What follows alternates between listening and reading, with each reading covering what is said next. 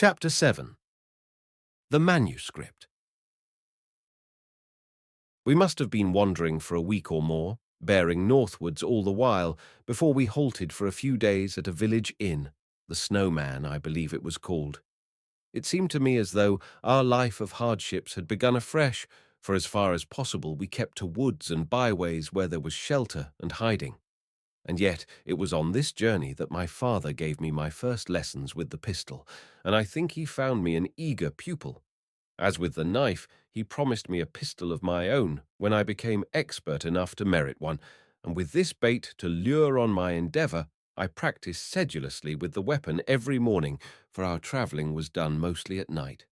My father soon regained all his buoyancy and cheerfulness, and questioned me eagerly about my discovery of the cave. What are we to call it? He cut me short almost at the beginning of my narrative. I had my answer ready, for this matter of naming places had become almost a second nature with me, and I said, Driftwood Cavern, and added, and the passage you showed me is the smuggler's tunnel. Very well, he agreed, and now tell me your story, Tommy. I told him with as much coherence as his constant questionings would permit, for he was so eager to learn all about my find that he continually interrupted me with questions of his own, running on ahead of me as it were, and was rather disappointed when my recital came to an abrupt finish. But surely, Tommy, he said, you found where it went. I don't know any more, I declared. Why, it might lead anywhere, he insisted with fervour. It might go for miles. It must be full of secrets, Tommy, and hidden treasures, and why didn't you— Well, the runners. I began in my defence, meaning to say that the less time I spent there, the better, while the runners were still hunting for Dirk, but he cut in, saying, Ah, the runners. Yes, if it hadn't been for the runners, Tommy, I should have had the secret out of it by now. This surprised me, for as soon as the soldiers had gone, my father had packed up his kit and vanished too. So I asked, Why didn't you stay then, Daddy? He looked at me more sharply than usual, for it wasn't my custom to question him like this, and at the moment his answer seemed a strange one, for after a pause he suddenly exclaimed, By gad, Tommy, you're quite a little man. Soon be calling me father. No, Daddy, no, I protested, for somehow the colder title didn't seem to suit our relationship. I put up my arms and kissed him to show I wasn't beyond that yet, though I was growing rapidly in these days, and I think the sentimental little scene pleased him. Well, well, he said affectionately, patting my cheek. I was quiet, for he hadn't answered my question. He seemed to be meditating something, and twice he was about to speak, but eyeing me askance, he held his peace. And it wasn't until we were installed at the Snowman some days later that the answer came, and then in a strange manner. As at the Dolphin, we shared an upstairs room, and I noticed that my father's uneasiness hadn't lessened with our flight, though he was cheerful enough. Indeed, I have scarcely ever known him otherwise than cheerful, though now I can realize something of the harrowing anxiety that must have been his almost daily portion. We hadn't been alone in our room for half a minute before he began examining the locks and bolts of the door and window, sounding the walls, peering into cupboards and behind pictures, and feeling up the chimney. Later, he tested the possibility of climbing down the wall outside the window, which was well hidden from the road. He managed it, but with great difficulty, and that seemed to set him more at ease. But chiefly I noticed how late he sat up at nights by his reading lamp, and as there was no screen in the room, I was able to see something of what he was doing, though he always sat with his back to me, shielding me from the light as well as he could. But I could see him turning pages and tracing lines with his pencil, sometimes leaning back with the pencil between his teeth, thinking. As a rule, however, I was tired enough not to be over-curious, soon dropping off to sleep, and only occasionally waking to see him still at his task, or to feel him creeping carefully into bed beside me so as not to wake me up. But about the third night, if I remember rightly, I awoke to find him kneeling at my side, gazing so intently at me that it seemed as though his very gaze had awakened me. I opened my eyes full upon him and didn't move, and for his part he remained looking not so much at me as at something deep within me which he was dumbly questioning. Then his widened pupils contracted, and with a flitting smile as though he were awakening to reality, he said, "You see, Tommy, it's like this. Who put the smugglers on my track, scenting round me as though I was harming them? And who was it betrayed those two last year? And why?" His voice had a strange ring in it, which I hadn't heard before. "Why? Tommy, why?" he added more excitedly, and seemed to be waiting for an answer.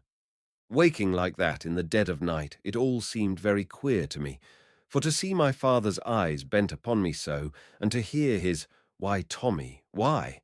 was somehow vaguely troubling. The clothes across my chest felt very heavy all at once, and my limbs seemed bound to the bed, for there was something that held me there and wouldn't let me move.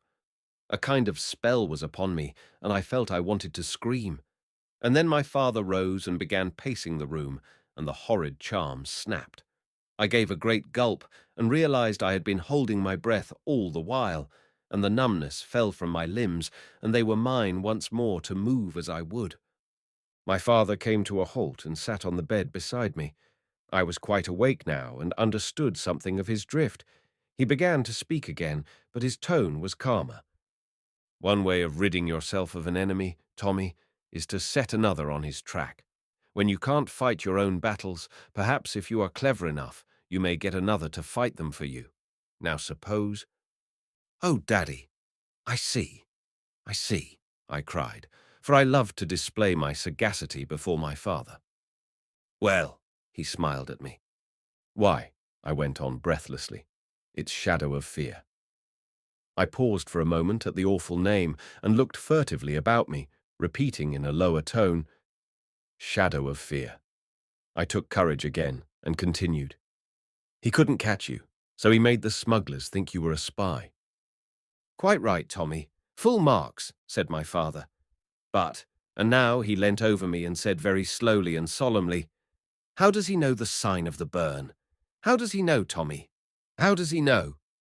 And again something of the tone that had frightened me rang in his voice. "Daddy, he's wonderful," I said, for that was my simple creed. I think the childish words relieved the tension of his mind, for he laughed brightly, and tucking in the bedclothes about my shoulders, he told me to get back to my dreams. When I woke later, all was dark, and he was sleeping peacefully at my side. But that wasn't the last of my strange awakenings. It must have been 2 nights later when I found myself lying on my back, gazing at the ceiling in that state of strange awareness which precedes full consciousness. Dimly, the utter quietness of the room made itself felt like a pressure at my heart, and my ears seemed to be straining out to an infinite distance to catch some faintest echo of sound, and the room was full of light. In sudden alarm, I sprang up, but was immediately reassured, for my father was sitting with his arms across the table, his head thrown forward, asleep. I could see the slow heaving of his shoulders as he breathed. My first thought was to lie down again, but the sight of a large parchment across which his arms were sprawled piqued my curiosity, and I didn't debate long with myself before I was out of bed and scanning a sheet of beautiful black script, but written in a language I didn't understand, and then a word or two told me it was Latin, but the meaning was quite dark to me, as my father hadn't so far succeeded in making much of a scholar of me. There were a few odd papers, too, with tracings on them like plans, some scored through, and some mere fragmentary sketches. But they conveyed little to me, half hidden as they were by my father's arms. I could see they were his own work, and by occasional underlined passages in the manuscript, and by odd notes jotted in the margin, I guessed he had been drawing up plans according to some mysterious instructions in the parchment. The manuscript looked to me exceedingly old and frail. The edges were frayed and tattered, and here and there decayed pieces had fallen from the text itself. But it was obvious that great pains had been taken to preserve and restore it, and where the old ink was faint, the words had been written over afresh. But it seemed to me that the task of deciphering it must be no easy one.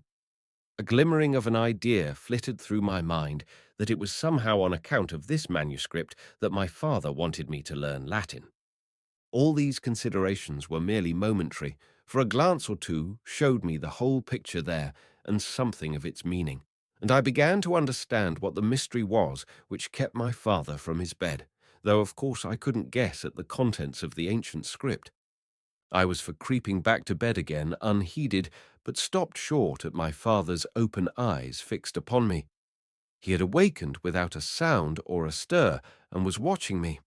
I half wondered whether he would be angry, but with something of the matter-of-factness with which he had accepted my discovery of the smuggler's tunnel, he said, almost in the same words, "Very well, Tommy, I'll show you." Very carefully he turned a page or two of the manuscript, and the dry old stuff crackled beneath his fingers. "It's an old story," he began, "and I'll tell it to you some day, but this is what is troubling me." He folded a page back, and here, instead of writing, was an elaborate diagram. But the edges of this page were particularly worn, as though by frequent use, and part of the diagram was missing. "Now, Tommy," said my father, drawing the lamp up close, "you've got good eyes. What do you make of this?" He pointed with his pencil to the very spot where the diagram faded from the frayed edge. I stooped over the table and strained my eyes to the sheet. What I saw looked to me like a long passage, but just at the crucial point where something important seemed to be indicated, the impression was faded and blurred. "Looks like a hole here," I said at last. "Yes, yes," said my father eagerly. "And something stopping it." "Yes." I looked more intently. The passage was sloping down to what I guessed must be the opening, though this was off the page. Beneath the passage was a short stairway leading to a tunnel which followed parallel beneath the passage above, and after this the rest was comparatively clear. But the puzzling part was how the stairway joined the passage. Was it from beneath or from the side? The precious fragment which held the secret was missing, and only a roughly rounded line, which might have been a hole or a boulder, faded off the sheet.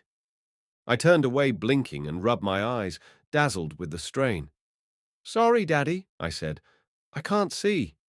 But I think—" "Yes, Tommy. I think there's a hole in the earth and a big stone on top." "Ah," he said. "On top?" There was a long pause while he sat toying with his pencil.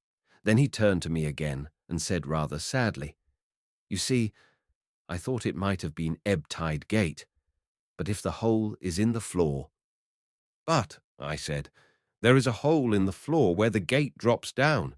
It might be—" "No, Tommy," he smiled at me. "If there were, it would be full of water. And see here." He pointed to the diagram which marked the low water line, and the steps were clear. My father continued, "If the hole were in the wall, you see, and fairly high, the steps would still be dry. But," he added with a strange little smile, "there ain't no hole, Tommy." He began folding up the document very carefully, pressing it down page by page and smoothing out the creases. And as he turned the last page, I saw in great black letters at the very end the words, "Maledictus, sit thesaurus." Now, whether by chance I had met the word somewhere in my random studies, or whether the haunting memory of some old story of my father's lingered in my mind, I can't say. But the meaning was instantaneously flashed across my brain, and involuntarily I exclaimed, "Accursed be the treasure!" My father started, but smiling humorously said, "A little learning, Tommy," but left the quotation unfinished. "Tell me the story," I said eagerly. "Sometime, Tommy, sometime," he put me off. "Now," I pleaded. "But it's midnight, Tommy, and listen how the wind says hush, and see how black it is through the window. You'd dream—" "I like to dream," I said. "Yes, Tommy, yes," he answered. "I'd like to dream your dreams. Golden sands and a wide blue sea, and palms and reefs, and caverns, and long, white, racing waves. Eh, Tommy? But there are dreams that spring at you out of the dark, and clutch at your throat and tangle you in a net, and your limbs are heavy and dead, and your lungs are bursting, but you can't utter a sound, and something laughs, ah, and a hand goes over your face." "Yes, yes," I said, as he paused. But all he answered was, "Not tonight, Tommy, not tonight." So I went back to bed again quietly, and dipping my head into my pillow, saw in glittering great letters that deepened into red like blood, Maledictus sit thesaurus. And the night was full of dreams, for all that I hadn't heard the story, for the strange curse rang like a cry through my imagination, wailing menacingly like an echo from another world. And ever it seemed that a coffined corpse struggling frenziedly in its prison shook a fleshless fist at me and glared at me from hollow eyeless sockets, repeating and repeating a terrible threat which I couldn't understand, though I strained my ears to listen. And though the earth was between us, I could see the writhing figure tearing at the stifling tangles of its shroud, chattering insanely. Then suddenly I was the corpse myself, and I knew I was dead, but the grave clothes were choking me, and with an agonized effort I heaved at the suffocating obstruction and woke, panting and puffing with the blankets about my face. I threw them off, and the room was white with morning. Chapter 8. Picardino. Running downstairs, I was aware of an unaccustomed music in the house. A high, vibrating voice was trilling and quavering to some twanging instrument, and breaking into the kitchen, I saw a merry brown little fellow, with a ring of black stubbly beard about his lips, fingering what I afterwards learnt was a guitar, and singing with the abandonment of a bird. Without stopping his song, he rolled a vivacious dark eye on me, winking with such a knowing merriment that I beamed my broadest at him, watching him with absorbed interest. He finished his song and started speaking in a breath, chattering in a pretty musical broken English, calling for wine and pledging the ladies of Italy, generally giving us to understand that Italy was the land for a roving eye and a merry heart, where the girls knew the meaning of love. As he spoke, he sipped at his wine, smacking his lips and touching his guitar with nervous fingers. And before anyone had time to take up the dialogue, he was off on another song, throwing himself into it with a humorous passion that set my blood tingling in my veins. Before he had finished, my father came in, and as the song closed, applauded heartily with, "Brava! Brava!"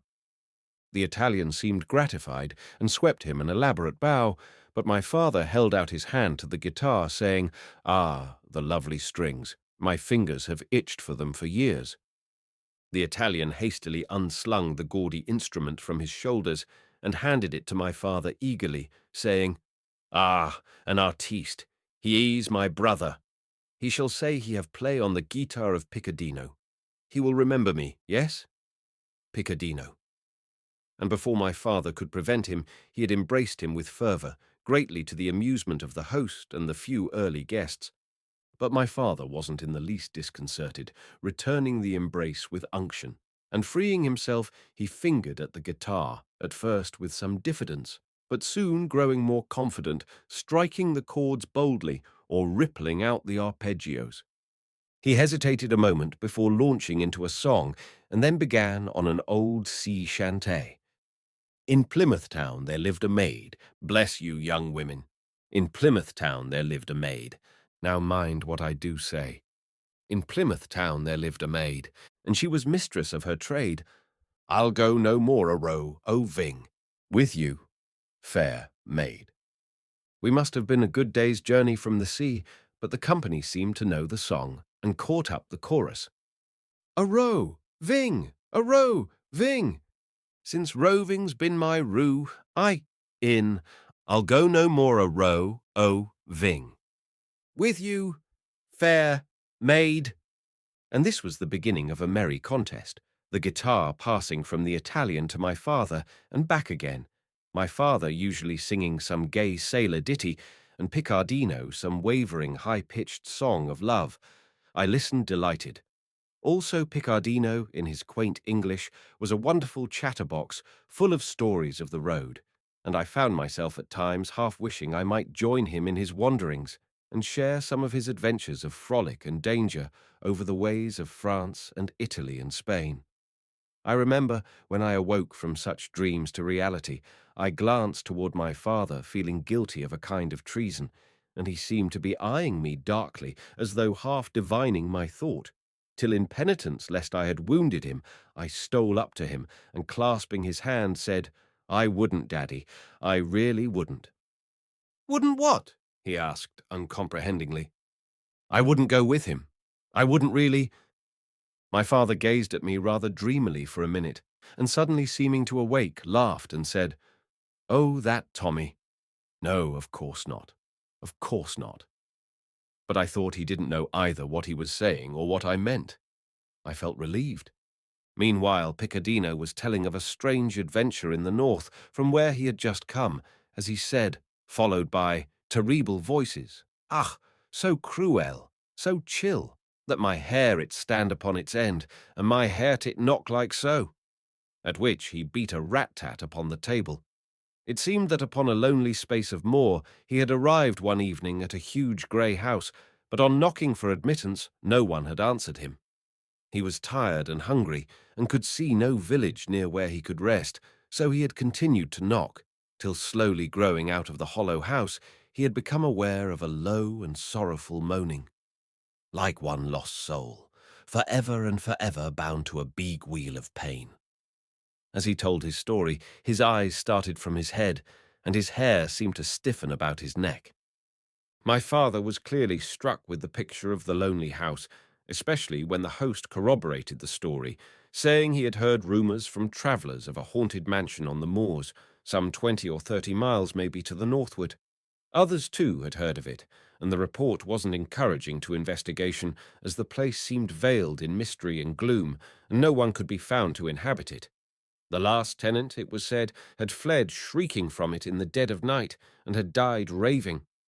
To all this Picardino chimed in with, "Yes, yes," like a bird's cheep, repeating, "So as I tell you, yes," as though the accumulated testimony pleased him, and finishing with, "Ach, there.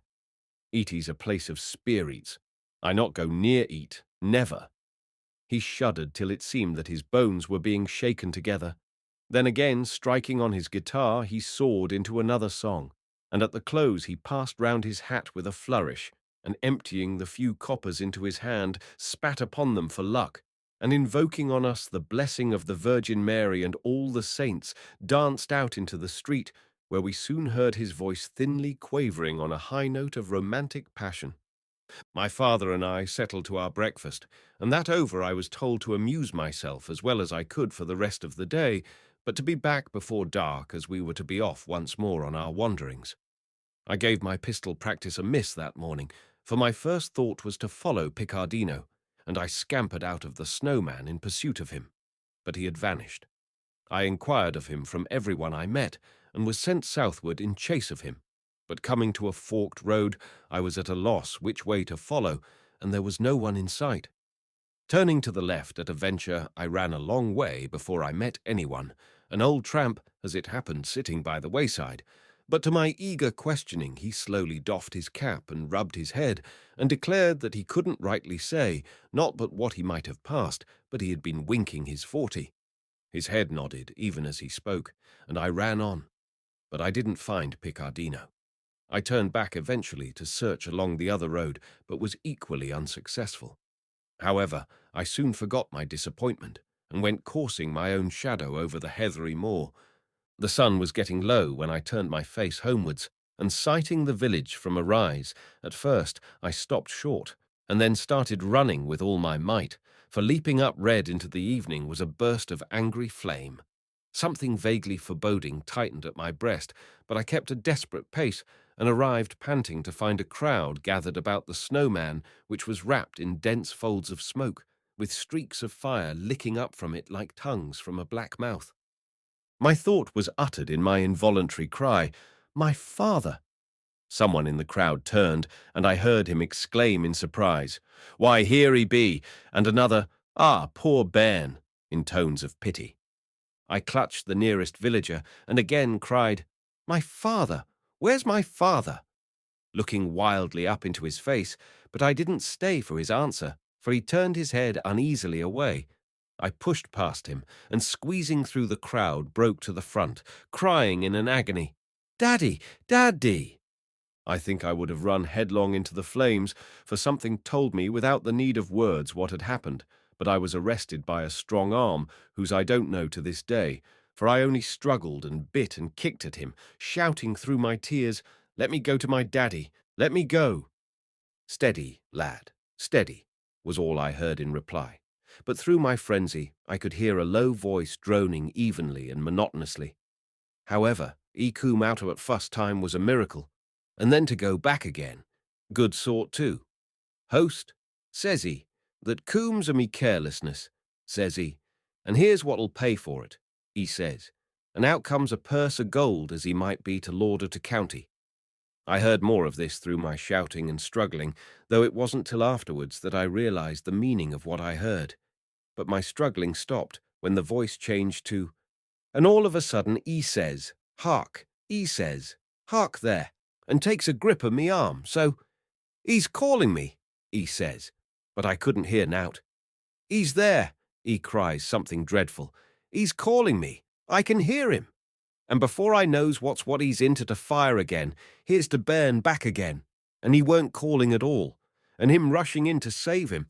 Ah, it's sad, it is. And he were a good sort. The first words of the story had frozen me to attention. It was all so like my father that I could see it happening before my eyes. In my confused mind, one picture stood out vividly and terribly clear. My father watching the blaze and suddenly starting at my voice from the flames calling for help, and then the dash into the fire which closed like a curtain behind him. I threw my arms up to my face and sobbed aloud, and everything went dark. I came to consciousness again, with a dim chattering in my ears, which slowly strengthened and caught at my memory, and suddenly sitting up I cried, "Picardino!" The little fellow was at my side in a moment, soothing me with hand and voice like 100 mothers. But something began to grow cold about my heart, and the full recollection of my state burst upon me, and I whimpered like a baby, "Daddy, I want my daddy." "I'll be your daddy," said Picardino. "Ah, we'll soon be merry again." He prattled of the delights of the road, trying to comfort me, but I felt miserably desolate, and lay down and sobbed. He left me after a while, and presently returned with some hot soup. At first I waved it away, but the savoury smell was too much for me, and I was soon greedily devouring the appetizing stuff. And then I think I must have cried myself to sleep. It was dark when I awoke, and I was strangely alert. I didn't know where I was, but in a room below there was an indistinct murmur of voices. But what caught my ear was a low, clear whistling from the darkness outside, and I sprang to the window and strained my eyes into the night, for the tune was my old favourite. "Dance to your daddy, my little laddie. Dance to your daddy, my little man." There was a pause, and I took up the melody. "You shall have a fish, you shall have a fin. You shall have a haddock when the ship comes in." I paused in my turn, and closer on the air came the ending of the tune. "You shall have a feather, you shall have a fan. Dance to your daddy, my little man." My heart was thumping wildly, and forgetting all my training in caution, I rushed out of the room, clothed as I was in my shirt only, and down the stairs, and broke into a lighted room full of people, crying, "Daddy, Daddy!" I made for the door, but Picardino caught me by the arm. "How?" "What?" he said sharply. Then my caution returned to me. I looked foolishly round and rubbed my eyes as though I had been dreaming, and beginning to whimper, I said, "I want my daddy." Picardino was at once all mother to me, and was leading me from the room when the street door opened and a man entered. I just glanced at him, but he wasn't my father, so I crept out of the room and up the stairs. But I wasn't halfway up before I heard a terrible scream and the sounds of a scuffle. I stopped to listen, but the whistling was still in my ears, and that claimed my first attention. I ran up to my room and tugged on my clothes. Picardino must have undressed me, and then peering out of the window I gave a low whistle. There was a faint answer, and I looked down the wall to see if I could escape, my heart beating with I know not what wild expectation. I could see the ground beneath me, not a very deep drop, and the earth was soft, being dug up into a flower bed under the window. I was soon hanging to the sill, and swinging myself away from the wall was on the ground on all fours. I sprang up and looked about me. Again I whistled, and the answer came, but not from where I expected it. I turned and crept forward and heard a low whisper. "Haste! Here! Here!" But it was the voice of Picardino, and his hand just touched me. I shrank back, at a loss to understand, but my amazement was cut short by a great figure springing out of the dark, and I heard a faint cry and footsteps crashing away through the night. At last, all was silent again, and I was alone. I stood still, wondering what it could all mean. Then the door of the house opened, or the inn, I should say, for it must have been an inn, and dark figures appeared against the sudden light, talking excitedly. I slunk into the shadow, thinking it best to make my escape from such a place, not knowing what dangers might be lurking for me there. And then I felt a warm hand in my own, and my father's voice was whispering, "Shh." For a moment I stood fixed to earth, my blood in a whirl. Then turning, I flung my arms about my father and buried my face against him to stifle the sound of my glad sobbing. For I was unstrung by the agony and excitement of the past few hours, and the revulsion of feeling was too much for my self-control. But I soon mastered myself sufficiently to creep quietly away, holding my father tight by the hand, fearing lest somehow he might escape me again. The night was warm, for the summer weather wasn't over, though the year was advancing, and we lay beneath the heather. And there my father told me something of the story, while the burning inn still reddened under the sky. "You see, I'm dead now," he said. "I died in the fire." "Daddy!" I exclaimed in terror, clutching him. For I was a superstitious child, and it would have seemed no very strange thing for me to be talking to my father's ghost. He laughed. "Not dead to you, Tommy." And then I understood. "But to shadow of fear," I said. "You've got it," he answered, and explained how, rushing back through the fire to our room, he had climbed out of the window which opened on a backyard, no one seeing him, and had hidden himself in the heather. His plan was to have found me, and together we would have fled away, everyone supposing we had perished in the flames. But somehow he had missed me, and later, seeing me with Picardino, he had stalked us, hoping somehow to steal me back, but fearing that his ruse had failed. But one question worried me. "Did you really burn it on purpose?" I asked. "Ah," was all he replied, and I fell asleep, too tired and confused to solve the 100 mysteries which were beating in my mind. Who fired the inn, and why? And how was it Picardino had returned and carried me away? And why had he vanished so suddenly? Chapter 9. Sunset Towers.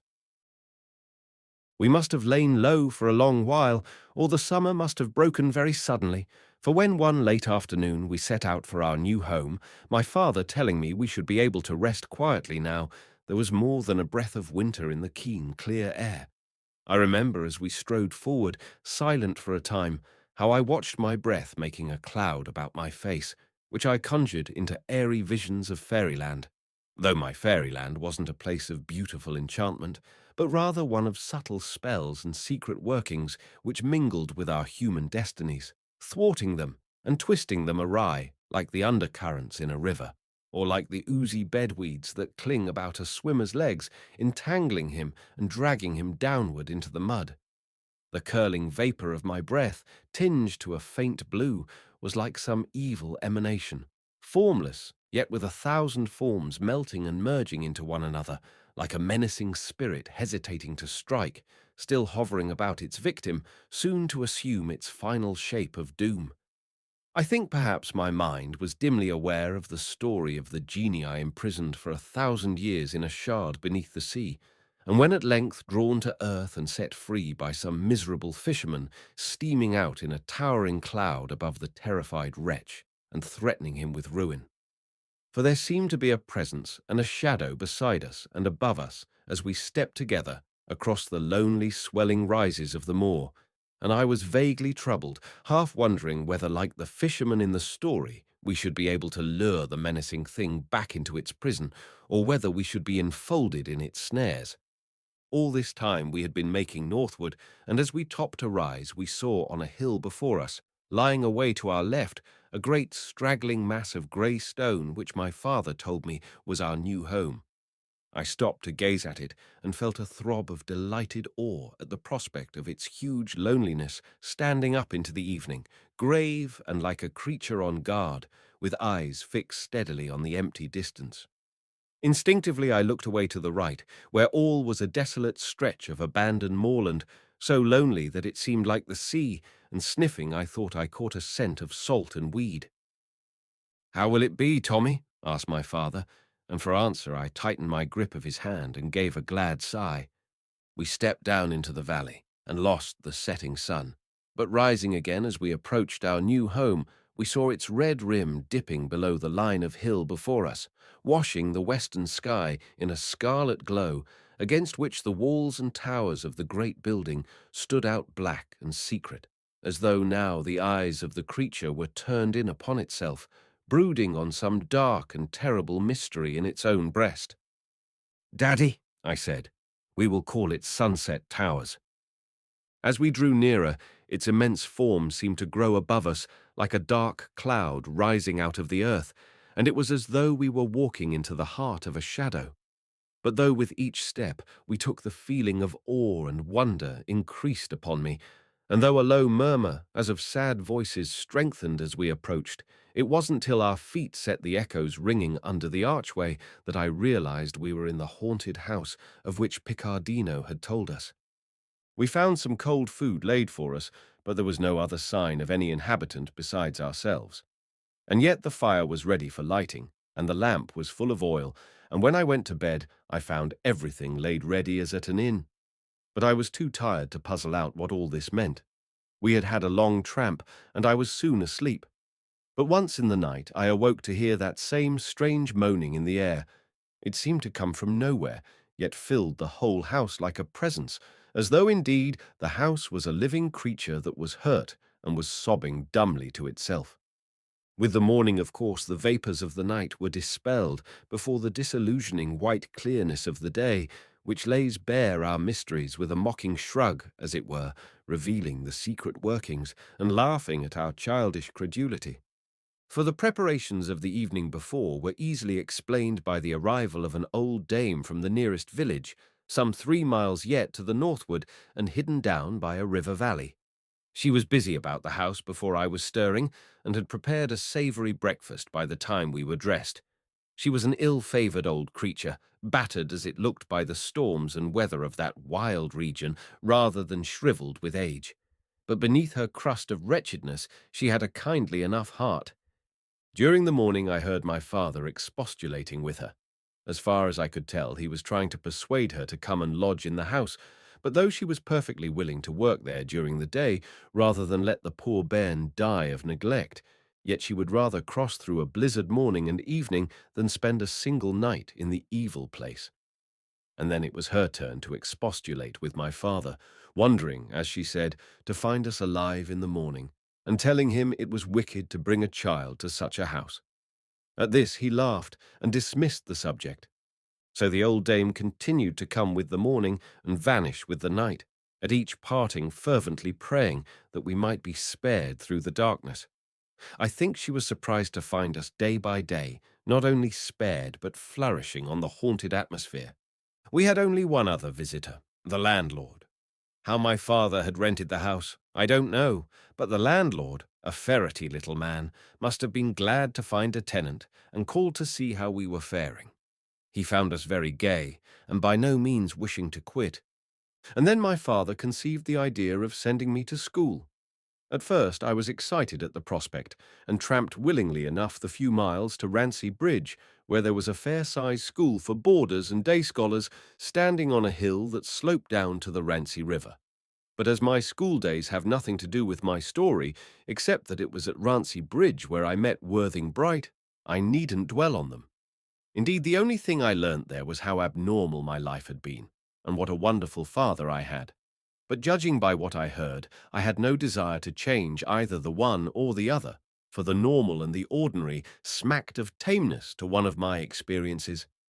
Not that life was entirely uneventful, for I soon found that scholarship wasn't the best fun in the world, and after a period of grumpiness, I set to work to enliven the dull hours of study, and with such success that there was a sort of revolution in the affairs of Rancy Bridge, initiated by my drawing my knife on Staggers, the usher, who was threatening to birch me and driving him from the room. Naturally, this created an uproar, and for a moment I was heralded as the hero of a new age, but the excitement was short-lived, for the time at any rate, for Worthing Bright appeared at the door, and the tumult died down. Now Worthing Bright was smaller than myself, though some 3 years older, but there was something in his presence and personality, and in his straight, neat, commanding little figure that cowed the most rebellious. I had frequently tried to make a stand against this domination, which my reason told me was absurd, but I had never come off victor. A cutting word and a cold stare seemed to melt all the strength from my nerves and muscles, and my fists would fall open foolishly, and bowing my head I would slink away. It was much the same on this occasion. He stood at the door and looked at me. I summoned up all my bravado, but there was no moral support to be had from my fellows, already subdued. I was flushed and excited, and raising my knife I made it quiver above my head. But he gave me a look of pitying scorn, and said, "Let's play at being pirates," in a tone of such sneering emphasis that I felt convicted of conduct fit only for a girl of 3. A minute later Staggers returned reassured, and I took my thrashing without a struggle. When it was over, I turned away and would have left the school, not intending to stay any longer at such a place.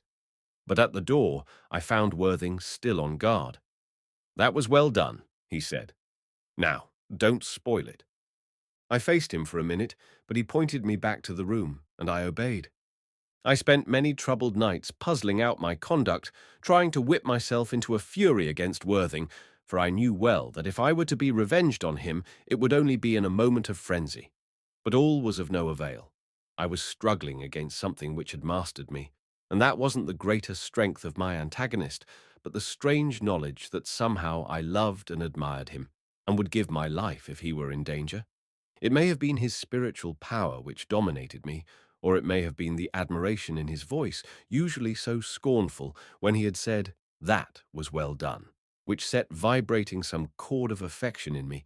But however it was, I knew for a certainty that I had found not an enemy but a friend. And the friendship deepened, though it was a strange one, for Worthing was my opposite in every way. He had an intellect like a sharpened knife, making my brain in comparison like a cushion or a cloud, a dull, soft sort of thing.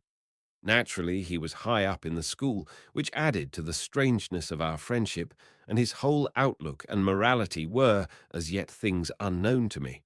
For he was intending to study law, and already he had a large share of the lawyer's coldness and aloofness, looking clean through the human elements of a question to the legal considerations beyond.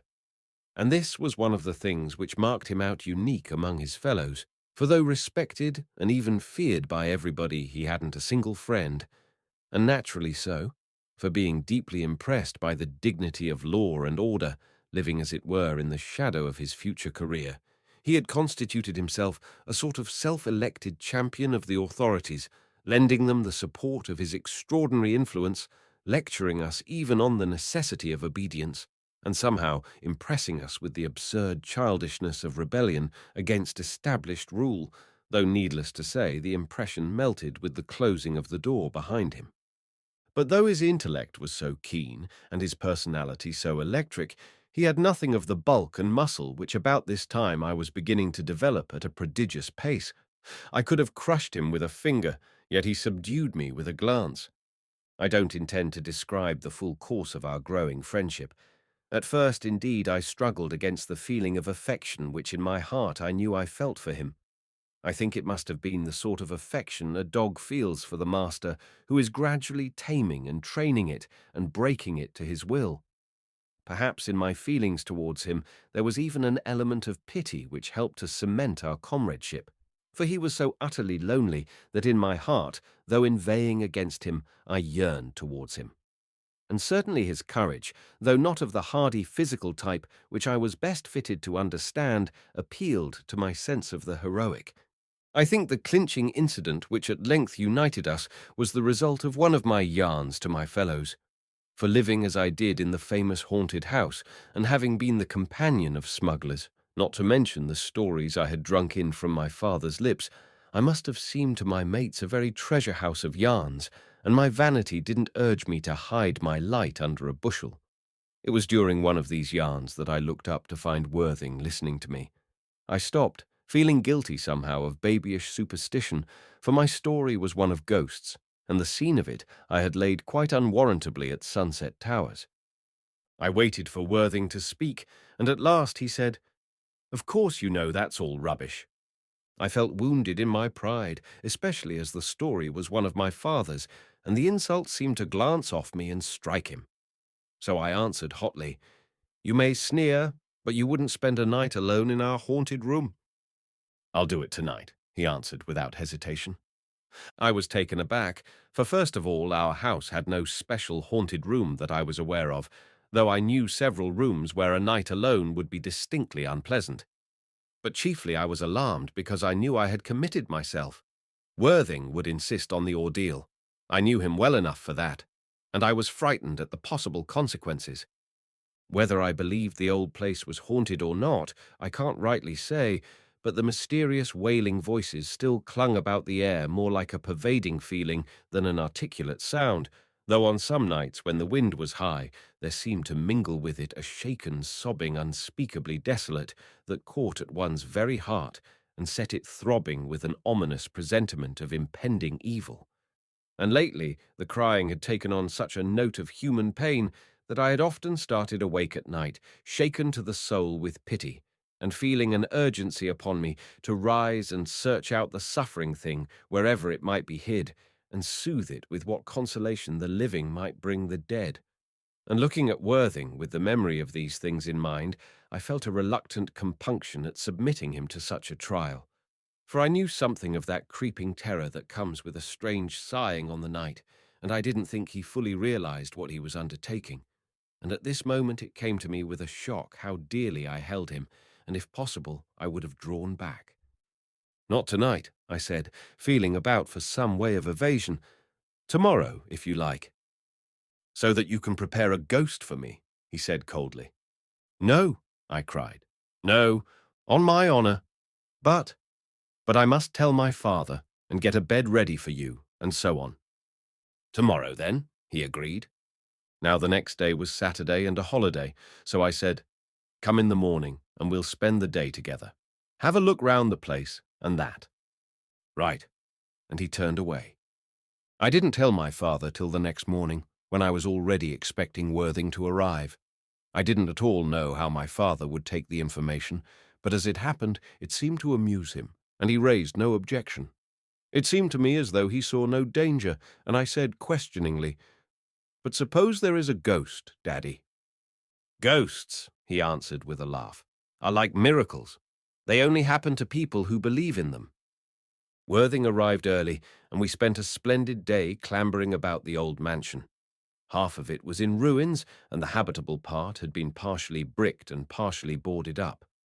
My father and I shared a room at the top of the first flight of the great oaken stairs. It was a huge room, and its mere spaciousness made it an eerie place at night, for the little circle of the candlelight intensified the shadows in the corners. And there was a great wardrobe by the fireplace, which suggested secret things, and facing it across the room, a tall mirror by my bed, which played unholy tricks with my reflection in the dark. This was bad enough, but at least the room was in the main body of the house. But before we could reach the room which Worthing was to occupy, an archway on the landing, which had been closed before we took possession, had to be opened again. The room lay out among the ruins and was fairly easily approachable, though not always under cover, by a long and tortuous passage and one flight of stairs. But though in the ruined part of the house, the room itself was still sound and weatherproof. I had frequently been in it, having chosen it indeed as my own private sanctum, but my method of approach had been by an unorthodox route up a broken wall or two and along a perilous causeway, not to be attempted in the night, especially on such a night. For during the day the wind began to rise, and before sunset half a gale was sweeping across from the northeast, howling dismally among the turrets and corridors of our ruinous home, and wailing down the great chimney of our dining room, puffing the smoke out in great blue clouds. It was a night for strange stories, but there were no stories as it happened. In spite of the increasing wind, which tore at the great lonely house, shaking it to its foundations as though envying it its place there on the hill, and grappling with it like a foe to root it up and send it flying headlong, Worthing remained calmly by the fire, talking to my father in the most matter-of-fact voice, as though nothing unusual were to take place that night. As for me, I was straining out to catch the first echo of that bitter cry, which I knew would soon come wailing in the heart of some great burst of wind, thinner but more piercing than the gale itself. And when at last I thought I heard it, I looked quickly across at Worthing, but he seemed to have heard nothing, and my father was evidently lost in the conversation, for he showed no sign of having heard anything other than the wind.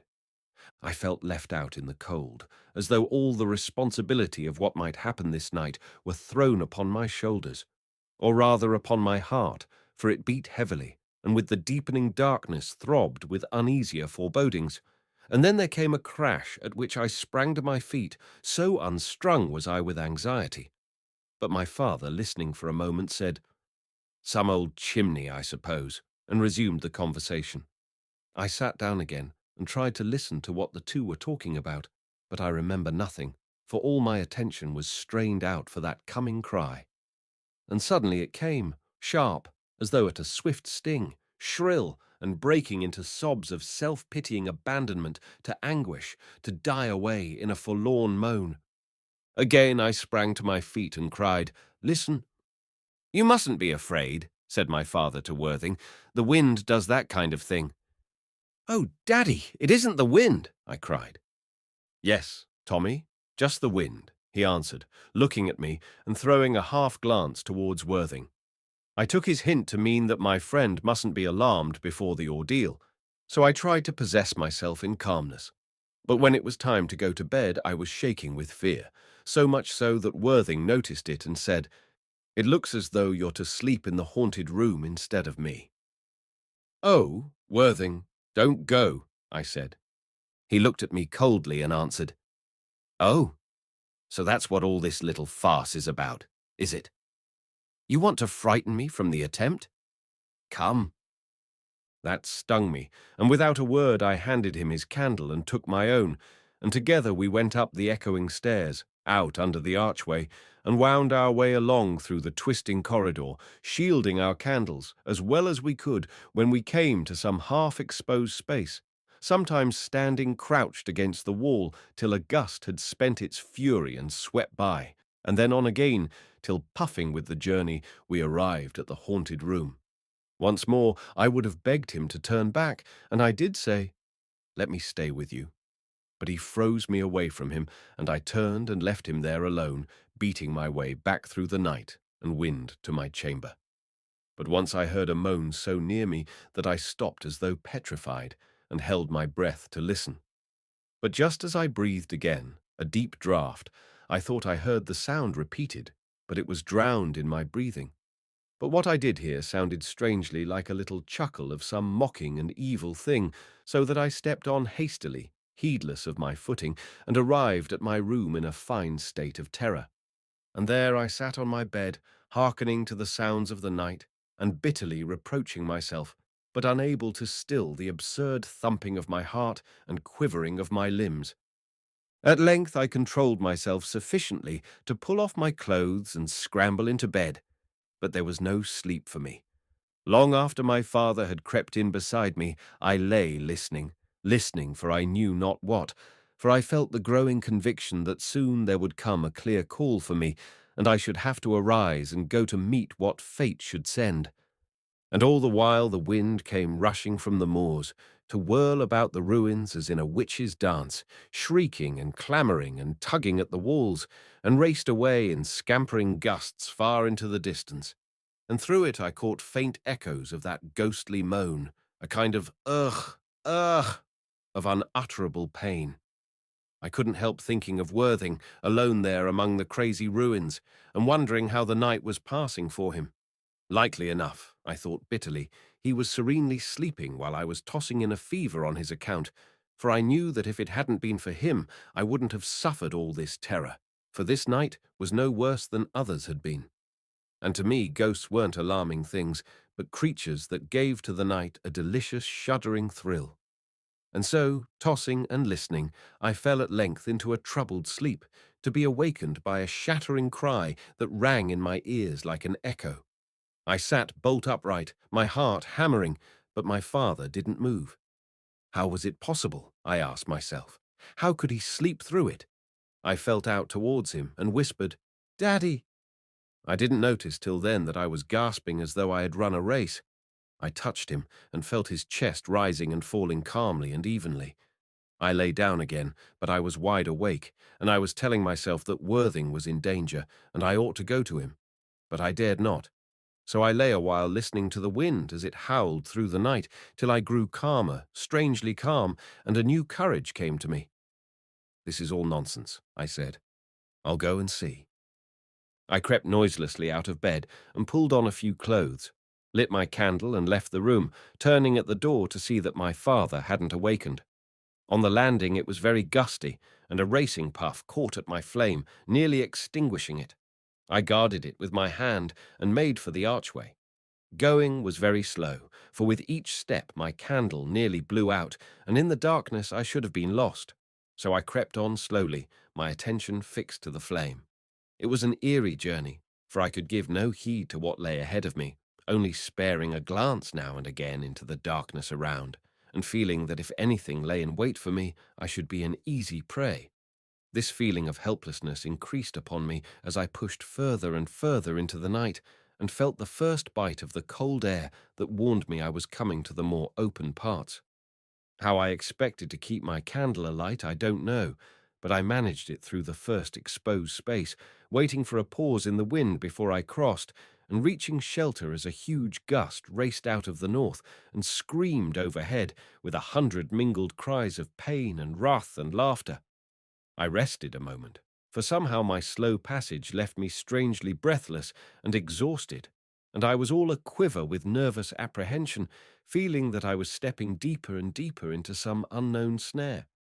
In spite of the crying gale, the air seemed to be tightening around me, the darkness closing in. Again and again I stopped, peering about me and ahead, and always it seemed that a luring shadow sank into the blackness as though dragging me on and still on. But I kept my attention on the flame of my candle, guarding it as though it were the last spark of my life, till I came to the stairway. I felt for it with my foot, but couldn't find it. I took a step forward and felt again, but it wasn't there. I held out the candle and gazed into the dark. There was no stairway at all, only a black length of corridor as far as the little light could pierce, and I began to wonder where I was.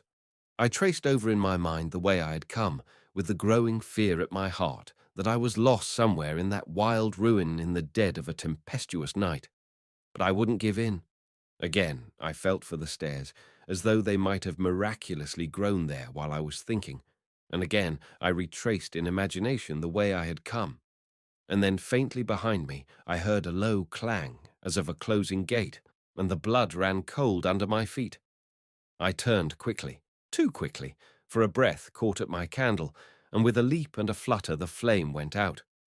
But with the last of the light, I saw a pale face at my shoulder, very thin and filmy, with black hollows at the eyes, and as I gazed horror-stricken, it faded into the darkness, and I heard a low sigh breathe so close to me that the thin breath seemed to fan my hair. For a moment I was too terrified to move. Then I think a frenzy must have possessed me, for with a courage not my own, I stepped boldly forward and clutched at the empty air. It yielded to my outstretched hands, and I stumbled and struck against a wall, but steadying myself, I felt my way forward till my fingers closed on something cold and hard. And again I heard a sad moaning.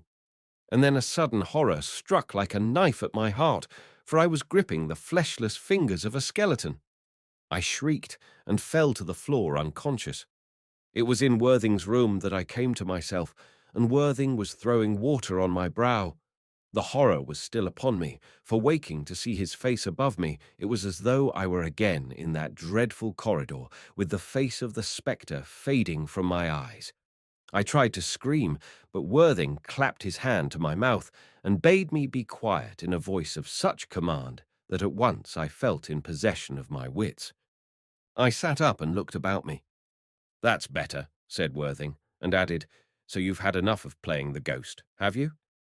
At first I didn't understand, and then I cried indignantly, "Worthing!" And with my anger, my courage came back to me. "So," he questioned, "do you think—" I began. "Think," he retorted. "I tell you, I swear to you," I blurted out. "I thought I heard you scream, and I came to you. But I lost my way in the dark, and a door closed behind me, and my candle went out, and I saw a face, and I felt a skeleton, and I tell you—" But he laughed cuttingly into my speech. "Well, you've had a bad time of it. You'd better lie down and go to sleep." It was only after long protestation that I succeeded in persuading him to believe my story, and then he seemed strangely uneasy. "There's something I can't understand," he muttered. "Why, it's the ghost," I said easily. "Bah!" he scoffed me down. So we lay down together till the morning, and the wind died away, and the winter sun shone bleakly over a frozen earth. But though we spent the day searching the ruins, for it was Sunday, and of course there was no school, we couldn't solve the mystery of the night. We retraced my path as well as I could judge it, but there was no skeleton anywhere, and where Worthing had found me, for hearing my shriek he had come to my aid, there was only a solid wall. "You must have gone clean through there," he said seriously. "Otherwise you couldn't have lost your way without tumbling head first from the ruins." But though we shook at it and examined it for possible springs and locks, the wall refused to give up its secret. The only thing that marked it as different from the adjacent masonry was a patch of little punctures, as though a shotgun had been emptied into it at close range. So we searched and probed and questioned, but discovered nothing. Nor did we even find my candle, which to Worthing was the greatest confirmation of my story.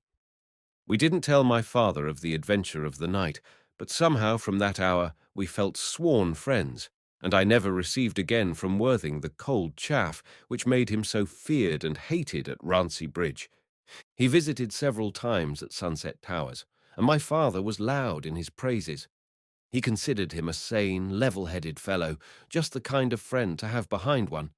But it didn't seem to me that Worthing felt the same esteem for my father, and this was perhaps the one shadow on our friendship. And even I, watching the two, realized how my father needed such a friend himself. Then the Christmas holidays came, and all except a few of the boarders went home for the vacation. Chapter 10. My father tells a story. Christmas was soon upon us, and waking in the morning I felt eagerly in my stocking, and was delighted beyond measure to find a bright new pistol, a long-coveted treasure. I was up and dressed in no time, and out into the frozen air. I soon had a target set up, and regardless of numbed fingers put to proof the steadiness of my hand and eye, till my father came out, and dragged me unwillingly to breakfast, extracting from me the promise to put away the deadly weapon till next day, for there were a few boys left at Rancy Bridge over the holidays, and they were to come and spend Christmas with me. My father didn't want any accidents. It was a cold, clear day, and the ground lay a few inches deep in snow. We had an uproarious time and ate a magnificent dinner, and in the evening we gathered round the dining-room fire to hear my father tell a story before it was time for my friends to tramp back to the school. Now I was considered something of a storyteller at Rancy Bridge, but I had always insisted that I was a mere stuttering dummy to my father. So the excitement was intense as we gathered before the leaping flames, the only light in the room, and waited for my father to begin. He was sitting back half in shadow, with the red glow of the fire lighting his cheeks in swarthy leaps of colour, till his face seemed alternately to spring at us out of the darkness and sink back into the dusk beyond. I can't give all his story, for he kept us there 2 hours or more, and his words without his accent, always so hushed and tense, as though he were in the very presence of the things he was describing, will convey little of the impression he made upon us. For he took us right away from the life we knew, and we were afloat with a band of adventurers on the Spanish Main, with our schooner nosing out to El Dorado far across the sea. We were all there on board that ship. The dark, crafty little captain, with eyes like hard black beads, which glowed with an underflush of red when he was angry, terrified us when we felt his gaze upon us. For he seemed an evil man, and one without conscience or remorse, and in his company we couldn't know to what wickedness we might be driven. For there was no question of disobedience, though he should bid us pawn our souls to the devil. Then there was the burly savage of a mate, a sort of furious club in the hands of the wicked little captain, a creature ready and willing for all abominations, but lacking a cunning mind to plan the atrocities he gloried in committing. His huge wide smile of evil delight as he listened to some tale of cruel villainy from the captain, rubbing his great hairy hand relishingly across his mouth, was a thing to frighten the boldest. And so, one by one, the crew came before our eyes, for the most part decent enough fellows, but snared by some malignant fate into the clutches of that abominable pair. And lastly, there was the priest, a lukewarm, superstitious, round little fellow, on the one hand in terror of the captain and his mighty shadow, and on the other hand in dread of hellfire. And between the two fears living a life of haunted terror, torn between cowardice and conscience. I remember there was a mutiny on board that ship before the Golden Coasts were reached. At least, the captain and the mate discovered a mutiny, probably for their own amusement to relieve the monotony of the voyage, and then there followed floggings and hangings, while the captain twitched his cruel and wicked lips, and the mate stripped his huge arms in brutal anticipation, and Jack Priest knelt and mumbled prayers and ventured a timid word of protest, and was sent packing to his job of saying a mass for the murdered and seeing them safely tossed to the sharks. But the bloodshed was to bear a terrible harvest, and I remember how my father played upon our expectations till we were in a fever of excitement, wondering what was to come of it.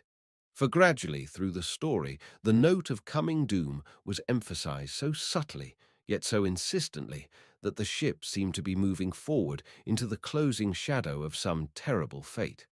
There were warnings in the wind and in the sea, and the priest was whimpering with superstitious terror, and beneath the fear and submission of the daunted crew there were mutterings and low-hissed threats which were ominous of evil things. So at length land was sighted, but the wonderful palms that waved overhead and the splendid sun setting serenely beyond the tall dark stems were but as an ironic smile of the brooding destiny which lay in wait for that ill-starred crew. After this, there was the search for the treasure, which the rumour that had led them there said was hidden in some secret tomb of kings in a lonely valley far away across the hills. But first, there were natives to reckon with, and so followed exciting battles, but with the one inevitable result. The natives were defeated and enslaved, and driven in chained gangs before the conquerors for beasts of burden when the treasure should be found and captured. And then there was a weary march, with wild beasts to do battle with, and tormenting insects, and heat by day and cold by night, and fever, till it was a shattered company which arrived at length at the lonely valley beyond the hills, and the earth was bare and desolate, and there was no shelter, and for water only a trickling stream that feebly threaded its way along a shrunken channel. But the love of gold was triumphant above the wretched weariness of the land, and the captain at least was undaunted, giving his orders like the sting of a snake, and the mate rose enormously and thrashed the slaves into obedience. But for a long while the search was unsuccessful, the valley guarding well its secret, till one day, sounding along the hillside, a rock rang hollow, and the entrance was found. Then there was feverish labour, and the slaves were driven till they fell, and through tunnel after tunnel a way was cleared, and everyone knew that the treasure was at hand.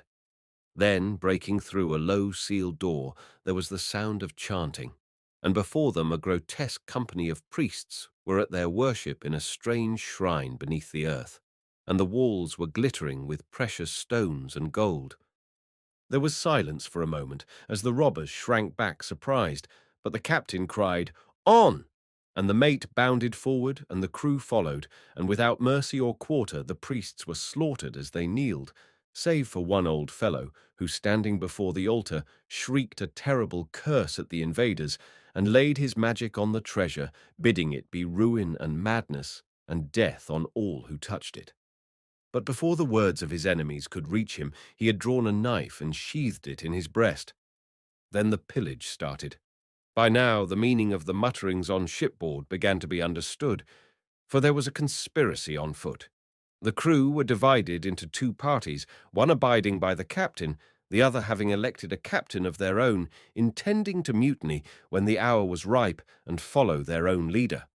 Moreover, they allied themselves with the wretched slaves, promising them their freedom if they obeyed.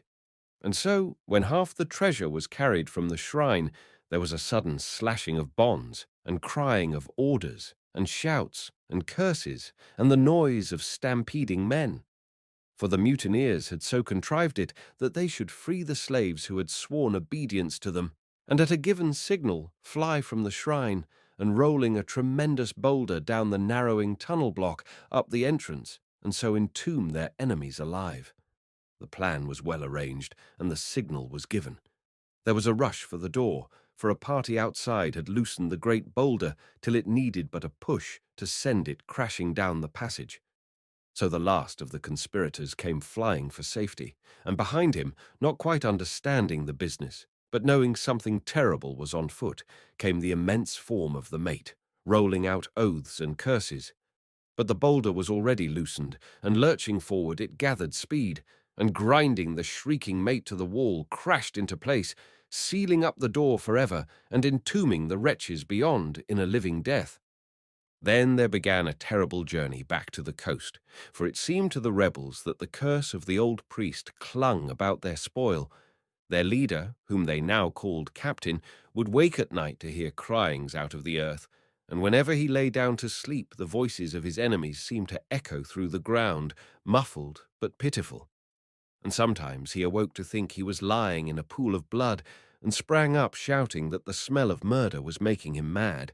And others too said they were being followed by an underground rumbling like the hollow presage of earthquake, and they declared the earth heaved beneath them as though something was struggling to break through. Even the natives felt the terror in their hearts, and by ones and twos they dropped their burdens and slunk away into the night, for they said they were touching accursed stuff and the gods were angry. So the watch became more strict, and as the number of bearers diminished, the remnant were again chained and driven, and the new masters were little better than the old. But it wasn't now the lust of gold that was making them cruel, but the secret dread that gnawed at their souls, maddening them and making them like frenzied beasts rather than like men. Then the fever struck them, and first one and then another stumbled from the file and dropped behind, crying piteously to his comrades to stay for him. But fear was upon that company, and they pressed on the faster thinking to escape the claws of disease, which snatched at them from behind. And one night a storm arose from nowhere and smote at them with jagged barbs of lightning, and in the morning 3 were found horribly twisted and scorched out of recognition. So they called the roll to see who were missing, and Jack Priest mumbled a prayer and scattered a handful of dust upon them, and they were left by the wayside for the beasts and the birds. And then they lost their way, and suddenly were plunging through a morass, and there too were trapped in the oozy soil, and sinking slowly cried with frantic appeal for help. But no one would venture to go near them. And before they had well disappeared, while yet their hands waved feebly above the rank mud, and their faces still gazed living at the sky, reaching upward for the last breath of air, the priest had crossed himself and gabbled a prayer for the welfare of their souls, and again they pressed onward, and another a snake bit, and he died raving, and another gathered poisonous berries, and perished writhing in pain, and ever it seemed the curse was upon them, dogging them at heel, snatching a victim here and a victim there, till the shadow was over all, and none knew when his own turn would come. For it might be a prowling beast in the night, or a slip from a rock by day, or some hateful creature of the river, when one went down to drink. Fate pursued them in 1,000 forms, and snares were laid for them everywhere. And yet through the whole of that terrible journey not a native perished, of those at least who stayed with them. So at last they sighted the sea, and a cry of thanksgiving arose, but it sounded like a wail of despair. Broken and tired, and shaken to the soul they reached their ship, half fearing to find it burnt or sunk, and carrying the treasure aboard, they set sail with all speed and steered away from the ill-fated land. But their doom wasn't averted, only delayed, for storm and calm alike took toll of their number, hurling them into the sea, or bringing black plague from the heat-laden air to settle upon the vessel like a brooding bird. They were wasted with illness and labor, and their home seemed at the other end of the world. Then the captain conceived of a plan. He called upon the priest to bless the treasure and remove the curse which had been laid upon it. At first, the priest was terrified and refused, but, as usual, present danger was more insistent with him than future peril, and when he saw the men were desperate and would murder him if he held back, he consented. But during the exorcism, a wind arose and blew out the sacred candles, and when he would have poured holy water upon the treasure, the ship lurched and the water was spilt. So the captain wearily bade him desist, for it seemed like struggling against all the powers of heaven and hell. Yet not even the priest said, "Let us throw the accursed thing into the sea." So they clung to their gold and abided their doom. One by one the hand reached for them, and they perished, and their comrades cast them into the hungry water, dry-eyed and unheeding, as though they knew the thing must be, and only wishing that for them too the hour had struck. There were none left to man the ropes, but the sails remained spread or furled as might be, and the captain stood at the wheel like one in a daze, while the ship moved on to whatever wind might blow. Till at last before them rose the cliffs of England, but there were only the captain and the priest and one other left alive to see them. The captain and the priest didn't speak a word. They didn't even smile, but stood staring stupidly, as though it mattered not at all whether this were England or the other side of the ocean. But the third man threw up his hands and let out a great cheer. But a vessel burst in his lungs, and he bent down in sudden pain, choking blood, and fell to the deck dead. The captain looked at the priest, and the priest crossed himself, and going to the man muttered swiftly, and with his foot spurned him over the side. So the story proceeded. I remember how the captain went mad, and wandering from place to place would tell his tale in penance, and so pass on and away. And none of us there but pitied him, for we knew he had been snared into his sin, and the judgment was over heavy. But the priest took the treasure and would have devoted it to the work of Holy Church. So at first he built a chapel, but the foundation was ill laid, and in a storm the holy house lurched and fell. And he built a hospital, but a fire broke out, and the place was burnt to its foundations. And he chartered a ship to take a band of missionaries to the heathen, but the ship struck an unknown rock at the harbour mouth and sank. And at last he knew that the thing was accursed beyond redemption, so he sought out a tunnel in the earth, and winding through many passages and caverns, he laid the treasure in a secret place, and with the aid of a company of men set a mighty stone upon the entrance, and went his way. But before he died, he felt the need of confessing himself to heaven, for he knew that the guilt of all those deaths was partly weighing on his soul. So he wrote the story out fair and truly for the eye of heaven alone, as he intended it, telling of the burial place of all that evil gold, and laying upon it the curse of Holy Church to reinforce the curse it already bore. But as he wrote the last word and leant back to rest after his labor, a spasm caught at his heart, and he sank down dead. I was expecting the story to end here, but there was more of it. But before my father continued, he lit the lamp and passed round the wine.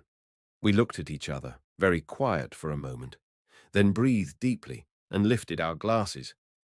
But I needn't repeat all the second part of the story, though it would show the wonderful fertility of my father's imagination.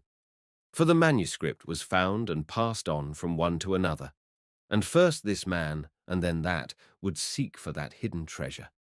But the old curse and the new bore terrible fruit, for all who succeeded in touching the gold were smitten with plague or madness, or were beguiled unwittingly into some frightful crime which poisoned all their life with clinging bitterness and remorse.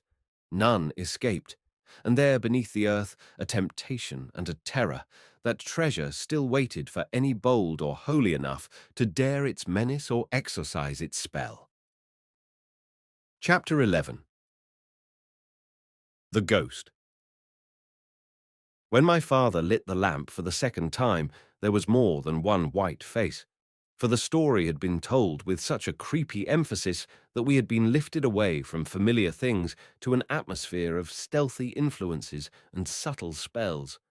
For a couple of hours or more we had lived in the grip of a fatal and powerful curse. Something which wasn't of the earth we knew had caught us in its toils. We had moved in the company of men whose lives weren't their own, whose very shadows seemed like avenging spirits stalking in their wake. To look round once more upon the lighted room, to hear my father say cheerily, "Well, fill up again before you go," was to come back with an almost dizzying rush to common earth.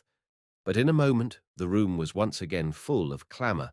Exclamations of delight and appeals for more rose spontaneously to the lips of most of us.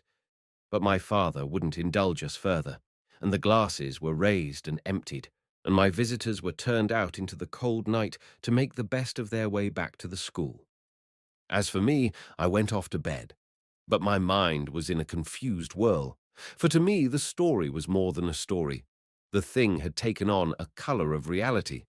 I knew it was no mere tale, but a truth, and a truth which was somehow of the utmost moment to my father and myself. For throughout the narrative many pictures had woven themselves into my thoughts. I could see the mad captain as my father had envisaged him to me that night in the woods, and I saw the curse not as an abstract thing, but as a concrete reality, embodied in that dreadful hag who had pursued us to the hut. I could see her slipping back the knife into the folds of her dress, waiting to spring.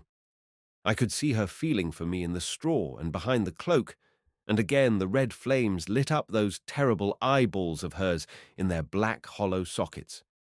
She became for me not a creature of flesh and blood, but a curse embodied, a thing that couldn't be killed by powder or by fire. And then old words of my father's came back to me. Shadow of fear can never die. I seemed to understand, as I had never understood before, the meaning of the destiny which had enmeshed us. For there was no doubt of it now. I knew my father was seeking for that unhallowed gold. Perhaps he had even found it, for I remembered of a sudden the words of the host of the snowman, saying my father had given him a purse in compensation for his loss, as though he had been a lord. The curse was certainly upon us. It was that, and no mere earthly enemy, that was hounding us from place to place. And as though in confirmation of my fears, throughout the course of the story, in letters that glowed ever brighter and more menacing, shuddered the words as though written in blood, Maledictus sit thesaurus. White as were the faces of some of my companions, my face must have been whiter still, for I remember how shaken I felt as I crept upstairs to the great dark bedroom, walking slowly so that my candle might throw its light the farther into the blackness ahead, and how entering the room and passing round to my side of the bed, I came with a shock of horror face to face with my spectral self in the great mirror. I remember how my nerves seemed to freeze into sudden numbness, for my eyes were staring fearfully, and my face was drawn and white, so that at first I didn't know myself. And then the blood gushed back to my heart, enough almost to choke me, and setting down the candle I sat on the bed and gazed at myself in the glass, shaking as though in a fever. But at this moment I remembered the pistol my father had given me in the morning. I had been true to my word, and hadn't taken it out during the day, but now, so unreasoning was I, it brought me extraordinary relief as I drew it from its hiding place, and carefully loading it, slipped it under my pillow, though what protection it could be against the impalpable destiny that overshadowed me I didn't stay to consider. I only know I was very much eased at heart, and was soon out of my clothes and in bed. My father had at last told me the tale of the mysterious manuscript, as he had promised me he would some day do, and also, as he had said it would, it made me dream. Indeed, it would have been strange if such a story with such associations, to give it body and shape and presence, hadn't made me dream. For my mind was full of vivid pictures, not merely half-formed filmy mists of imagination. There were eyes looking at me, there were hands feeling for me, and the eyes and the hands were those of the old witch, Bite in the dark. They were very real, for I had seen them, and all the strange terror of the circumstances under which I had seen them stirred my soul to a foreboding uneasiness of imminent things, and even the pistol which I fingered under my pillow recalled that awful moment when my father's pistol had roared out in my hand, and the hut had filled with screams and clamour. What wonder, then, that with everything focusing back upon that night, I returned in dreams to the child I had been, and was once again wrapped in the rug before the fire, while my father's voice waned and strengthened through my dozing, and the face of the mad captain, horrified by the haunting voices of the murdered men, glared at me insanely from the darkness, distorted by the leaping firelight into a frantic picture of fear and madness and remorse. But I can't say what my dreams were, for they were inextricably entangled. But I know that I awoke more than once in a sweat of terror, trying to shake off some nameless thing which had fastened about my throat. And now I was away with the doomed party seeking for the treasure in the Valley of the Kings, and now I was on that fever-stricken ship, waiting dumbly for my hour to strike. And now I was the priest himself, hiding that cursed gold deep under the earth, and turning to flee, I came face to face with that hateful hag with the black hollow sockets and the flaming eyes, and the knife cunningly hidden in the folds of her dress. For always my dreams came back to that. Her evil presence haunted me in all my mazed wanderings, either visibly at some unexpected turn, or shadowingly, so that I knew she was beside me or behind me, though I couldn't see her. And that was the worse evil of the two, for at such times the agony was lingering, and the enemy seemed too powerful for me, fighting with unearthly weapons against which my knife and pistol were useless as thistledown. But when she appeared before me, it might be from behind some black and awful crag, or rising like an emanation from the very earth at my feet, or just suddenly there in front of me, coming as it were from nowhere.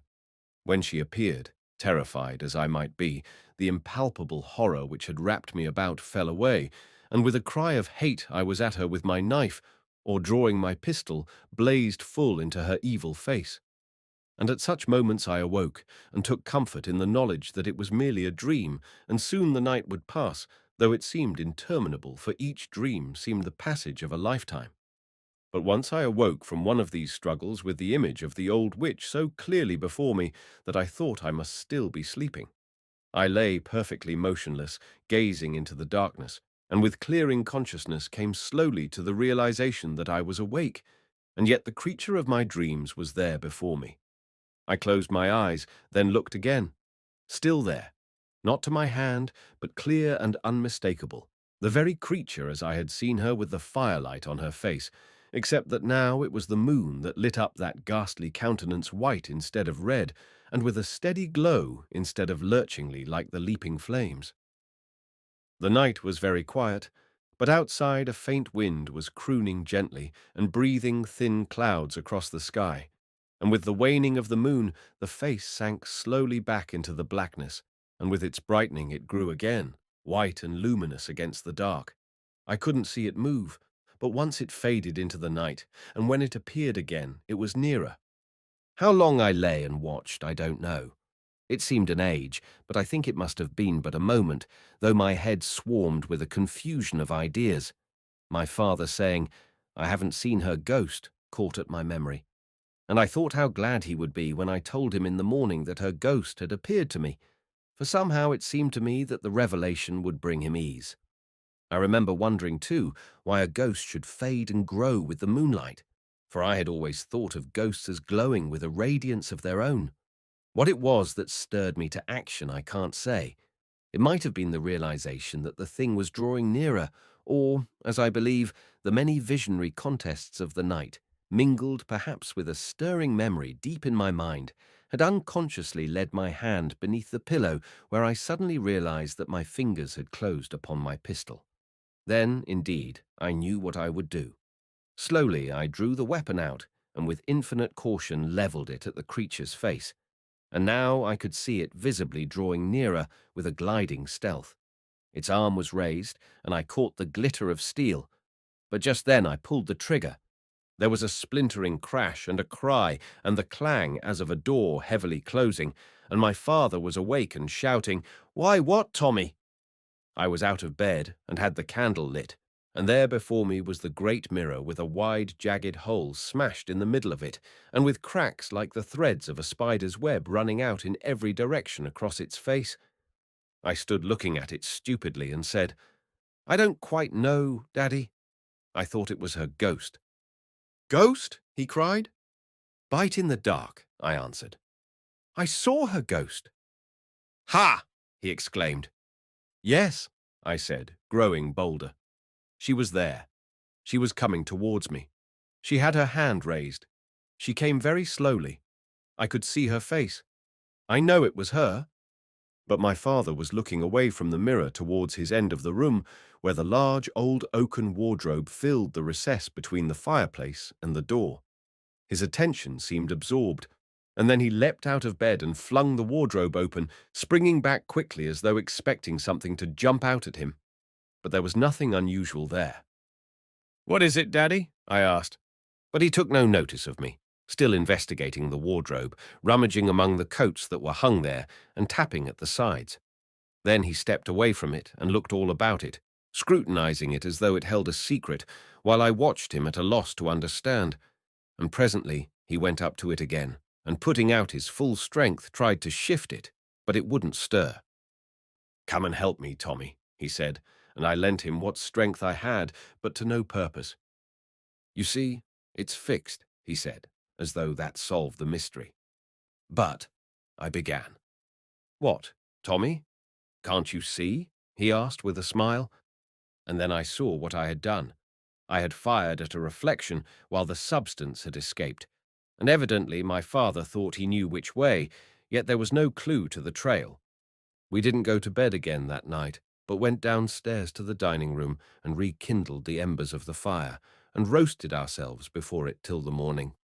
And then my father, breaking a long silence, said, "Tommy, I must leave you. The time has come. The game's against me." "Is it the curse?" I asked. He nodded. So before evening I found myself an inmate of Rancy Bridge, feeling inexpressibly disconsolate with my father gone out of my life, and I know I cried bitterly to myself that night, for I pictured him fleeing alone into the darkness, and behind him the shadow of a closing doom. Part 2. Captain Field. Chapter 12. The Way of a Friend. I soon found that life had changed for me. I was under an authority now, rigorous and uncompromising, which didn't seem to understand in the least the natural instincts for freedom and self-expression of a half-wild boy like me. Already before the new term opened, I had had 2 days' experience of the school cells, where I was shut up in solitude and darkness for some offence against the regulations, which I suppose was serious enough to the minds of the pedants who imprisoned me, but which to me seemed merely the natural corollary of my whole upbringing. And of course I was soon dispossessed of my knife, but learning caution I managed to keep my pistol safely hidden. It was Staggers who robbed me of my knife, for he remembered it from of old, and it was he too who brought me my stale crust and mug of water 3 times a day while I was in the cells. I wasn't in very good spirits when Worthing returned, but his steady companionship soon restored me to something of my usual cheerfulness. I clung to him for a while with a sort of yearning affection because of the loneliness of my heart now that my father had left me, and this strange narrow life had closed about me like a prison wall. And yet our friendship wasn't all milk and honey. For Worthing, with a passion, I suppose, of setting me in the right path as he conceived it, lectured me and scolded me, sometimes stinging me to the soul with his cold rebukes, till at times I broke from him impatiently, and in desperation turned to the wilder of my companions, where I was sure to find an appreciative welcome. And then would follow some escapade, the more daring and risky share of it always falling to my lot, which would lead to a further encounter with authority and the inevitable flogging, and perhaps another day or two in the cells. And at these times Worthing stood silently by, with no look of compassion. Nor in my confinement did he attempt to break through to bring me any comfort, as I knew I should have done were he in my case. And when I was released, he had such an air of passing it all over, as though I had committed some personal offence against himself which he had forgiven, that it was difficult sometimes not to upbraid him for his callous indifference. Once I remember he turned on me with a passion not usual with him, and said, "I suppose when you've made an unmitigated ass of yourself, you want me to weep over you, and stroke you, and pet you like a baby. I tell you, if you think that's what it means to be a friend, you'd better find someone else. That's all." "Why, Worthing?" I exclaimed, trying to appease him, for he seemed almost on the verge of tears, an unprecedented thing, the mere possibility of which dismayed me. "Look here, Tommy," he cried, "let's thrash this thing out once for all. If you think it doesn't hurt me to see you— "Flogged," I said, helping him out. "Well, you said it," he cried. I didn't, as though the mere mention of such a commonplace event was something terrible to him. He went on, still in the strange, excited way which I couldn't understand. "If you think it doesn't hurt me, if you think I like it," he emphasized the word almost spitefully, "then you're just one of those blind, shallow fools who think every emotion must be written large across the face. In my profession, Tommy, the face is a mask, not an index." I could have laughed at the fine sense of self-importance which rang through the remark, but I only took his arm affectionately and would have said something to mollify him, but he shook me off with, "I haven't finished yet," and continued, "I want you to understand me, Tommy, that's all. I tell you I think you a silly little fool the way you're going on, and just because you're my friend, I can't think you're any better than you are. Also, I can't help being fond of you, and that's what makes it so infernally hard for me to look on and see you behaving as you do. But if my friendship's to be worth anything at all, it won't be by pandering to your folly. That would simply make it a fawning piece of flattery which would do you more harm than good. And now you know." He flung away from me and left me gazing after him in amazement, for usually he was so reserved, so controlled, that I couldn't understand this uncustomary passion. His eyes were moist as he turned away, and his whole face quivering. But when we next met, he was the same severe little figure as before, neat, commanding, uncompromising. But I thought I could feel beneath the mask something human stirring there in the shadow. I was constantly suffering from remorse of conscience for some unkindness to my friend. For on the one hand, my vanity was stirred by the evident admiration which my daring aroused among my fellows, and on the other hand, I was constantly meeting with some stiff rebuke from Worthing, usually in the flush of success after some adventure, and the result was that my tongue too often proved a traitor to my real affection for him. I did my best to make it up by extra confidences as tokens of my repentance. Whether I overstepped the mark of prudence, I don't know, but in any case, if at times I thought I had done so, I felt reassured by my knowledge of his secrecy and reserve. A confidence to him was a sacred thing. And so it was that he learnt of my dealings with the smugglers, for I thought they had no concern with the central secret of my father's life, whatever that might be. But I didn't mention Driftwood Cavern, though I told all I knew of Ebb Tide Cave and the smugglers' tunnel, for these were open secrets now and lay exposed to all. Also, I remember I confided to him how my father always took me to the Dolphin for the summer, and as the spring was very near now, if indeed it wasn't already with us, I said my father would surely reappear some day and take me away. But to all my confidences, Worthing returned but little. He rather sniffed at my talk of smugglers. They were creatures outside the law, his natural enemies. All he told me was that he would soon be going to his uncle in London to study law. His father lived in York, but there was no opening in the provinces, Worthing informed me in his grown-up manner, for a fellow with real brains. We paid several visits to Sunset Towers, for though my father was away, I thought it was only for a while, and I still looked upon the house as my own, and without scruple used to take what chums I chose for a scramble and a game there. But I was wise enough to keep my own counsel about the ghost and the skeleton. I didn't even tell Worthing of the strange visitation which had sent my father fleeing from the place. But we were both very much concerned to find the secret passage where I had lost my way and had gripped the skeleton by the hand. Again and again we came to the corner where Worthing had found me, but the wall continued to confront us, grim and unyielding, refusing to give up its secret. I remember how I admired the businesslike way in which Worthing set about his investigations. For my part, I gave the reins to my imagination. If a place seemed shadowy and mysterious, I promptly concluded that it hid some secret door or stairway, but Worthing would point out how impossible that was by the mere configuration of the building. For he took careful measurements and made elaborate plans, till after some weeks every known corner of the huge straggling house lay clearly in its right place and proportion. And then it was obvious where the mystery was concealed by the spaces that lay blank and unexplored, though according to the plan built in. In fact, we could almost trace the path of the passage we were in search of, and that to me explained the mystery of that last night which my father and I had spent there.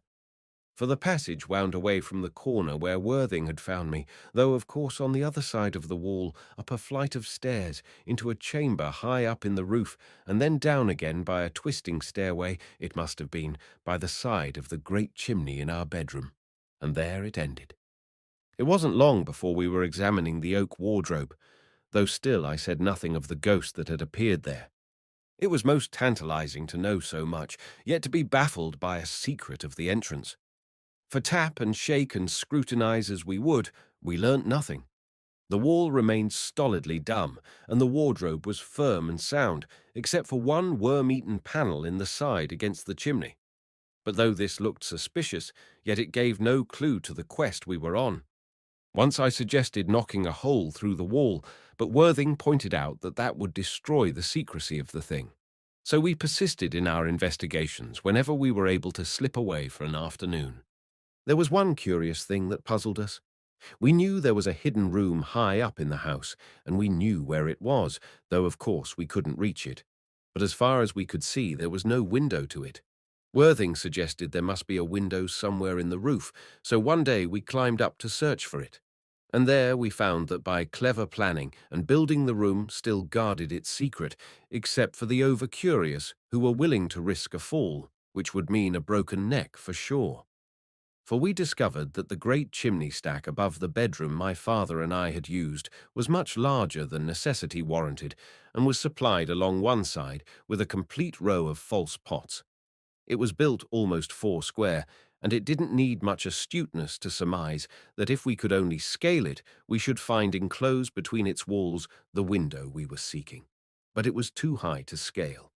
However, having pushed our examination so far, we weren't to be turned back merely by a risk, so we determined next time to bring ropes and grappling hooks and climb the barrier. Even Worthing couldn't quite conceal his excitement as we set forth one Saturday well equipped for the last phase, as we hoped it would be, of our search. Indeed, if anything could move my self-possessed friend to any show of excitement, it was to feel himself on the clue of some mystery. And I suppose it was this lawyer's instinct precociously developed in him which always made him side with authority against rebellion. But we were to be sadly disappointed, for arriving at the house we were met by the ferrety little landlord who soon packed us about our business, having first eloquently expressed his opinion of prowling urchins, not to mention housebreakers and thieves, and threatening to let them know at the school of our goings-on. Worthing looked at me amazed, and I turned to the landlord with, "But this is my father's house." Evidently this was an unfortunate speech, for he burst out at me with a tirade which I couldn't quite follow, but the drift of it seemed to be that my father had quitted the place most unjustifiably. The sore point, I guessed, was that it was no easy matter to find a tenant, and so he bore a grudge against my father for having remained so short a time. We turned away, for my part feeling very disconsolate, especially as now my fears seemed confirmed that my father had really left me and hadn't merely vanished for a season. Worthing was very quiet, and I didn't break into his silence, for my mind was filled with doubt and concern for my father, and the new light thrown on his disappearance sent a sudden pain of longing to my heart. I felt very lonely and deserted, and I knew that above all things I wanted to see my father again. But spring was well advanced, and I told myself the summer would bring him. And as we walked back to the school, I looked this way and that, wondering if he were already lurking near at hand, waiting for a chance to speak with me. I listened, thinking at times I could hear a faint whistling from far away, but all the while I knew it was merely my own fancy shaping the sound. Still, I assured myself he would be wanting me soon, and there would come a sign, though what the sign would be, I couldn't imagine. I only knew that I must be continually on the alert to catch what slightest hint he would send me, be it ever so subtle or obscure. If he wanted me, I mustn't fail him. I must keep my wits bright and ready for the signal that would come. But no signal came that day, and my thoughts were suddenly whipped back to the present and the actual by Worthing saying bitterly, "So that's what you've been making of me." I didn't understand and said so, realizing as I turned to look concernedly into his face that he was white with anger. "Housebreaker! That's it!" he exclaimed. "Why, Worthing!" I cried, not knowing what to say. "Why didn't you tell me?" he asked fiercely. "Tell you that your father had gone." "Why?" "I didn't know." "Didn't know?" "Honestly, I didn't know. I thought he was coming back." "Oh, well then," was all he replied as we entered the gates. But I could understand something of what his feelings must be. He to be ranked among the lawbreakers. My conscience was made of different stuff, and for me, the search had by no means ended. Chapter 13. Trapped. Accordingly, when I set out again, well provided with a coil of rope concealed around me under my cloak, a stout steel hook for grappling, a lantern, and my pistol, I didn't invite Worthing to accompany me. I tried to slink away from school unobserved, but Worthing must have guessed what was brewing in my mind, and outside the school gate I came face to face with him. He gripped my hand, and looking straight into my eyes, said, "Don't go, Tommy."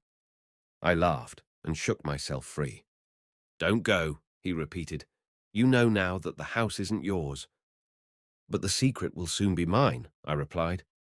He looked at me quietly for a moment and said very decidedly, "Tommy, you're a fool." Somehow I felt suddenly annoyed with him, though as a rule I could bear his rebukes without ill feeling. It seemed so absurd to stick at such a trifle. What if the house was not mine? I hadn't been trained to the creed of meum and tuum, and the challenge of a mystery to be solved was one that I couldn't refuse. Romance, adventure, this was my life-breath, and if there were pedants and landlords and other petty obstructions of authority to break through, so much the better.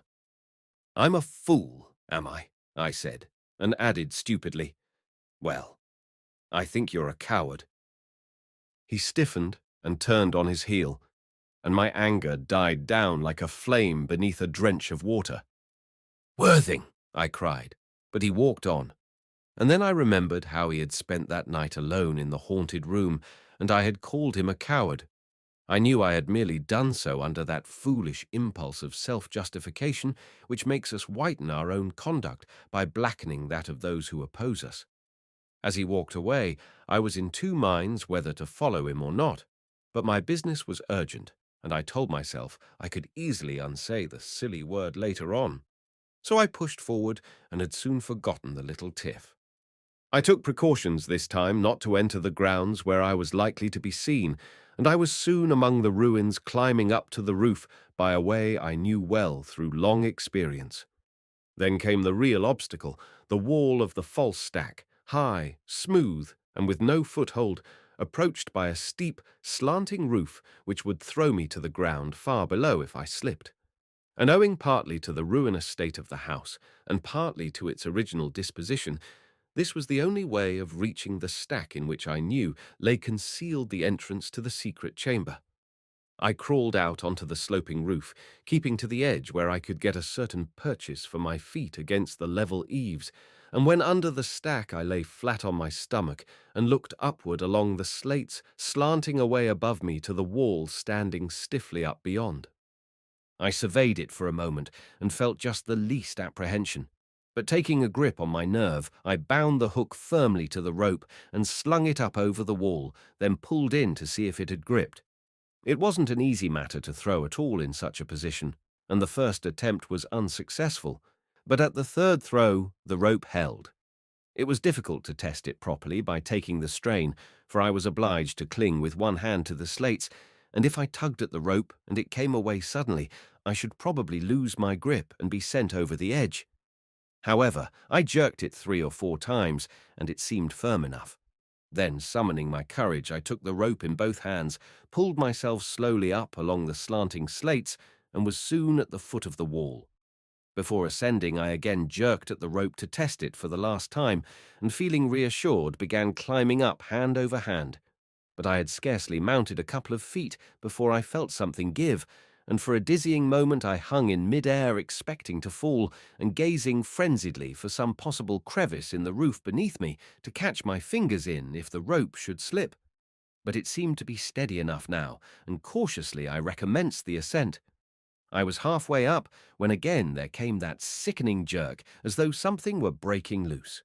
But knowing now that my only chance was to reach the top of the wall, for if I fell it would be with too great a force to stay myself, I scrambled on with desperate speed, the rope seeming to slip with every heave upward of my body. And it was just as I reached the top, the fingers of one hand clutching at the stone, that the rope came away in the other hand, while I swung perilously, gripping at the wall with the bare tips of my fingers. But with a leap upward, I caught at the top with my free hand, though I had to drop my rope to do so, and was soon safe astride the barrier looking down on the other side. If I had been met by a blank roof, I should have been in a perilous predicament indeed, perched up there, with no rope to descend by. But my gamble with fortune proved a lucky one, for enclosed within the walls of the stack, and only a few feet below me, was the window I had hoped to find, or skylight rather, for such it was, like a shallow dome looking up at me with a great round eye. Before dropping down, I gave another look to the way I had come, and saw, caught in a broken slate of the sloping roof below me, the rope I had dropped, but the greater length of it was hanging over the eaves. The thought came to me that somehow I must climb back and recover it before I left, otherwise it would remain as a telltale witness against me. And then I remember speeding a fleeting glance across the moors. I had never climbed as high as this before, and the prospect was wonderful. For winding far away, I saw the Rancy River flowing out to sea, and I called to mind how I had seemed to sniff the brine when first I had come to Sunset Towers. And with that, I was over the edge, and examining the skylight for an entrance. Nor was I long about it, for it opened quite easily, leaving ample room for me to slip through. But I had to risk a drop, for there was no means of climbing down. I looked beneath me, swinging from the open casement, and judging the distance as well as I could in the shadowy room, dropped and fell unhurt, though on all fours. And it wasn't till I was well in the trap that the realization came to me that if I couldn't find the secret of the doors from the inside, I would be buried alive there. For to climb back the way I had come without a rope was utterly impossible. And then the memory of the skeleton came to me. Had another been trapped there too? And was that the end of it all? I shuddered. But these thoughts were momentary merely, for I wasn't given to brooding. I think it was the hollow echo of my feet in that secret and deserted chamber that brought the horrid fear to my mind. I was soon glancing about me, taking stock of my surroundings, and with the first look round, I was both relieved and dismayed. For the room, bare for the most part, was evidently occupied or being prepared for occupation. In one corner was a small bed with posts and canopy, an old remnant of furniture, it seemed, but on it was flung a bundle of bedding, which looked fresh enough, as though the bed were to be used that night, though not yet laid ready. This puzzled me, and I fingered the stuff, but could find no name. Nor was there anything else in the chamber to suggest occupation. The mantel-shelf lay thick in dust, and the skylight above was so dirty that the light came through but weakly, leaving the panelled room in a half-shadow. I lit my lantern and turned to examine the entrances. One was quite obvious, a narrow slip of a door opening, it seemed, into the side of the chimney. I guessed at once that this led down to the old oak wardrobe in the great bedroom below. I knew now where that apparition had come from and vanished too, and my first thought was to descend and investigate. But it occurred to me that there must be another entrance opening into the passage of the skeleton as I thought of it. But there was nothing to show which panel hid the secret. Indeed, I should probably have been searching for an hour or more if I hadn't noticed the marks of feet on the dusty floor disappearing into the wall, and tugging at the panel there, it came open in my hands. If I had tapped for it, I shouldn't have found it, for it was too solid to sound hollow to the knuckles. I was growing more and more excited with my discoveries, but through my excitement I felt apprehensive, for it was clear that someone had been in the chamber very recently and might come back again. If so, I should be trapped like a rat in a drain, with no way to turn. Still, I decided to examine the passage first, and holding out my lantern before me, ventured into the dark, trying to remember by the plan Worthing had drawn up what turns and stairways to expect. But there was little need for this, for though the passage twisted and climbed and descended, there was no chance of losing the way, for there was only one way to take. I pressed on step by step with the utmost caution, gazing intently into the darkness ahead, and testing every step before I moved forward, and so intent was I on the process that I didn't notice what was on either hand till I suddenly became aware of a figure in a niche beside me, standing very still. I turned quickly and stifled a faint cry, for there was the skeleton, and at its feet lay my candle. I held up my lantern and examined the dismal thing. There were chains about its wrists and chest and feet, fixing it to the wall. It hadn't lost its way then and perished in the darkness, but had been imprisoned there by an enemy and left to die slowly and alone. I had enough imagination to picture the terrible deed, the mockery of the triumphant foe as the chains clanked into the staples, the cries of the victim, the frantic curses and appeals, the dying away of the footsteps, and the closing of the door. The terrible secrecy of the darkness, with death creeping out of the shadow by lingering degrees. The screams of growing madness, the sobs weakening into moans, the frenzied struggling at the bonds, the prayers, the mutterings, the hours of dumb silence. I stood there fascinated by the horrid details of that slow agony, realizing more vividly than before something of the meaning of the crime of the mad captain in my father's story. Little wonder, it seemed to me, that with such a picture in his mind of not one only but many of his comrades perishing so, and he the author of it all, little wonder if sleep forsook him, and his dreams grew frightful with avenging phantoms, and the light brought only troubled memories to torment him. Then before I could move forward, I heard a sound in the darkness ahead of me. I knew at once what it meant. The secret door was opening. I turned and hurried back, and it was fortunate for me that the passage was a tangle of turnings, for otherwise I should have had to put out my lantern or expose myself to the stranger. And something told me that the stranger was no friend to me. I was soon back in the chamber, and listening heard feet moving nearer along the passage, and something too which stopped my breath in a hushed pause. For very faint and low came the murmur of a moan such as I had often heard in that haunted house.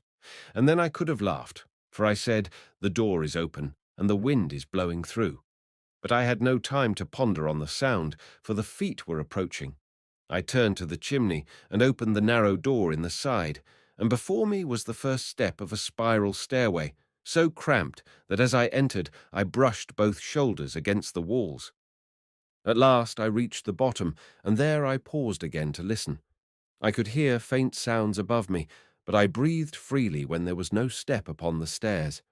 For a while I was safe, so I held up my lantern and examined the wall in front of me. From this side it was easy enough to see how the door opened. Two large steel bars, pivoting on their centers and working together, lay across the door, holding it immovably in place. But they were so well balanced that they could be lifted with a finger, and when released, dropped almost noiselessly back into the well-oiled staples. A spring lever, which could be forced inwards from the outside to raise them clear of the catch, completed the simple mechanism. I swung the bars from the horizontal, and the door opened soundlessly in upon me, and as I expected, I found myself looking into the oak wardrobe. But what I wanted to learn was how to force in the spring from the outside. If I went away without discovering that my adventure would have been fruitless. And then I heard someone coming up the main stairs. What was I to do? If he came into the room, I should be caught, and to ascend again to the secret chamber would be impossible, for someone was waiting for me there as well. I thought my best plan was to hide at the bottom of the little stairway, but as I was creeping back, I heard the door above me open and someone commence the descent, and at the same moment there was a fumbling at the bedroom door. I didn't stay to think what to do. I crept into the wardrobe, blowing out my lantern and shutting the door behind me, and crouched in the farther corner, hoping the darkness would conceal me. So for a terrible minute I hugged myself into a motionless ball, hardly daring to breathe, and wishing I could silence the absurd hammering of my heart, which sounded loud enough to betray me. And soon the secret door swung open, and there were two of us there in the great wardrobe. But the stranger had no light, and the darkness hid me. Then the wardrobe door was opened, and the stranger stepped out, shutting it softly behind him. I heard a faint cry which changed to, "Ah, it's you, Abu. You frightened me." A soft voice replied, "Pardon, my master.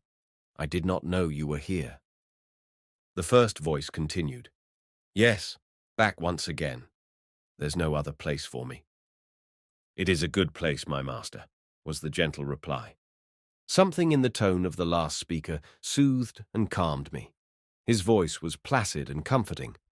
I thought I should like to see his face, but the other speaker was troubled, though his voice wasn't unkindly. Presently he uttered in a piteous sigh so unexpected and so sorrowful that it seemed to melt my very heart to tears. "Oh, Abu, Abu, why will he still pursue me? Why will he not have mercy?" "Have courage, my master," Abou replied, in that suave and gracious voice of his, which seemed to steal about me like a charm, though I had hardly heard a dozen words of his uttering. "Have courage, my master. He shall have mercy." "But will it never end? Will it never end?" Again came that broken cry. "Courage, my master. It will end." For a while there were subdued movements in the room, as though clothes were being unfolded and laid ready for putting on. I was tempted to feel for the secret door, and if it were open to creep away and out through the passage. But perhaps the door was closed, and Abu might open the wardrobe at any minute. The sound of clothes being unpacked made me tremble lest the wardrobe might be needed for use. Then, too, I was curious to learn more of the mystery into which I had stumbled. Here seemed even another case of a hunted man. I began to philosophize in my boyish way, wondering if life were nothing but fleeing and pursuing. My father's life was a constant flight, and then I remembered Dirk and his vow, and wondered whether that treacherous king's man had paid the forfeit yet. And here was another victim under the shadow of fear. My thoughts came to a sudden stop, with Abu's voice saying, "All is ready. Will my master come up to his room?" "No, Abu, no, not for a while." Then the bedroom door opened and closed, and there was a sound which jarred alarmingly into my consciousness, the turning of the key in the lock. Before I could grasp the full significance of this, the wardrobe door opened. I peeped stealthily from my corner, in spite of my terror, and saw a slim, darkish man with a big black beard and whiskers framing his face, but of his face and its expression I could see nothing.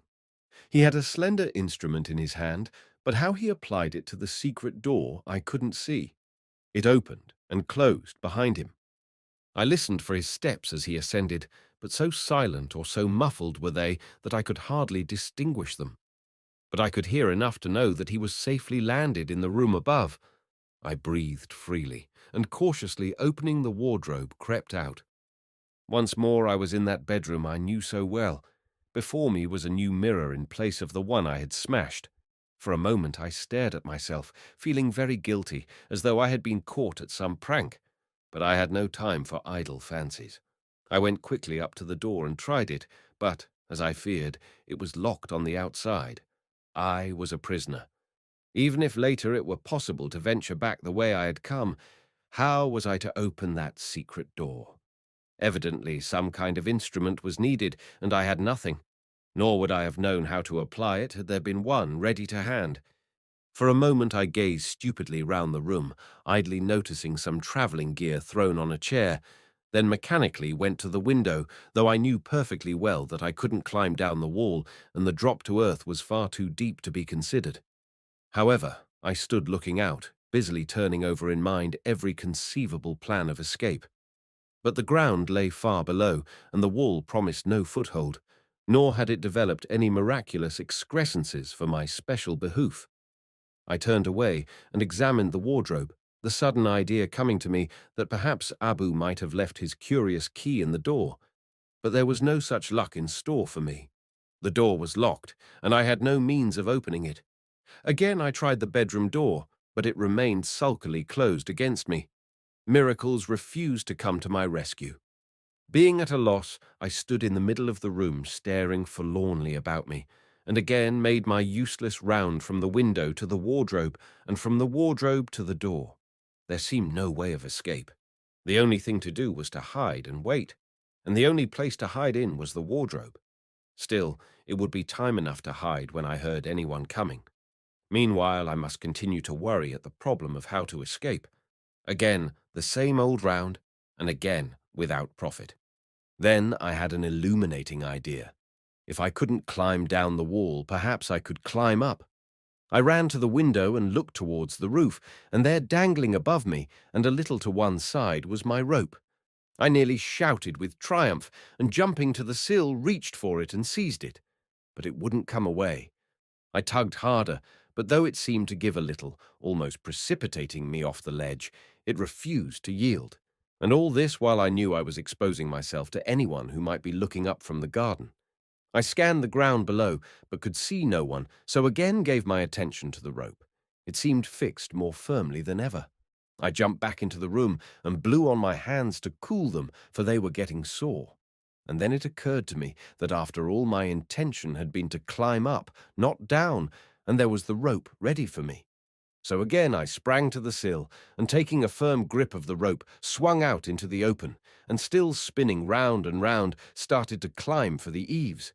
With the memory of my earlier climb in mind, also with the vision of the rope caught merely in a broken slate, and not understanding in the least how it could hold so tightly to such a support, I was in a frenzy of anxiety, till breathless with haste, I touched and seized the jutting eaves, and swung myself up to safety on the roof, where I lay panting, hardly able to realize my deliverance. When I had recovered breath and composure, I examined the slate where the hook had caught. I must have kicked my foot through when scrambling up the roof, for the hook had gone deeply in and was firmly gripping a rafter beneath. So firmly indeed that it was no easy matter to release it. However, after wrenching away at it for a few minutes with all my might, I managed to work it free. And with very little bother, I climbed back the way I had come earlier in the day, and soon found myself on firm earth once more, and with freedom well in sight. I was winding the rope about me when it occurred to me that I hadn't yet finished my explorations. So choosing a hiding place among the ruins, I deposited my rope and lantern there and turned to go back to school. Cautiously, I peeped round the corner to see if the road were clear, and behind me I heard a voice. "The devil! And who are you?" Chapter 14.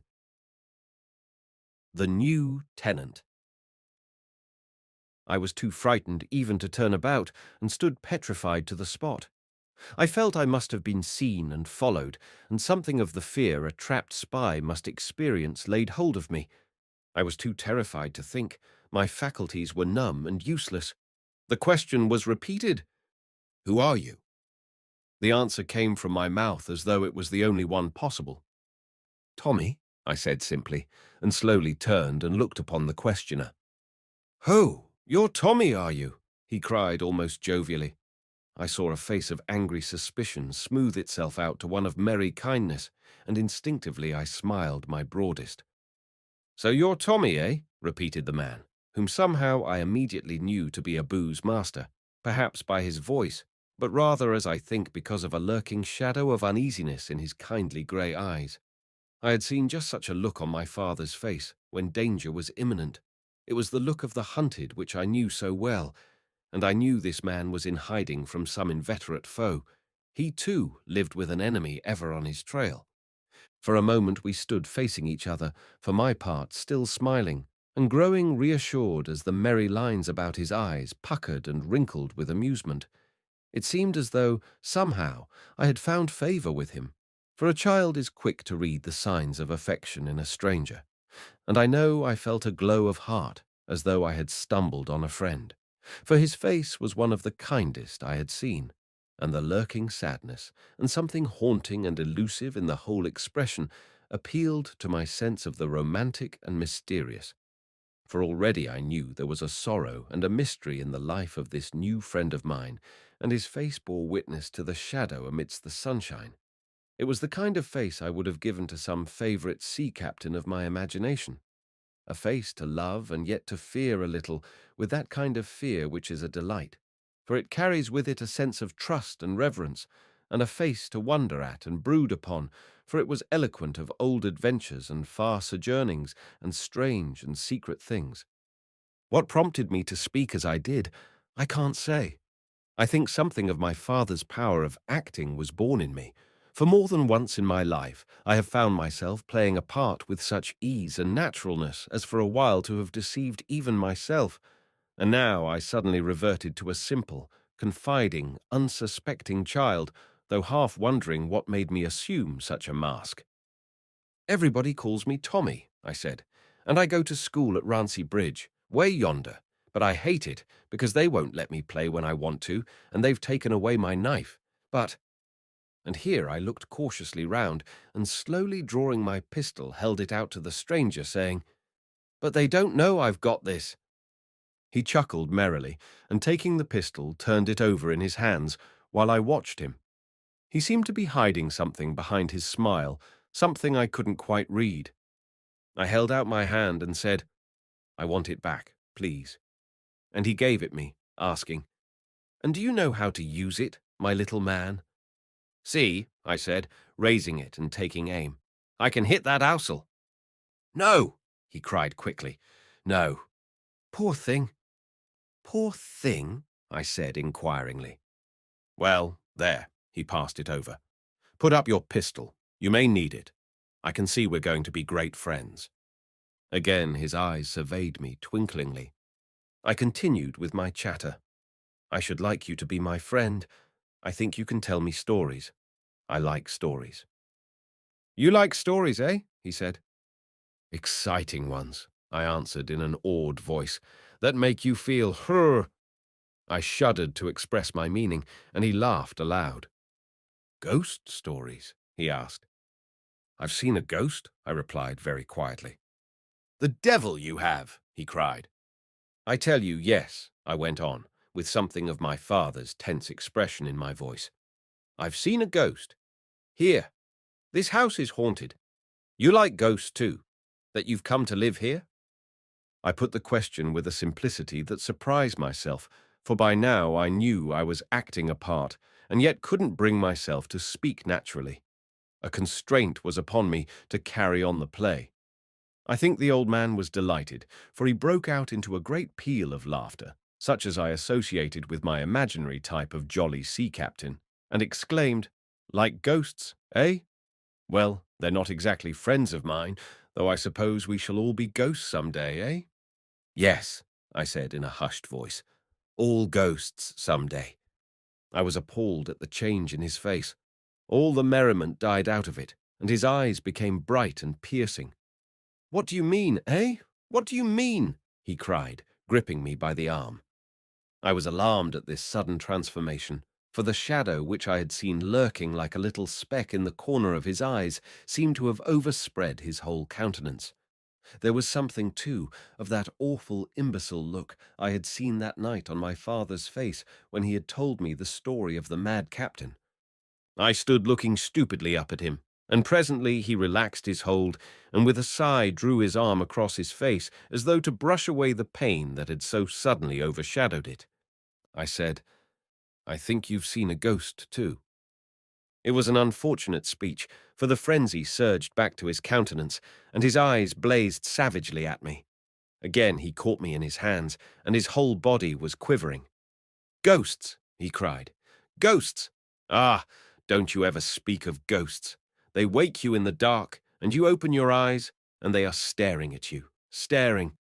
and they die away with a moan till the blood runs cold about your heart, and your throat is dry, and you can't speak, and your limbs are stiff and won't move. Ghosts!" "Yes," I said, "I know." "You know?" he shouted, and laughed foolishly. "I've seen. Here, this house is haunted, and I've heard them. They cry in the night and sob bitterly and call to you till you want to go to them, but they only lead you on and trap you somewhere, or drown you in the river, or take you to the quarry where you'd fall and kill yourself." "You've heard them, eh?" he said. "Yes, at night time, when the wind is out, and sometimes when it's still. It sounds very sad, as though someone is lost or dying or is looking for a friend. It hurts you to listen." Again he released me and wiped his brow, and growing calmer said, "So then, if you heard crying here, you'd know it was a ghost?" "Yes," I answered. "Everybody'd know that." "Ah." I thought he seemed relieved, but he put another question to me, watching me intently for the answer. "And if you heard me crying in the night, would you think it a ghost?" "Know it," I said positively. "That's what they do, to lead you on. I've heard them, crying like something in pain, and once I followed, but—" I paused, wondering whether I had said too much, but he urged me on. "Yes, yes," he said eagerly. "Ah, I don't remember," I said. "I was lost, and there was something terrible, and in the morning it was all gone." There was a pause, and then I said deliberately, as though imparting some piece of profound advice, "If you hear them crying to you, don't go, don't go." I nodded my head sagely, and once again I heard his merry burst of laughter, and his face cleared. "Oh," he cried, "we shall be famous friends, Tommy, famous friends." He patted me affectionately on the head, but I was busy thinking out the situation into which my confidences had led me. Why didn't he ask me how I knew all this? He would guess I had lived here, and that might be dangerous. So I said, "I come here often. I run away from school, you see, because I don't like it. And then I hear things. And sometimes at night I see a shadow and feel things breathing on me. Very soft, you know, as though a butterfly passed. I don't know whether I like it or whether I'm afraid. It's funny," I finished feebly. He was gazing at me with increased amusement. "So," he said, "you run away from school, do you? Well, how'd you like to come and live here, eh?" "Yes," I said. "Thank you," as though the matter were settled. That seemed to amuse him more than anything I had yet said, and he chuckled more delightedly than ever. "Very well," he said. "We'll see about it. Rancy Bridge, you say? Well, I'll be round in a few days, and we'll see about it." "Not tonight?" I asked. "Tonight, eh?" he laughed. "You want to come tonight, eh?" My thought was that I ought to have been back at school long before now, and there was a certain punishment in store for me. If I could accept the invitation straight away, I might avoid unpleasant consequences. My answer was too subtle even for me to follow its drift. "You see, I like you," I said. And then I heard a halloo and a high voice crying, "Daddy, Daddy." The familiar word sent a gush of memory to my heart, and my eyes moistened. But the pain passed as quickly as it came, for a little girl came racing round the corner and drew up wide-eyed and motionless a foot in front of me. "Why, Jenny!" exclaimed her father. But she took no notice of him, her gaze fixed on me. Chapter 15. Jenny. Girls were creatures outside my circle of experience. Indeed, so little did I know of them that I wasn't even bashful at this sudden apparition. I returned, stare for stare, taking very precise notice of the little figure before me.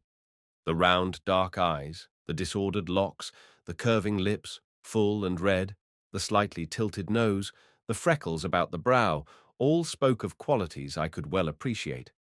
Here was a spirit to match my own, if the signs weren't false. Here was a courage, a wildness, a passion. And that ringing cry of "Daddy, Daddy" awoke echoes in my own heart.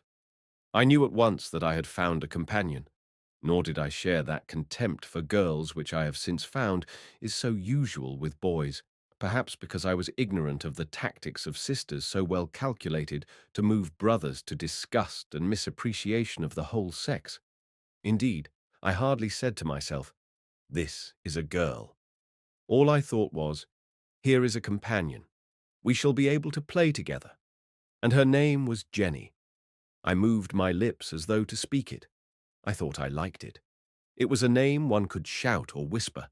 It had a familiar, everyday sound, yet wasn't weak or faded or colorless. She turned suddenly away from me, and I found myself wiping my hand across my lips. She looked up at her father and said, "You've brought him, Daddy." "He's for me." At that I opened my eyes, and her father laughed. Jenny turned to me and said, "Daddy told me you would come soon. You're to play with me." Then she added, "I like you." All this was a puzzle to me, and I looked to her father for some explanation, but he was still chuckling with amusement. It was Jenny who gave me a clue to the mystery. "I haven't got a brother," she said. "I want you to play with me. Daddy promised." "We'll play hide and seek," I answered. "I'll go and hide," she cried, darting away. But she came racing back to ask my name. "Tommy," I said. "Tommy," she repeated, as though asking herself whether it would do. "Yes," she nodded, as it might be in approval, and was off again. I turned my face to the wall and began to count. I heard Jenny's father move away. "Sir," I cried, "how many?" "How many?" he repeated. "How many must I count?" I explained. "Never mind how many," he answered with a little laugh, "but mind you catch her." "Oh, I'll catch her," I asserted confidently. "Don't you be too sure," he said, still amused at some jest which escaped me. "She's slippery." "I'll hold her tight," I declared. At that he went, still chuckling a little to himself, and I started on my quest, little realizing the significance of that first step in the pursuit of Jenny. I can't tell you all the turns of the game, but I found Jenny worthy of my mettle. She was a wild little thing, and rather than be caught would race away like a whisk of wind, and I would see her perched on some dizzy edge of ruin where my weight wouldn't allow me to follow. Then she would laugh in shrill delight, and seeing me baffled would come lightly slipping down to me and say, "You were beaten?" Say, "Yes." But I would say no, not considering her maneuver strictly fair. Then she would stamp her foot and cry, "But you were beaten. You must say yes." "Yes, then," I would mumble. But this wouldn't satisfy her. My submission must be wholehearted, and when at length she had wrung a full surrender from me, she would throw her arms round my neck and eagerly kiss me. And looking back now, I can't understand my reluctance to own defeat, knowing the reward that awaited my acknowledgement. Still, the sweetness of the kiss didn't efface the bitterness of being beaten at my own game. So once when I saw her daintily stealing out along a narrow and crumbling wall, I decided I wouldn't yield so easily. I climbed along after her, and although I felt the whole thing sway beneath me, and here and there a loosened stone slipped from under my knees and rattled to the ground, I persisted, till even Jenny began to grow alarmed and cried to me not to come any farther. I stopped and delivered my ultimatum. "Then own you're beaten." "No, no, no," she cried, almost in anger. So I advanced. 3 times she called to me to stop, but I was determined not to, unless she acknowledged defeat. But she screamed her refusal at me, and I smiled, feeling the joy of revenge. She had already broken my will more than once, making me confess to being vanquished. Now it was my turn. The crazy wall still swayed beneath me, and Jenny crept out to the very last stone, which looked as though it might slip from under her at any moment. I pressed along the narrow edge towards her, and at last, reaching out my hand, would have touched her, but somehow she managed to draw away from me by yet another inch. I strained out, and something gave. I slipped and clutched. My eyes were full of dust, and there was a pain at my head. I found myself clinging to a crevice by my fingertips, and above me I saw Jenny on her stone slowly slipping out from the wall. In a moment she would have fallen. I swung myself beneath her and caught her in one arm. and then everything was dust and toppling stones and a sudden jolt of all my body. I scrambled out from the broken stuffs about me and shook myself, glad to find my limbs undamaged, and Jenny, who had fallen on top of me, was saying, "Your head, Tommy, your head." I put my hand up to my brow, realizing that everything was beginning to look dark about me. But Jenny had pulled out her kerchief and was dabbing at my forehead. "I caught you," I said. "Yes," she answered, still ministering to me. "You own it," I pressed her. "Yes," she again replied, and at that I repaid her in her own coin, putting my arms about her and kissing her. She took it meekly enough, but said, "But you were, oh, so silly." I laughed, but she continued, more gravely than I had yet heard her speak. "It'll always be there, just under your hair. A big cut." "Nothing," I said, and when the bleeding was staunched, I suggested resuming the game. But Jenny looked about her and said it was growing dark, and suddenly added, "And I'm, oh, so hungry." She laid her hands shamelessly upon the empty member that was demanding nourishment, looking me straight in the eyes as though this was a serious matter. "I'm hungry too," I said, suddenly realizing that my whole body was crying imperiously for food. So together we went into the house and found Jenny's father waiting for us and some savory soup steaming on the table. We said not a word, but sat down in our places and lapped up the comforting broth with unctuous smackings, leaning back at the same moment with a profound sigh of relish. Too soon came the hour of parting. As I said goodbye, the vision of what awaited me at school began to take form in my mind. "You'll come tomorrow," said Jenny, but I knew that on the morrow I should be expiating the offence of today, so I answered rather sadly, "No, not tomorrow." "But you must," she said. "But I can't," I answered. "Why not?" she demanded. But how could I tell her of the punishment that awaited me? "I can't tell you," I said. "You must tell me, you must," she cried fiercely, stamping her foot. "I can't, Jenny," I said again. She looked at me a moment and asked, "Is it because I hurt you?" "You didn't hurt me," I answered. "Yes, I did," she declared, "and that's why you won't come." "No, you didn't," I contradicted her, "and that isn't why I won't come." "Then why, Tommy?" she asked, with a sudden change to a soft, coaxing tone. "I can't tell you," was all I could say, feeling very stupid. Again she stamped and said, "Then I won't kiss you." "I'm sorry," I said, and turned to go. But she sprang after me and cried, "Oh, Tommy, do tell me." At this I turned and fled, shouting, "I can't! I can't!" I ran down the path to the gate and came face to face with Jenny's father. He had evidently been waiting for me. He caught me in his tight grip and, looking sternly at me, said, "Remember, it's the ghost that cries at night time."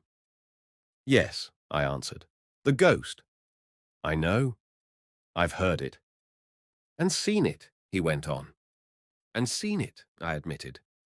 Very well, very well." He patted me on the shoulder, and as I bade him good night and turned to go, he added, "And if anyone wants to know who the new tenant is, remember it's Field, Captain Field." "You are a captain?" I cried.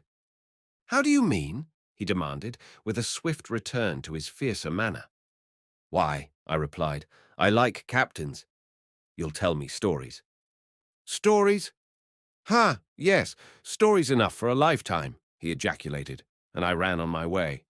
But I hadn't gone far before my run slackened to a walk, and then to a dawdle, for the prospect ahead of me wasn't alluring, and an idea was taking shape in my mind.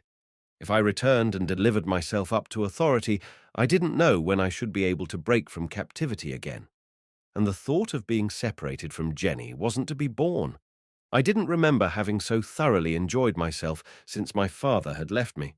And then, too, there was the knowledge that she wanted me to return. She had dismissed me in anger because I hadn't promised to come back to her the next day. Well, somehow I must accomplish what I couldn't promise, and so appease her wrath. I sat down by the roadside on a great pile of stones. I wanted to think, The obvious plan to follow was not to return to school. But where could I pass the night? Though spring was well on its way, the night was a cold one, and I didn't relish the thought of spending it in the open. Perhaps I could return and find some corner in the ruin where I could at least shelter from the night air. I looked back at the house. I hadn't left it far behind. A light was glowing faintly in a window facing me. I began to wonder which room that could be, and then I knew. On the other side was the room my father and I had used, and on this side, I remembered, was another large bedroom with a great four-post bed. It was a room I had climbed to, for the ivy grew thickly beneath it. I supposed Abu was sleeping there. Then suddenly I told myself that Abu would be sleeping in my old room, for I knew Captain Field was in the secret room above, and somehow it seemed to me that Abu would be near him. From what I remembered of that calm and patient voice, Abu must be very necessary to his master, with those strange sudden ways of his, which already I had had a glimpse of. Then who was sleeping in that room? Why, of course. But just then I heard someone coming along the road by the way I had already come. With my instinct for concealment, I crept behind a pile of stones till he should pass. But I wasn't relieved to hear him make towards me and seat himself on the heap. I had had a glimpse of him as he approached through the dark. All I had seen was that he was carrying a short, stout stick.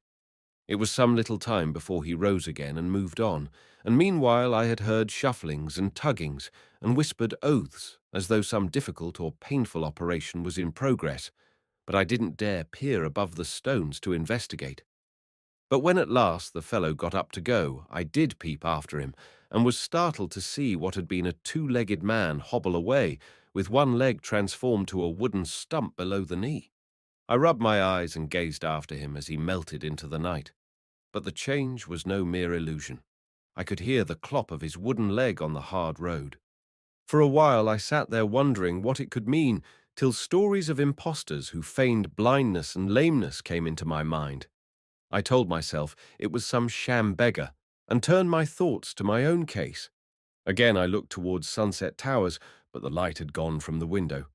Only a looming black shadow shutting out a patch of the sky told me where the great mansion stood. I got up slowly, and still uncertain what to do, made my way back to the old house. Without thinking, I wandered round to the side where I had seen the light, and found myself looking up at the window. And then I started to climb. I was soon on the sill, peering into the room, but couldn't distinguish anything through the blackness. I wondered whether I had better descend again before I was seen, but something held me there in spite of myself. And while I crouched, I thought I heard a faint, muffled cry echo through the house, but though I strained my ears, I didn't hear it again. Then it seemed to me that it must be terrible for Jenny to be alone there, with the sobs and moans I knew from of old haunting the night-time, startling one from sleep with a strange sense of unseen things flitting and hovering in the gloom. I tapped at the window and said softly, "Jenny, Jenny." She didn't hear me. Perhaps she was asleep. I tapped again, and a third time. Then I drew back and nearly fell, for I suddenly became aware of a white figure on the other side of the glass, with face pressed to the pane. I had never before seen anything quite so ghost-like, but I recovered myself immediately, for it was Jenny herself. I hadn't heard her noiseless passage across the room. I spoke her name again. She opened the window and let me in, shutting it behind me. "Have you come to tell me why?" she asked. "I've come to stay," I answered, adding rather paradoxically, "If I don't go away, I can come back." She didn't notice the paradox, but took my meaning. "Yes," she said, and then, "It's cold." She slipped back into the great bed, where I could dimly see her little figure, like a tiny mound in a wide plain. I jumped onto the bed and lay at her feet. "I'll stay here," I said. She sat up and turned down the coverlet, telling me to wrap it round me. I curled myself into it, pulling it up tight under my chin, and soon began to glow warmly. And then again I heard that cry. It wasn't like the cries I had heard before. It was wilder and more ringing, not so sad and plaintive. Jenny asked, "Did you hear that?" "It's the wind," I answered. "There's no wind," she said. I lay and said nothing, not wishing to frighten her with stories of ghosts. Presently I heard her call me. "Tommy." "Yes," I answered. "I think it's Daddy." "No," I contradicted her with emphasis. "I think it is." "Jenny, it's a ghost," I declared, remembering my instructions.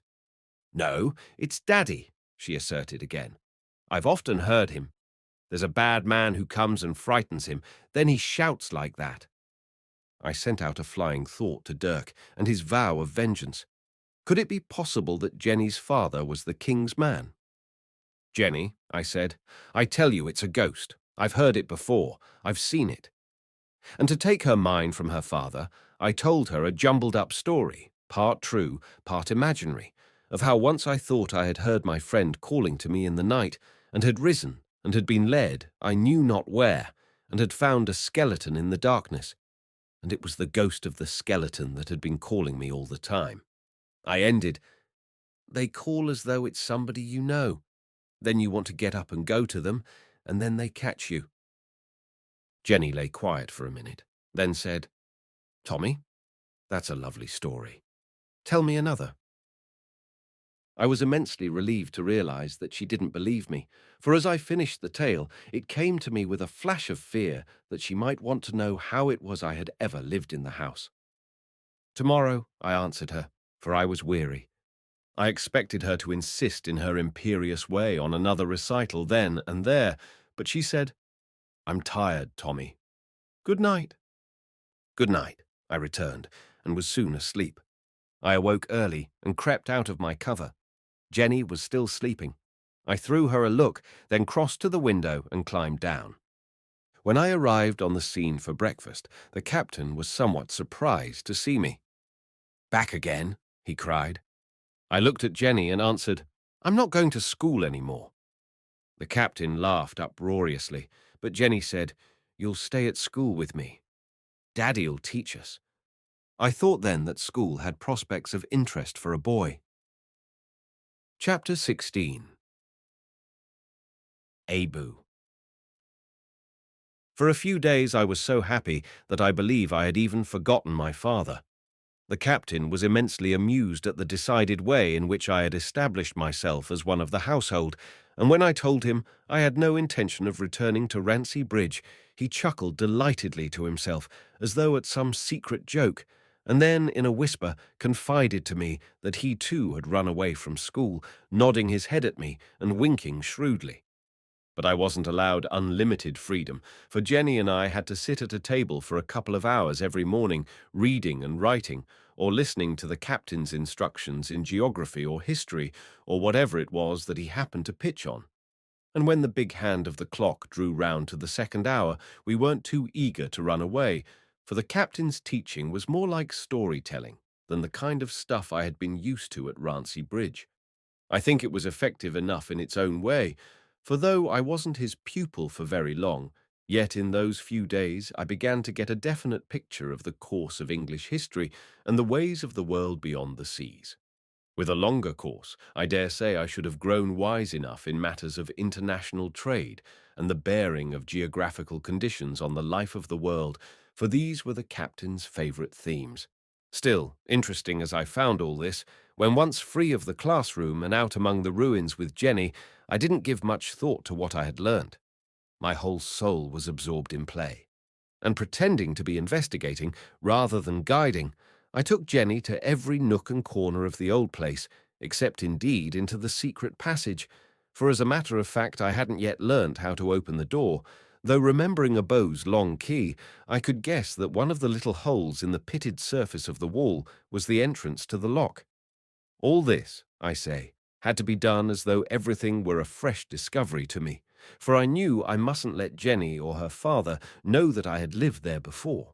Anything which might conceivably involve my father had to be avoided, though I didn't imagine for 1 minute that the captain's fate and my father's were in any manner interwoven, except indeed that they both seemed to be under the shadow of an invisible foe, and sometimes I wondered whether it was the same enemy that was pursuing them so ruthlessly.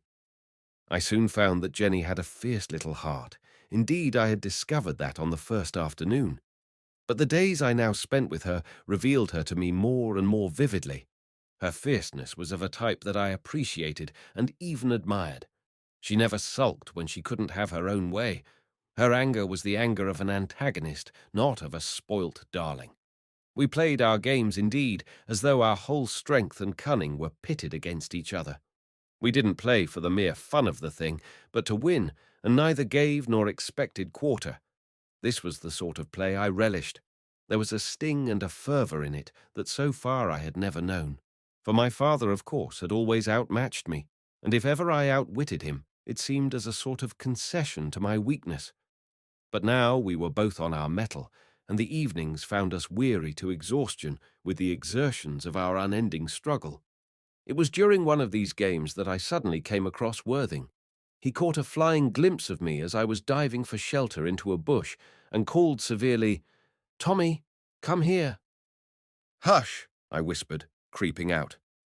"I want to speak to you," he went on sharply. "Go to the haunted room," I said, and slipped away, making a circuit to avoid Jenny, who was stalking me. At length I reached the haunted room and found Worthing awaiting me. I remembered then that I hadn't given a thought to my friend all these days. "Worthing," I cried, and would have taken his hands in mine, but he clasped them firmly behind his back. "What sort of a little fool do you think you're making of yourself?" he asked me coldly. I explained rather confusedly that I had left school.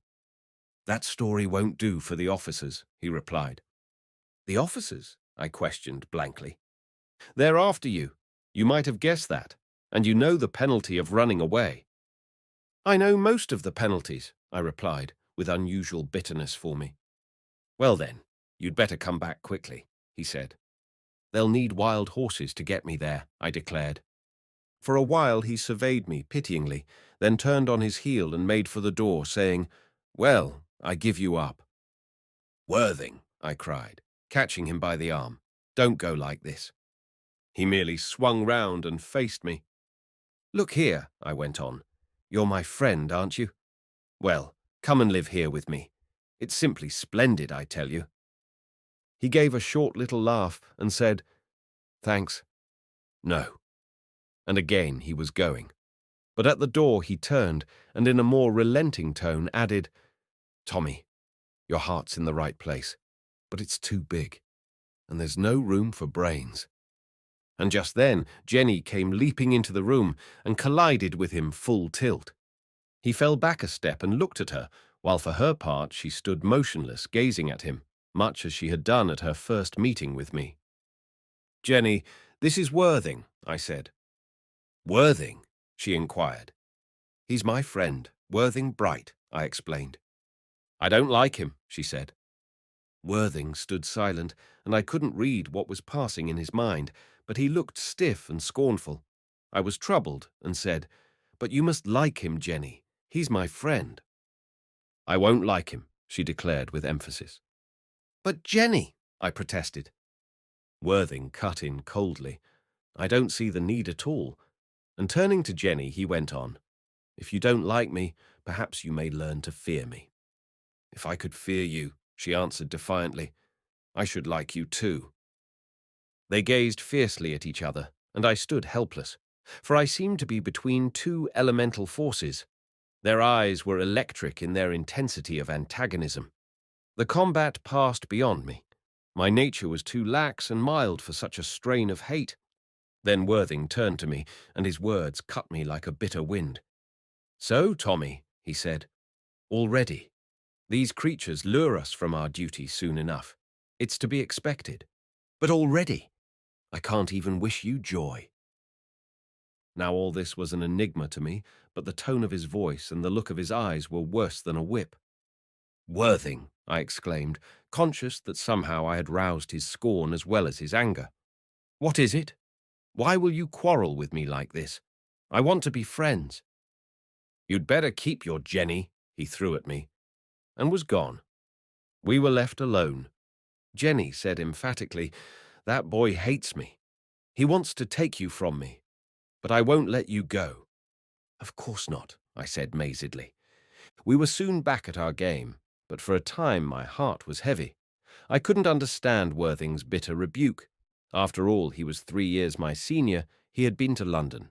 He had had some experience of the world and the world's literature beyond the romantic diet I had been fed on. I must have played with only half my heart, for Jenny frequently chided me, and at last ran off in a huff, declaring I wanted to leave her and join my friend. She stressed the word contemptuously and told me to go. I was troubled, for this was the first real quarrel we had had. Other tiffs had merely been incident to the antagonism of our games. I followed her, but she would have none of me, and locked herself in her room. I sat down moodily and wondered what to do. For a while I felt angry at her unreasonableness, and once rose half intending to obey her and return to school.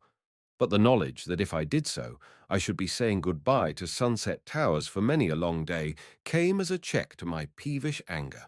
Moreover, I half expected to receive a message from my father, for the first signs of summer were on the trees, and summer without a spell at the Dolphin was unthinkable, so I mustn't get myself imprisoned at Rancy Bridge. Now, above all times, freedom was essential. The thought that if my father did reappear and signal for me there would be a stormy parting from Jenny gave me a momentary pang, but I dismissed it as an unwelcome consideration. Presently I was aware of someone approaching, and looking up saw Abu standing above me. This was almost the first time I had seen him since that first eventful afternoon, and it was certainly the first time I had seen him so close at hand. Occasionally, I caught a fleeting glimpse of him moving like a shadow about the house, but usually he was nowhere to be seen, and I thought of him cloistered in the secret room, ministering to the strange malady of the captain. He wasn't needed to attend our table at meals, for a woman came from the village each day to do the necessary cooking and cleaning. He stood quietly before me, waiting, it seemed, for me to speak. But as I hadn't sent for him and didn't know in the least what he wanted, I remained silent, looking at him. His face seemed wonderfully peaceful. His eyes, indeed, were like deep pools, very still and quiet. But little of his features could be seen because of his huge black beard and whiskers. I noticed he was dusky and wondered of what nationality he was, but I couldn't decide. There was something Eastern in his hovering deference, still waiting for me to speak, but I couldn't think he was Indian, nor Malay, and certainly not Chinese. At last I said, "Well, Abu." That was all he needed. I suppose it wouldn't have been respectful had he spoken before being addressed. "Miss Jenny sent me," he said in that wonderful, soft voice I had heard once before. "She say, Master Tommy may speak with her if he wish." There was more than a suggestion of a foreign accent in his words, but he seemed to have mastered the language exceptionally well. "Oh, thank you, Abu," I cried, springing up, and would have been off, but he said, "Master Tommy, big boy must forgive little girl. She very sorry, I think, but she not say so. Master Tommy will forgive her. Yes?"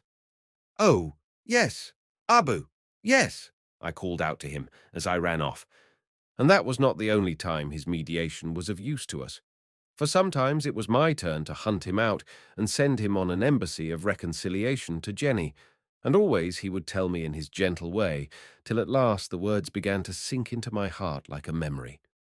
"Big boy forgive little girl, Master Tommy," or "How silly now, when all should be happy, to say unkind thing." Indeed, Abu filled a unique corner in my heart, and I loved the strange, mysterious peacemaker whose voice was so kind and soothing, and I thought I understood how it was that the captain found him of comfort in the dark moods that occasionally swooped down upon him. For I soon found I had fallen into a strange family. The captain was as kind to me as my own father, and I could see his affection glow from his eyes as they rested broodingly upon me, though always there was that little twinkle of amusement playing about them even at their solemnest. Yet I never felt quite at ease, for again and again I saw the shadow creep up and thought the storm would sweep over him, and I knew that only a terrible power of will was restraining him from yielding to some mad frenzy of fancy such as I had witnessed at our first meeting. Then, too, there was the crying I heard at night, when it seemed to me that the frenzy was too strong for him. There was a fear at his heart, and I couldn't help comparing him with my father, who also, with a fear at his heart, always faced it with a smile. But one man's courage is not another's, as I had seen put to the proof in the case of Worthing and myself. If it hadn't been for the captain's insistence that the crying by night wasn't of this earth, and Jenny's contrary declarations that it was her father's voice we could hear echoing so piteously through the building, though I noticed she never let fall a word to that effect before her father, if it hadn't been for these hints, I might have been deceived into thinking it merely the old wailing I had been used to hearing, and which now, in my wisdom, I ascribed entirely to the wind in the secret passage when the door was open. For in that twisting corridor the least breath could play like the note of an organ. But once the madness did break out. It was one evening when the wind had risen more tempestuously than usual. I was kneeling in front of the fire telling Jenny a story, or rather weaving into a disconnected tale the wailing and sobbing of the wind as it hung in lingering eddies about odd corners of the ruined dwelling. Each gust that came racing over the moors was another voice from the world of spirits, and I interpreted its message of woe and lamentation much as my father had used to do. "Hark now," I said, "that's a soldier. He was killed in battle shouting out his war cry. And there, that's a hunter. Hear him. Hello, hello." And there's a mother calling to her baby. They stole it from her, and she heard it sobbing, sobbing, because it wanted her. And she reached her hands out for it, but they thrust her away.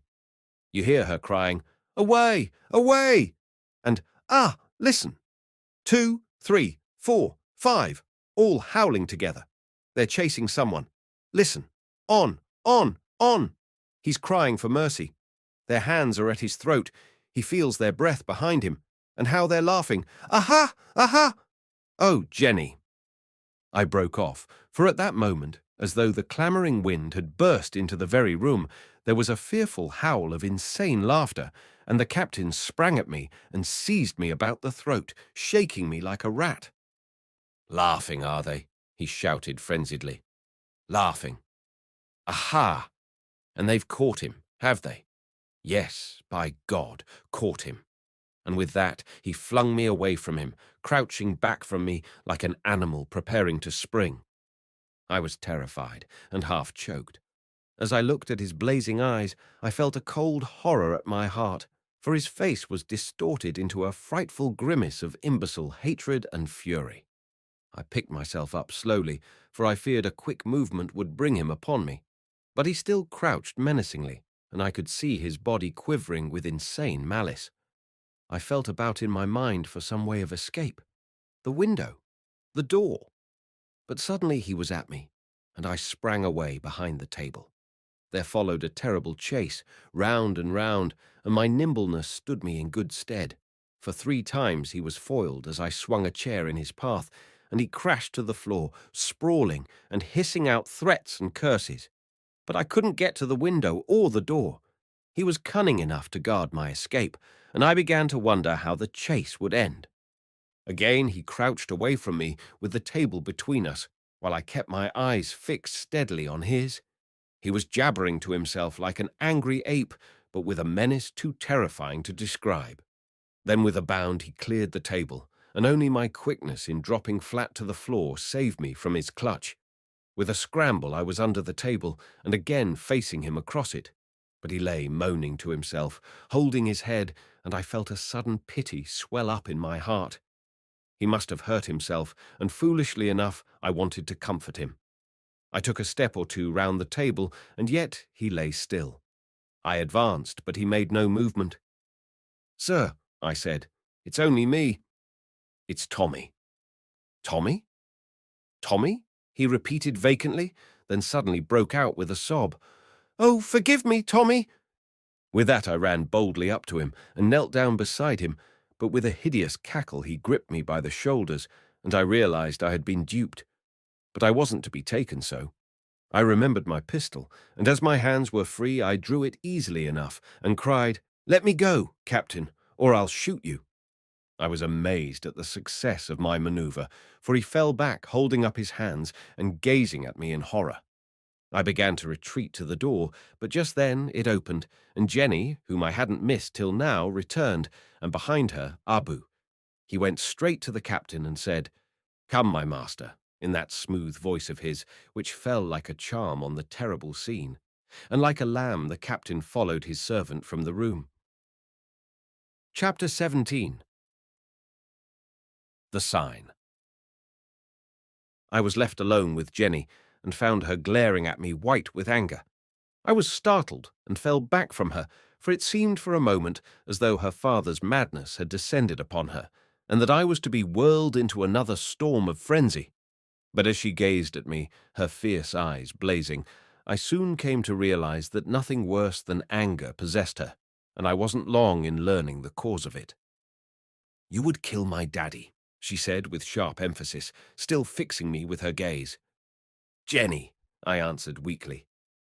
"Yes, you would shoot my daddy," she continued relentlessly. "You would shoot him, and he loves you." What was I to say? I advanced towards her, but she stepped back and said fiercely, "I hate you." I stood still, my mind in a maze. It seemed so utterly unreasonable. Surely she knew I had been in danger of my life? I began to stammer something to that effect, but she stamped her foot and cried, "I hate you! I hate you!" "Then I shall shoot myself," I answered, holding the pistol at my heart. She watched me without a word, and at last, as I still delayed, said, "Well, when?" I think I was as near death at that moment as I have ever been, for a sudden rage welled up in my heart, a rage of self-pity at Jenny's unreasonable reproach, and my finger had tightened on the trigger. But whether I really heard it, or whether it was an idle illusion, I can't say, but from far away I thought I heard the faintest echo of a whistle, and I recognized a few notes of a sailor's chanté, such as my father had used to sing. The pistol dropped to my side, and I stood listening. I hardly heard Jenny saying, "You see, you daren't." For the moment my mind was elsewhere, but the sound had gone. I turned again to Jenny. "Goodbye," I said, and made towards the door. "Tommy," she cried after me in her imperious way, "where are you going?" "Away," I answered. "Where?" "A long way away. I shall never see you again." Tommy. I was at the door and had no intention of turning back, but the sudden change of tone from anger to tearful appeal swung me round against my will, and before I knew what I was doing, I was at her side. "What?" I asked. "Are you going to leave me, Tommy?" she said, and her voice was gentle enough now. I realized I had been fooled and answered shortly, "Yes." "Why?" "Because you hate me." I couldn't resist the retort. "I don't hate you," she declared. "You said you did," I threw back, not meaning to be easily appeased, and itching, moreover, to be away after that summoning whistle. "Only if you hate Daddy," she said. I began in self-justification, but she wouldn't listen. "He loves you," she cut in, "and it's only the bad man who makes him like that." Then she seemed fired by a sudden inspiration. "Tommy," she cried, "you find the bad man." "Then I'll kill him," I declared easily. "Promise," she said, gazing up eagerly into my eyes. "I'll start now," I answered, and walked out of the room. And as soon as I was out of the house, I raced at full speed to where I thought I had heard the whistle.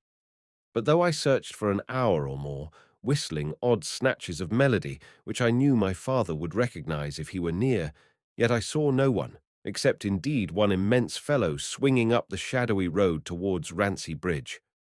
But he was too huge to have been my father. I watched him pass on into the night, and then I thought I heard the whistling begin again. I listened, but it was merely the stranger who had just passed me. I felt a sinking of heart, for I thought I had been tricked by a mischievous spirit. I walked back slowly to the great dark house, feeling lonely and miserable. For though I knew the captain was fond of me, yet I never felt safe in his presence, and Jenny was stupidly unreasonable, blaming me for defending myself against a madman. I knew now that I wanted my father, for the sudden hope of seeing him again had been cruelly dashed, and my heart was left bleeding as though from a wound. I crept upstairs to my room, a little chamber next to Jenny's which had been fitted up for me, intending to sleep till the 1st of the morning, and then to steal away from that accursed house and make tracks for the Dolphin. But Jenny had heard me return, and I heard my door opened and her voice whispering to me through the dark, for I hadn't lit my candle. "Tommy, did you find him?" "No," I said. "But you will find him?" "Yes." "Promise?" "Yes, I promise." I thought she had gone, but she had glided silently up to me where I lay on my bed still dressed, and I felt her lips pressed passionately to mine, murmuring, "There, I don't hate you, Tommy." I was in no mood for kissing. Indeed, these sudden whims of quarrelling and caressing, unaccountable hate melting into unaccountable tenderness, baffled me. It was perplexing. It savoured of madness. It seemed to me that the captain's blood ran very freely in Jenny's veins. I was bewildered by her moods and transformations, and began to wish for the fresher atmosphere of my father's companionship. I merely said, "Very well," and turned on my side. She left me, and I thought I heard a faint whimper. What now? I wondered. But the handle turned and the latch clicked. She had gone. I was away early, snatching a bite of breakfast in the larder and stocking my pockets with morsels for the road, for I didn't know where or how I was to get my next meal.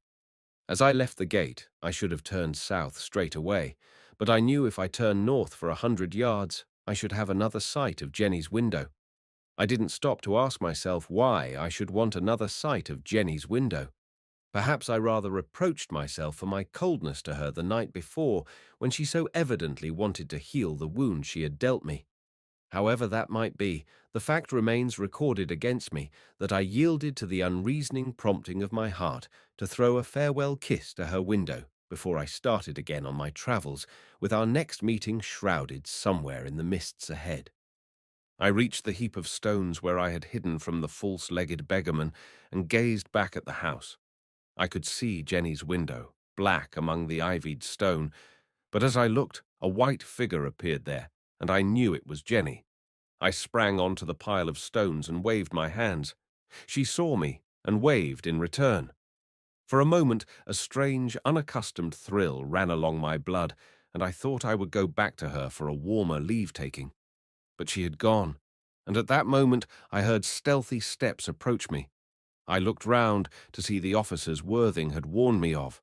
I sprang from the pile and ran, but there was a third who had cut off my retreat, and I was hopelessly trapped. My arms were tied behind me, and with threats and proddings I was marched away for Rancy Bridge. The reverse from freedom to captivity was so sudden that I was numbed by it and couldn't think. It seemed like the kind of thing that happened in nightmares. I should awake soon and find it all an ugly fancy. But one consoling thought re-echoed through my mind. At least Jenny hadn't seen. It was some time before my brain began to work again. So overwhelmed was I that the blow seemed final and irretrievable. I could see nothing beyond the cell they were hailing me to, though that I could see clearly enough. And it wasn't the horror of the thing that appalled me. I could face that. The loneliness and the dark meant little to me. Rather, it was the loss of my liberty that oppressed me. A moment before, and I was my own master. I was off for the Dolphin and the delights of a summer-time with my father, though I hadn't considered very deeply upon what foundations my hopes had been built. Still, here I was with nothing but the prospect of four walls about me, closing me in and shutting out the wonderful air of heaven and the sound and beauty of the sea. I remember I experienced one pang of conscience, for a voice said that this was retribution for trying to deceive Jenny. I had left her, pretending to seek for her father's foe, when in reality I was merely bent on finding my own father, and having found him, I should in all probability have forgotten Jenny and her mission. But little by little my spirit revived, and I told myself they couldn't imprison me forever. And once free of the cells, I should know well enough how to make my escape from Rancy Bridge. We were in the village at last. There was a crowd in the street blocking up the way, so that one of the officers had to push ahead to clear a passage. If my wits had been clearer, I should have asked myself what could have called a crowd together at this time of the morning, for it was early, though the sun had risen. Then someone called, "Hello, Tommy," and I saw the faces of my schoolmates about me. Of course they had been out for their morning run. I told myself that the morning run would be a good time to make my next escape. But they had stopped in their run. Something had caught their attention. I heard laughter, and peering into the heart of the throng, saw by glimpses a beggarman who seemed to be yarning volubly to an admiring mob. There were 3 rows of military decorations across his breast. An old soldier, I thought. Then he moved forward a step, and I caught the clop of a wooden leg. I glanced swiftly and recognized the one-legged impostor I had seen at his trickery. So, I thought, a rogue like that may enjoy his liberty, while everyone thinks him a hero, but I must go on my way to a cell. I don't remember having felt so bitterly in my life before. Nor was my sense of injustice appeased when he caught my eye and slowly winked at me, as though realizing full well that our places should have been reversed. All this took but a moment's time, and the officers, having cleared a path, jerked me forward. I lost sight of the old humbug, but suddenly he started singing, and his words sent the blood leaping to my heart. "'Twas at ebb tide cave by the smuggler's gate, at the dawn of a summer's day, and there those happy lovers met, all on the 1st of May. I heard him cry merrily, "Would you like to hear the story of that, my lads?" And the boys shouted for the narrative. I turned my face away so that no one should see my sudden emotion, but only to meet the eyes of Worthing watching me intently, while the old soldier's voice still echoed the refrain. For my benefit, I knew. "All on the 1st of May, my dear, all on the 1st of May." Worthing's face showed no sign of comprehension, but I knew that he knew. I began wondering what the date might be, but had no notion, except that it must be well on in April. The 1st of May. How could I be at Ebb Tide Cave by the 1st of May? The full meaning of my calamity was borne in upon me as by a great wave. The gripping hands of the officers seemed like chains of adamant about my arms, relentless and unbreakable. Chapter 18. Out of the frying pan. I don't wish to dwell on the suffering and despair of the next few days. The mere physical distress was bad enough, but looking back, I hardly seem to remember the daily flogging, nor the cold and damp of the bare brick cell, nor my stiffness of body when I awoke in the dark, not knowing whether it were morning yet or still night-time, nor the hunger gnawing within me, half famished as I was on the starvation diet. These things have only left a blurred impression on my memory, though the anguish at the time was cruel enough. But what I do remember vividly, as though the agony of it was still with me, is the crying pain at my heart, knowing my father wanted me, had sent for me, and like a fool I wasn't ready for him, had indeed by my imbecile conduct failed him at his need. This was the thought that stung me more than the birch and the shivering cold and the biting hunger. My father needed me, and I had failed him. How long I was kept in captivity I didn't reckon up. It seemed endless, and with no hope of freedom beyond. When Staggers brought me my first meal, I did indeed ask him how many days there were to May Day, but he merely snarled at me and kicked me where I lay with the chains about my wrists, for by now I was considered dangerous. Some while since I had been deprived of my knife, and of course when I was stripped for flogging, my pistol was found on me. One who could run away from school and hide a week or more in the neighborhood without discovery, and who, moreover, was found at last with a loaded pistol beneath his cloak, wasn't to be treated as an ordinary mischief-maker. Though locked and bolted into my cell, it was deemed necessary to chain me up also. Repeatedly I was bidden to declare where I had been hiding, but my courage was firm enough to prevent me from betraying the captain. It seemed a mystery to my captors where I could have obtained food and shelter all this while. Eventually it was assumed that I had robbed at the pistol mouth, and had there been any robberies during my absence, doubtless I should have been held responsible for them. However, though no robberies could be discovered, I was well flogged on the understanding that they had nevertheless been committed, for otherwise how had I supported myself? But all this I wish to pass over. It was miserable while it lasted, and it helped to harden something within me which was gradually taking stock of the ways of the world, appraising them or condemning them according to my own sense of the just and the fitting without reference to the standards I found set up about me. It was one evening, as I knew, not by the darkness about me, for it was always dark, but by the fact that some time since I had had my second meal, when the door of my cell opened, and the clatter of a mug on the brick floor told me that my last meal for the day had come.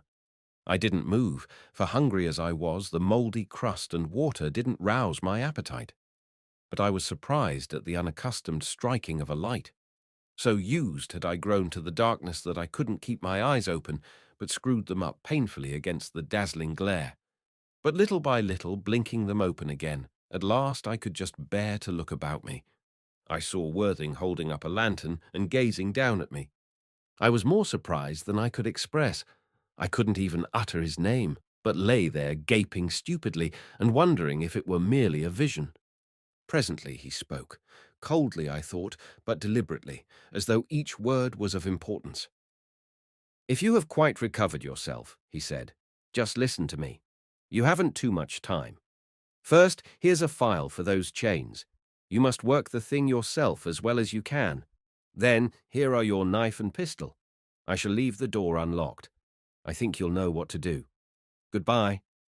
He was going, but I gasped out his name, and he turned. "Well?" he asked. "But tell me," I said, "what does it mean?" "No time," he replied. "But you must, I implored. He was silent a minute or two, as though wondering how best to explain the mystery. Then he said icily, "It's pretty simple, Tommy. It means just this, that I'm a thief and a liar." And again he was at the door. But I broke out, struggling at my chains. "Oh, Worthing, my best friend, don't go like this. You've done something terrible for me. What is it? What is it?" "Why," he answered in the same bitter tone, "I've broken my trust, that's all. The doctor trusted me, and I stole your knife and pistol. Staggers trusted me because he wanted the evening out, and I've brought you a file and unlocked the door. Goodbye." "Worthing," I called after him. "For God's sake, don't shout like that," he cut in. "Look here," I said more calmly. "You must forgive me. I called you a coward. I didn't mean it." "And I called you a fool, and I did mean it," he said shortly, and was gone. He came back to say, "You have just a week," and left me. For a moment I lay motionless, wondering whether I ought to take advantage of the liberty he had brought me. But I knew it was too late now for such a scruple. If I had meant to refuse his gift, I should have done so before I let him go. In fact, I realized now there were many things I should have done before I let him go. If I couldn't have persuaded him to take back his gift, at least I should have pressed him to fly with me. For something of what lay in store for him when his deed was discovered, I could faintly guess. But with a shrug, I dismissed the thought. Since he had gone, there was nothing left for me to do but to make the best use of the chance he had given me, for to fail now would but double his disgrace. I set to work with the file, for my chains were long enough to permit of that. But the labor was tedious, and many times I rested almost exhausted with the ceaseless fretting, my fingers rubbed and bleeding and so tender that even to hold the tool was an agony. But I knew the work must be done, and at last, crying with pain, I had filed through the links and rose to my feet, sore and stiff, but free. Very lovingly I handled my knife and pistol, and secreted them ready for use, for I was determined to fight my way through rather than be dragged to prison again. The door creaked and groaned as I slowly swung it open, having first put out the lantern lest its light should betray me. But the passage was deserted, and at the end was a narrow flight of stone steps up which I crept. At the top was a door which yielded to my pressure, for Worthing had left it unlocked, though the key was in its place on the other side. As I passed through, in front of me a few paces away was a side door that gave onto the street. I was about to open it when I heard a heavy tread without, and the door opened in upon me. I flattened myself against the wall, and peeping round could just make out the figure of Staggers, unsteady from some late debauch, reeling through. He turned to close the door, drawing the key from the outside of the lock. I feared I should be discovered in spite of the dark, for in his drunken state he might easily lay his hand upon me. Moreover, he would probably lock the door, if he could manage to fit the key into the hole, and then pocket the key, and escape would then be more precarious, as I would have to go by the front entrance where the doorkeeper might hear me. Quickly I made up my mind what to do. I could see Staggers stupidly lurching as he fumbled at the lock. I jerked open the door behind me, and throwing my full weight upon Staggers sent him toppling backwards through the doorway and bundling down the stairs. And as his body thumped and tumbled below me, I flung to the door and locked it, then turned and escaped into the night. For a while I fled as though in a panic. Then finding myself clear of the village, I rested to recover my breath. What was I to do? Where was I to go? Should I press straight on as far as I could? But I became aware of a tiredness and stiffness of my whole body. I had been starved and tortured, and would probably collapse if I tried to go far without food. So I decided to make for Sunset Towers. I could hide there for the next day while the hunt was out. The captain wouldn't give me up even if inquiries were made for me there. So I set off again, so weary that even the few miles ahead seemed a year's journey. But the thought of Staggers locked for the night in his own prison brought me wonderful consolation. I only hoped he wasn't too drunk to taste to the full the evil horrors of darkness. I didn't realize till I rose again and started on my way how much I had had to endure during those few days in the cell. The short rest by the roadside left every muscle stiffened as though run into a mold and set, and with the friction of my clothes the wounds across my back were chafed into an agonizing tenderness, so that with stiffness and soreness every step was a double torment. I was weak and exhausted too from want of food, and I yearned to lie down on the heath and rest again. But I dared not. I knew my stiffness would increase upon me tenfold, and I feared lest sleep should overtake me. And with that thought I hurried forwards, for I knew if I fell asleep I should be found by the officers, and I shuddered with naked terror at the possibility of being recaptured and haled back to torture.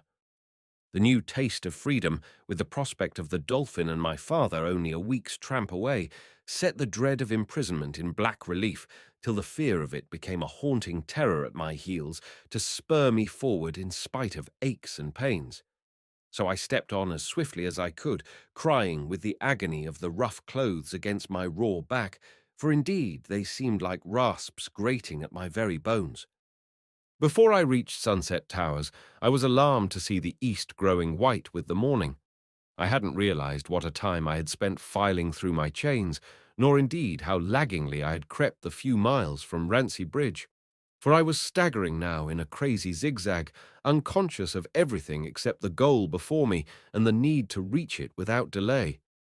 At last I touched the gate, where for a moment I leant against the post, swaying dizzily, then with an effort passed on again for the last few steps, instinctively making for Jenny's window. And there indeed my strength failed me. I fell to the earth, clutching at the ivy, and calling with what voice I could summon, "Jenny! Jenny! Come, and let me in." I sank on the ground and waited, so weary that almost with the uttering of my cry for help I would have been asleep. But Jenny had heard me. The window was flung up, and she called quietly down, "Tommy, is that you?" "Jenny," I said, but couldn't speak another word. Her instinct must have told her I was at my last gasp, for she didn't stay to question me. In a moment she was out of the house and at my side, and her firm little arms were about me, helping me to stand, and leaning on her heavily, I managed to totter in and collapsed on a chair in the dining room beside the empty grate. After this things passed in a maze for some while. Jenny must have brought me some food and wine, and somehow supported me up the stairs to her room. For presently I found myself lying snugly in bed, and with the fading vision of her face bent above me, sank into a wonderful sleep. There was nothing more the matter with me than exhaustion, for when I awoke later in the day, though I still felt stiff and somewhat shaky about the head, yet I had lost the stupid sense of weakness which had sent me tottering down the road from Rancy Bridge. My strength had returned to me, and even the soreness had gone from my back. But putting my hand to the place, I discovered why. It was swathed in comfortable bandages. At the movement, Jenny was at my side, and I put out my hand to her. "Better, Tommy?" she asked in a voice of such concern that I didn't know whether to laugh or cry, for there was something so disconcertingly touching in her wide, anxious eyes, usually so fierce, that I felt a strange emotion shake me. I couldn't decide whether it was pleasant or painful, but as I lay there and felt her little fingers about my brow, there seemed to be something very wonderful about it all. For I had no desire to get strong and well again if I might have Jenny to tend and comfort me like this. But the weakness was only momentary, for I felt a sudden shame at the unmanly sentiment, and putting Jenny's hands aside, rather roughly I'm afraid, I sat up and said, "There, that's enough." I jumped out of bed, pretending to feel nothing of my aches and soreness, though still acutely conscious of them.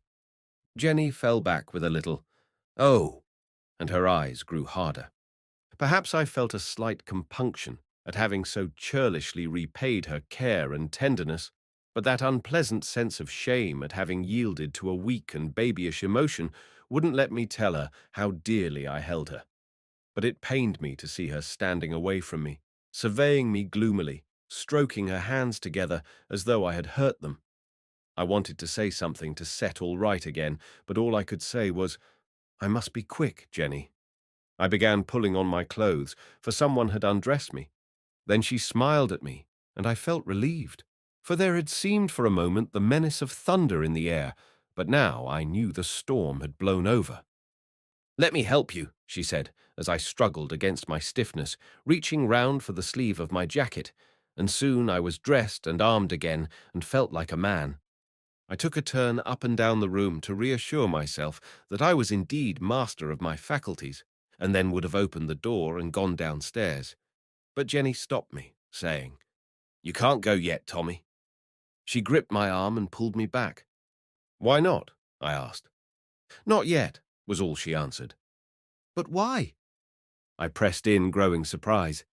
She watched me silently for a moment or two, then said, "Well, I'll tell you, Tommy. You see, but are you hungry?" She broke off. The sudden question seemed to create as sudden an appetite.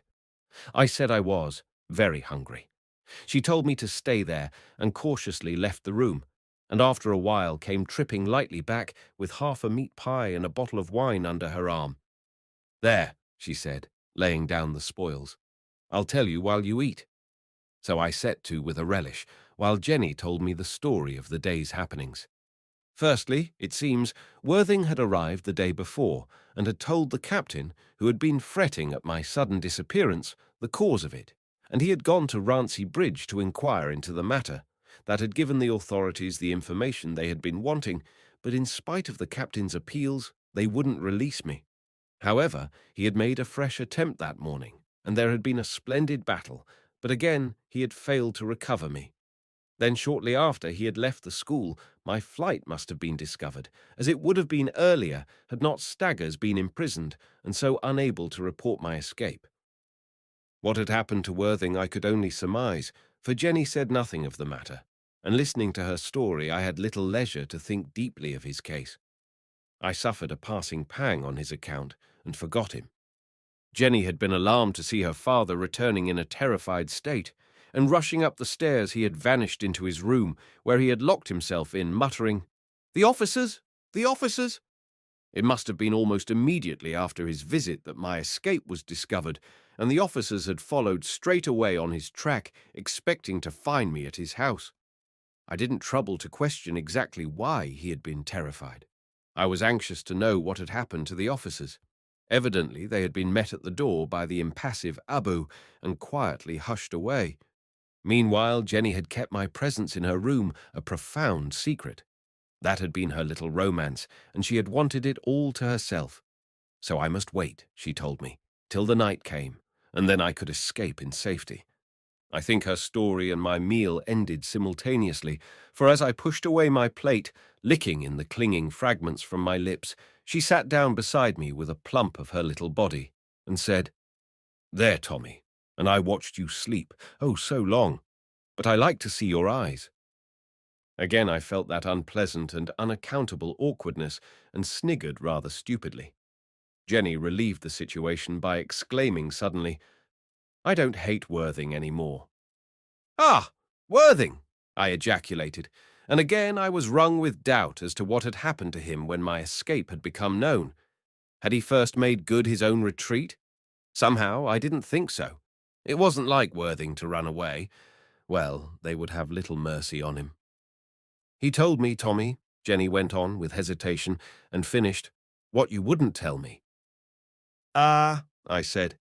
Then she suddenly sprang up, her eyes blazing, her fists clenched in the manner I knew well, and said with fierce vigour, Yes, I know what they did to you, and I've seen too.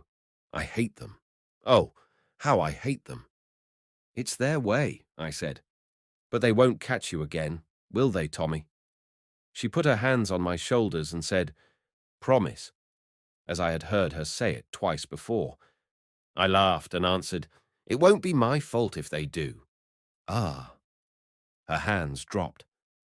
And Worthing came and told you, I said, my thoughts again reverting to my friend with his strange loyalty, sometimes so considerate, sometimes so cruel. Jenny answered, He just said, They lock him up in a dark cell, they give him a crust and water 3 times a day, and they flog him naked every morning. That's what he said, and he looked at me, and I could see it. I could hear the words as Worthing would have said them, just the plain facts of the case, and nothing more. Yes, I said, musing. Then, well, it's over, and I shan't go back again, and tonight I'll be off, Jenny.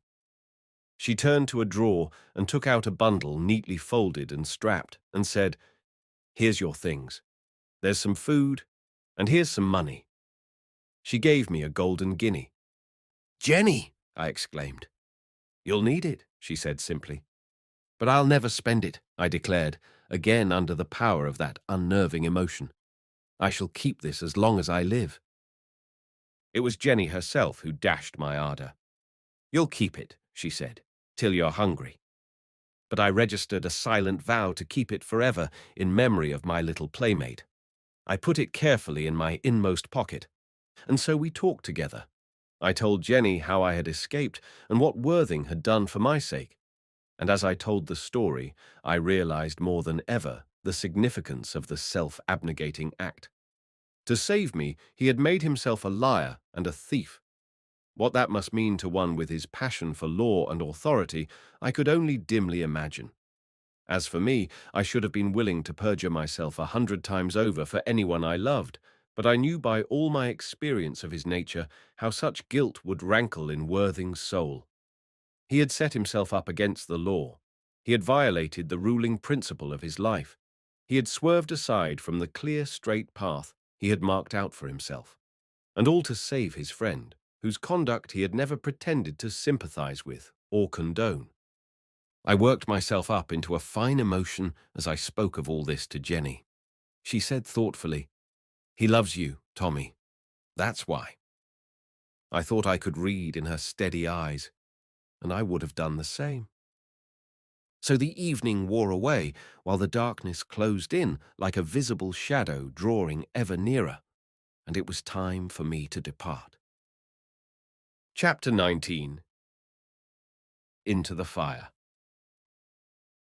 I opened the window and looked out into the night, glad to see the sky veiled in thick clouds which didn't let a single star through, for the darkness would befriend me better than the brightest moon. I said goodbye to Jenny and climbed out onto the sill, and feeling for a firm branch of ivy, carefully began to lower myself till my face was on a level with the window ledge.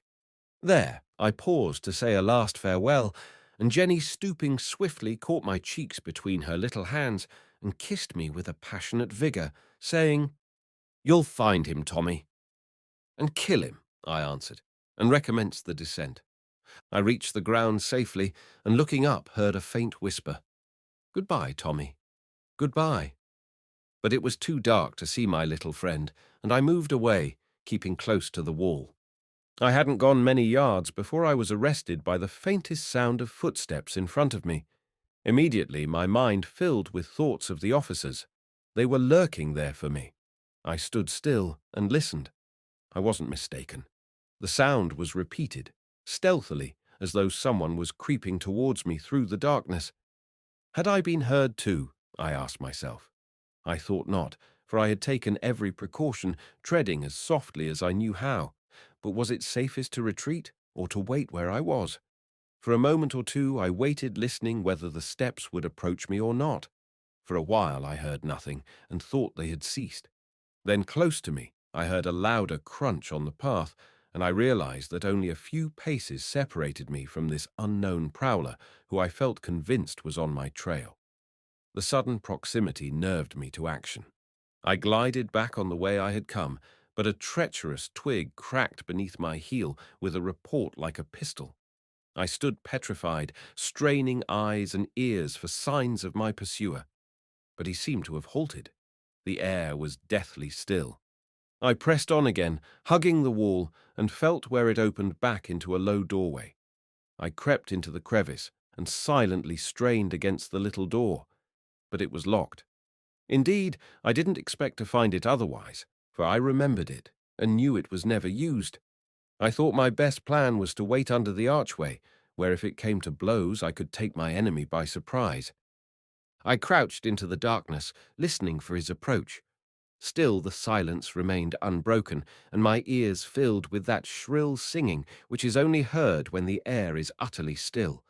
The singing became so loud that I feared I wouldn't hear a sound if one came. Then I grew aware that the edge of my foot was resting on a pebble.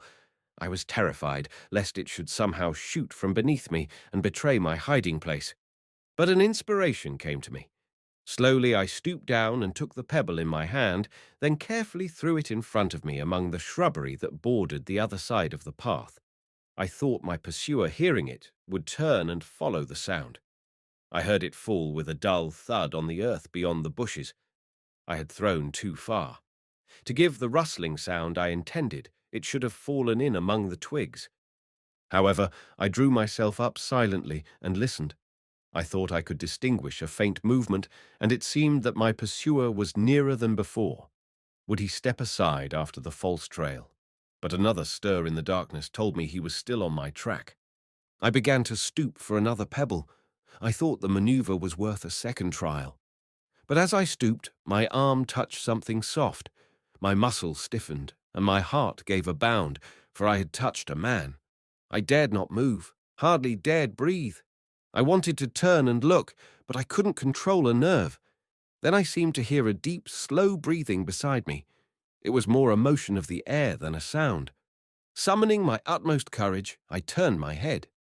Very faintly in the blackness, I could distinguish a sort of lesser dimness, which I knew was a face. And I knew, too, that the eyes were fixed upon me. They seemed to be glowing at me, though nothing of them could I actually see. It was merely that I felt them there like a paralyzing spell. Then suddenly my attention was diverted. Close to me on the other side, I heard the faint fillip of a stone on the path. I was caught in the trap all right. I expected every moment to feel a hand grip me from one side or the other, but nothing happened, and the strain became intolerable. I wanted to scream aloud, to spring out from the archway and into the open. What were they waiting for? Why didn't that hidden spy in the corner give the signal? Why didn't my first pursuer put out a hand and feel for me? They seemed to be playing with me, a cruel sort of game. I was fairly trapped, but they wished to linger out the agony. A terrible sweat broke out on my brow. My tongue went dry. My throat was so parched I could scarcely breathe, and all the while I could feel, as it were, a heavy shadow palpably closing in from either side. Then suddenly I caught my breath and choked. That broke the spell. I sprang away. I thought I felt a hand clutch me from behind as though to stop me, but before I had fled a couple of steps, there was a splitting pain at my head as though something had burst within it. And before I lost consciousness, I knew that someone had struck me a dizzying blow. I awoke to a sort of disturbed dreaming long before I awoke to reality. There was a heavy confusion in my mind, as though I were being swung at the end of a long chain. There was a rushing and buzzing in my ears, and sometimes a sudden cessation, as though the whole world were frozen into a momentary immobility. Then with a wrench I was dizzily spinning again in a sickening circle. But by degrees the spinning seemed to slacken, and then I was tossing uneasily with short lurchings and swayings as though I were suspended from a high roof with a company of giants swinging me from one to another. For sometimes I was tearing through the air, and then I would stop with a thud and a jerk to be sent racing away once more. And always there was a sort of burdensome cloud weighing at my heart, strangely oppressing me with stifling fold upon fold of black vapour. And the cloud seemed to grow till it enveloped my whole body, and the noise of the air rushing past me became muffled and far away, as though I were swathed in huge blankets of palpable clinging gloom. I struggled against it, and longed even for the sickening hiss of the air about my face, for something seemed to be sucking at my lungs so that I couldn't draw a mouthful of breath. So tossed with such evil fancies, I was gradually shaken back to consciousness, and at length knew that I was stiflingly gagged and bound, with something over my face shutting out the cool night air, if night it were, and making the world for me a wall of solid blackness.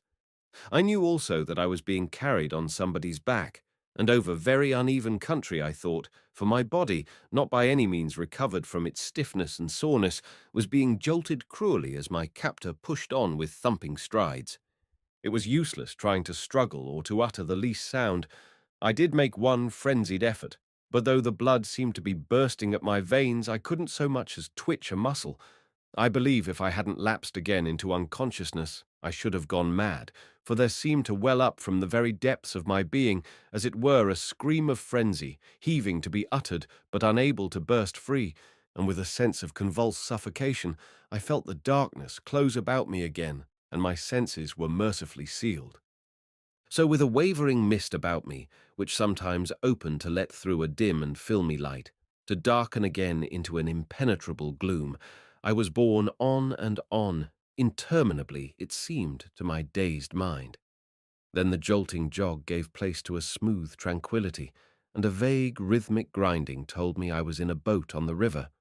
And later I felt a heaving and sinking, and knew I was on the sea. The sea!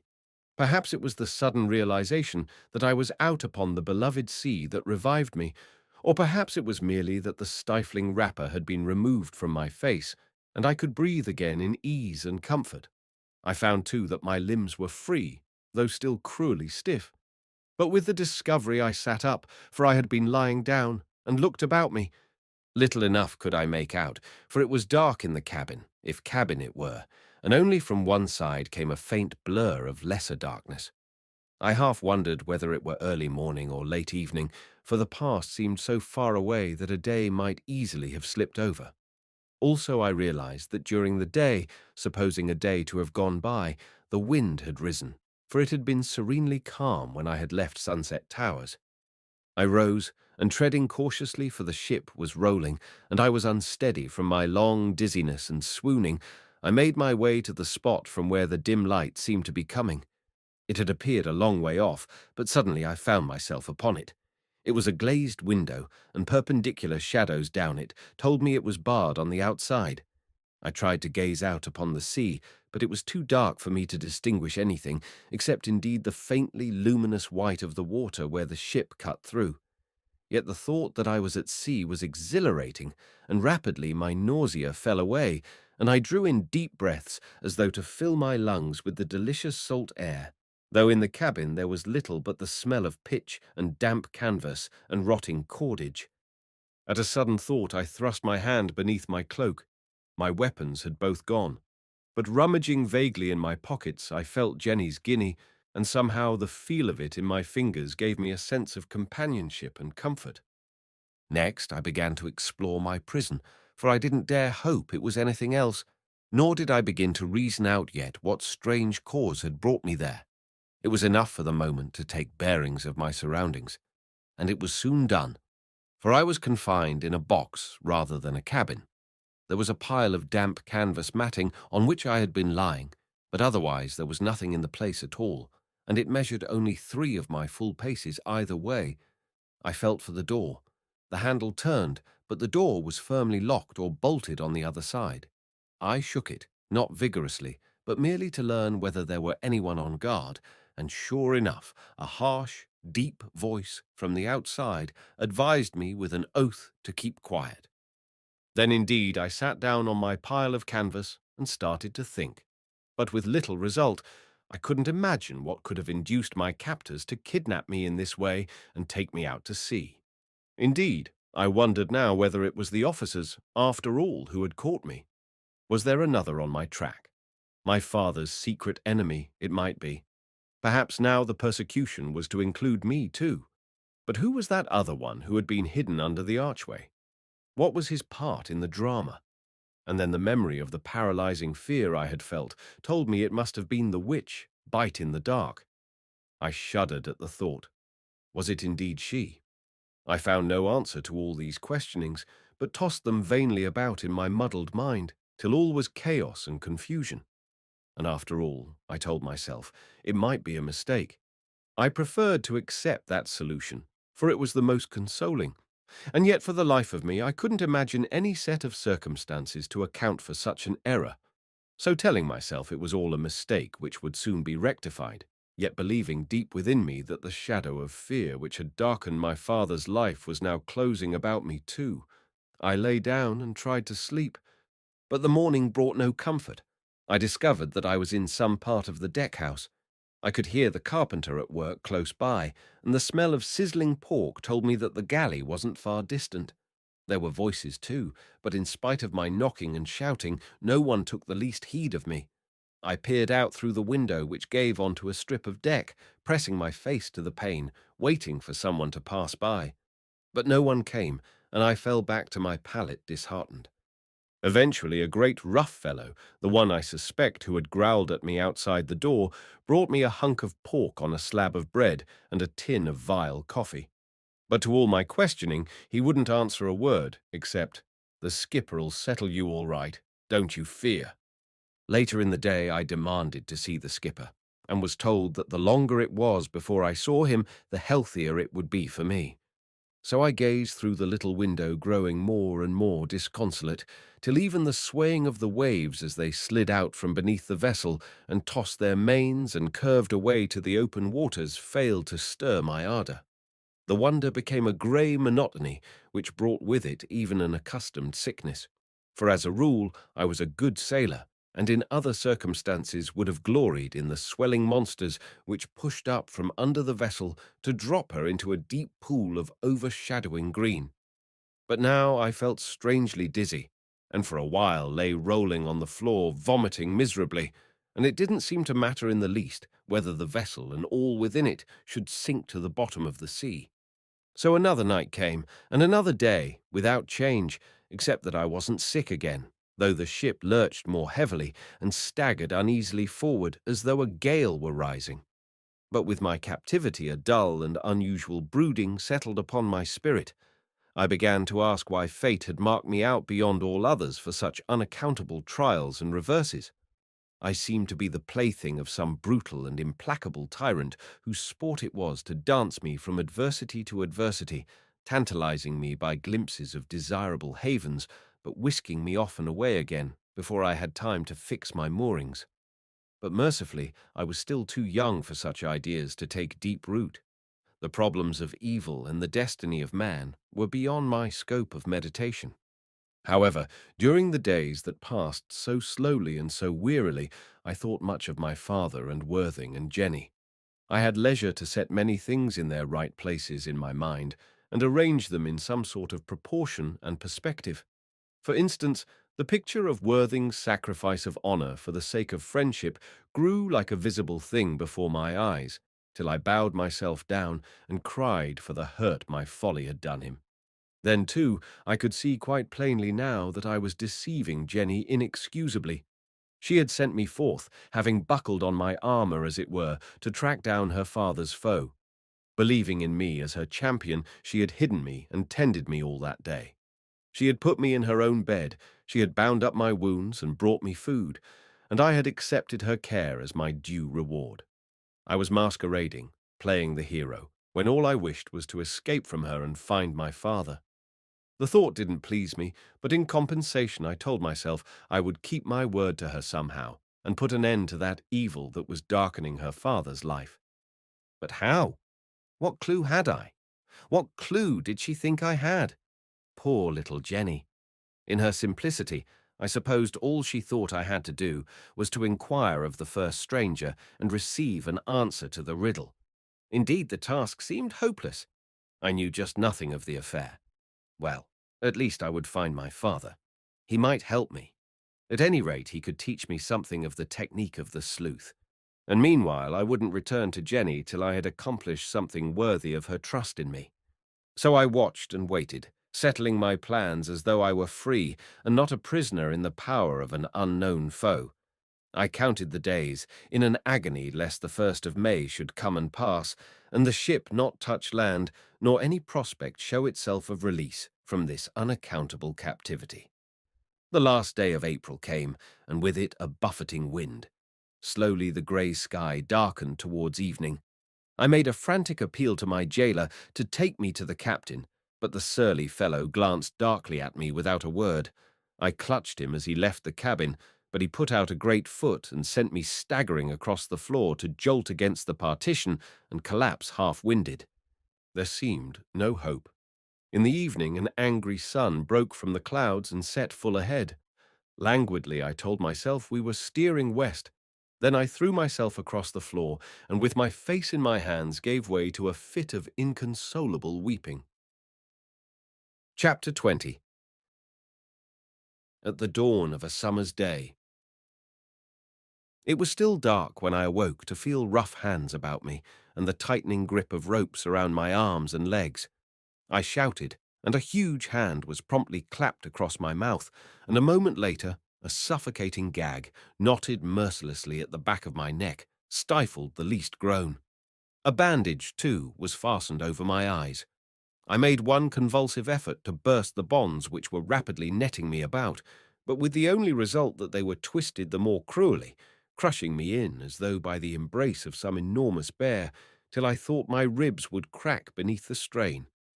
The agony was almost unendurable, and was made still worse by the gag over my mouth, for it would have been some relief to have been able to rage and curse and scream, but not a sound could I utter. It seemed as though a terrible explosive force were being compressed within me, unable to burst free. And then a sacking of some kind was drawn over my head, and the mouldy reek of it made me want to vomit, and though suffocating for lack of air, it was even worse agony to breathe the foul fumes that came through the filthy stuff about my face. A spasm convulsed my whole body from within, but the cords around me were too tight to allow so much as a tremble to shake my limbs, and then I felt suddenly limp and made no struggle, but yielded to the inevitable without a question or a hope. Something was about to happen at last. Perhaps I was to be thrown into the sea.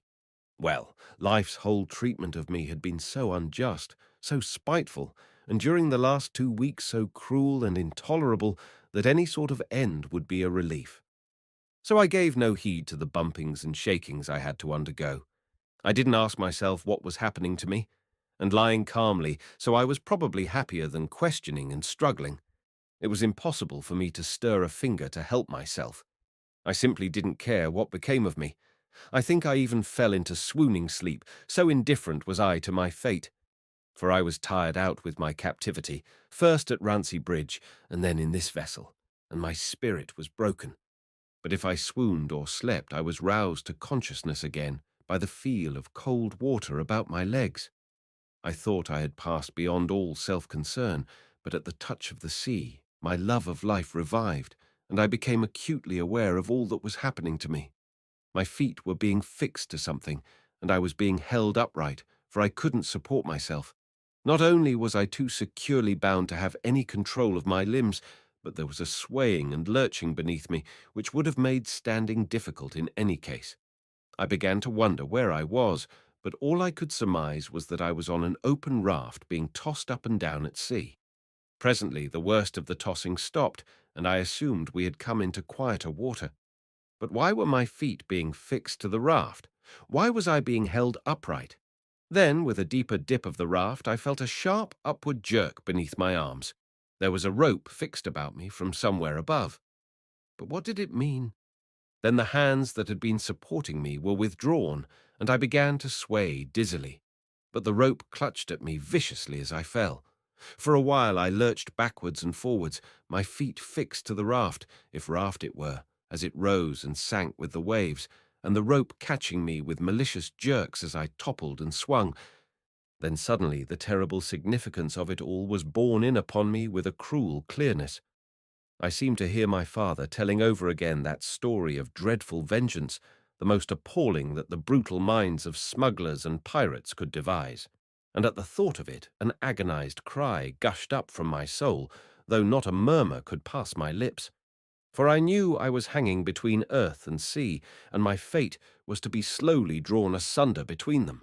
For as the tide ebbed, the raft beneath me would sink, and the rope above me would tighten, till gradually my body would be stretched and strained to an agonizing death. The realization came to me with a shock of horror, the more so as my father's vivid story had impressed me with the lingering torment I might expect to suffer. I ceased even to cry out in my heart, "Why, why, why?" as I had done on board ship, exclaiming against the malignant destiny that ever pursued me. For with the fear of such a death upon me, I had no place in my mind for anything except the frenzied anticipation of it in all its horror. And still the raft rolled beneath me.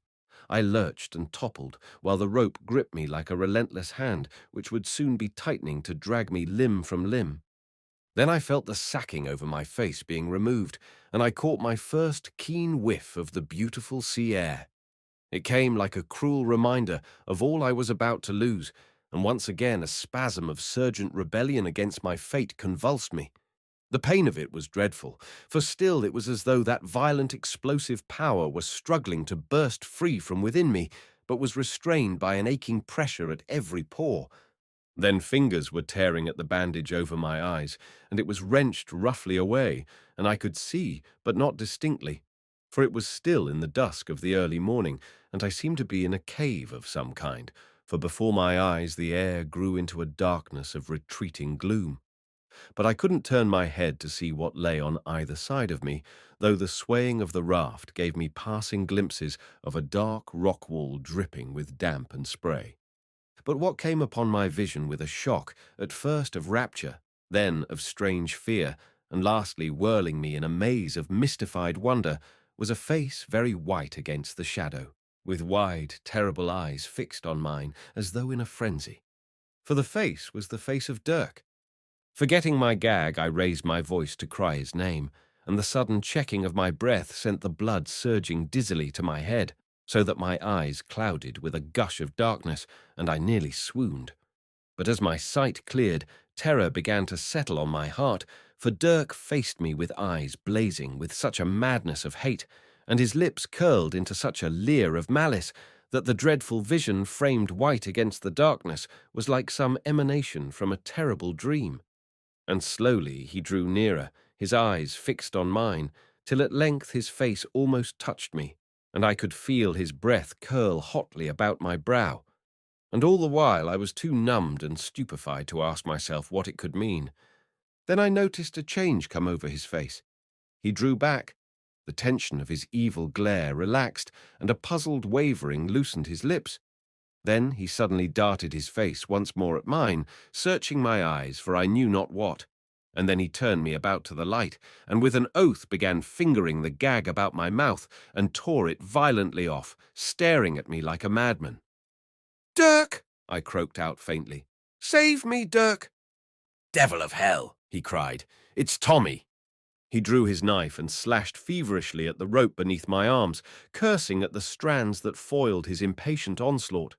But at last they came away in his hands. Then stooping, he set to work to release my feet, while I half fell on top of him, supporting myself as well as I could on the unsteady raft, till one by one the cords that bound me were cut away.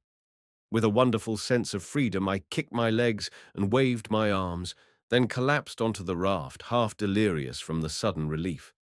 Dirk lifted me into his boat, and so overpowering was the good thought of life again, and the clean air after the stuffy suffocation of the gag and the sacking, and the feel of the blood flushing along my numbed limbs and tingling in my feet and fingers, that I lay in the rocking boat and sobbed like a child. Presently I looked up through my tears, smiling, I think, to see Dirk seated above me, his head in his hands and his elbows on his knees, still gazing at me half frenziedly, till I began to wonder whether the veil had lifted only to fall again. I stopped my crying, and laying my hands on his knees said, "Dirk, what is it? Why do you want to kill me?" "Little kid, Tommy," was all he could say, repeating it over and over. He thrust a hand through my hair, tenderly enough for such a great rough fellow, and bending my head back looked at me earnestly and inquiringly. At last he fetched a heavy breath and said, "Yus, it's little kid Tommy, and no mistake. But it beats me. It beats me." I understood nothing of the matter that was troubling him. I was utterly without a clue to the mystery. I could only say, "Tell me, Dirk, what is it?" It was a long time before he answered, "Wool, kiddie. I was on his track, and I thought I'd got him at last. But it was you I nabbed, though hell knows how it chanced." "Who was he?" I asked, but before he replied, I knew whom he meant. "Have you forgotten, kiddie?" he asked. "The king's man." "You found him?" I questioned. "I've hunted him high and low," he replied, "and I've had my fingers on him, so." He clawed the air about my throat. "But he slipped through every time, blast him. He's got as many shapes as a cloud in a gale, and as many voices as the wind. So when they told me you was only a nipper, I grinned to myself and said nothing. You see, I thought I had him safe. But it beats me, it does." He shook his head sorrowfully. I was beginning to understand something of the mystery, and suddenly everything seemed clear, as though I had followed it in a book. "Dirk," I cried, "I know how it was. He was hiding in the corner. He was chasing me. An officer, you know. I'd run away from school. Then I suppose he heard you after him and lay low. And I heard you and thought it was him. So I hid there in the doorway.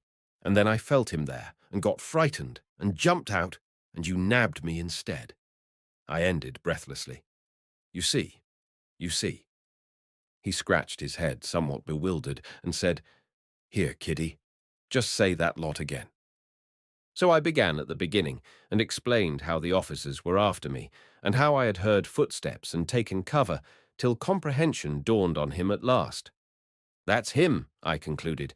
"That's the king's man, the officer who was waiting there for me." Dirk sat there weighing the matter in his mind and presently exclaimed, "And it were you, Tommy. I've been keeping in that filthy hole, starving you and gagging you and frightening you and all." "Nothing," I said. "Nothing." And to ease his mind added, "Don't you see, if you hadn't nabbed me, the officer would have had me instead, and I should have been back in the cells again." "That's a brave thing to say, kiddie," he exclaimed fervently, and seized my hand till I nearly cried with the pain of a friendly grip.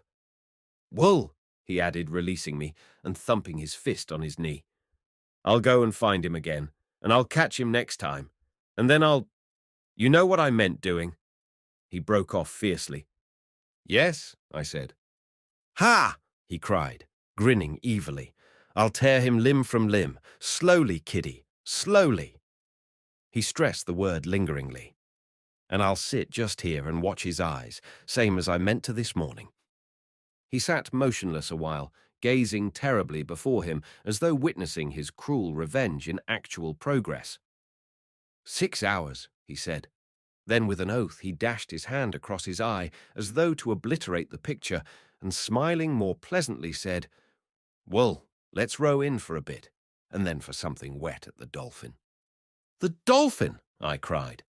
I gazed about me and realized where we were. It was the very spot where the betrayal had been committed which was to have been so horribly expiated.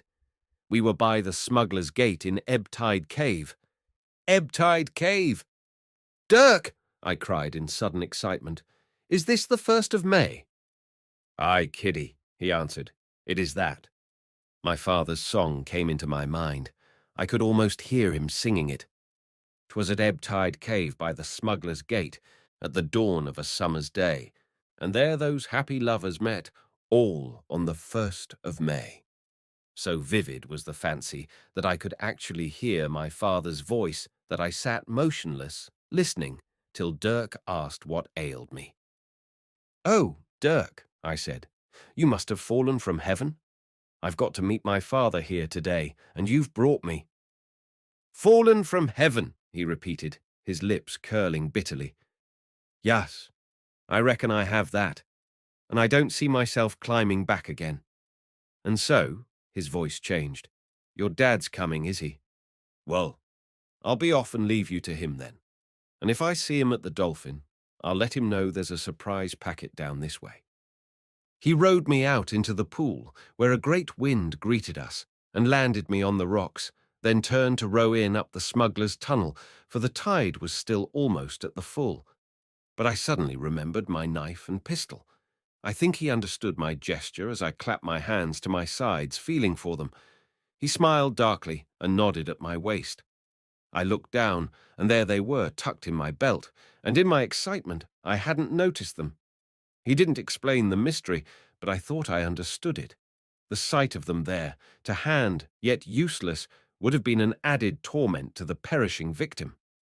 So he left me, and I watched him vanish, then clambered up the cliff so that I could see if any boat were making for the shore, and also if anyone appeared from above, for I didn't know whether my father would come by sea or land, but that he would come I held for a certainty. Halfway up I found a good lookout point, and sat down and waited, my heart in a whirl of excitement at the prospect of seeing my father again. Indeed, the joy of meeting him was so great that I hardly had a thought to bestow on the extraordinary way I had been spirited to the rendezvous. So I sat there gazing out to sea, glorying in the huge bursting rollers that strained and pounded at the rocks beneath me.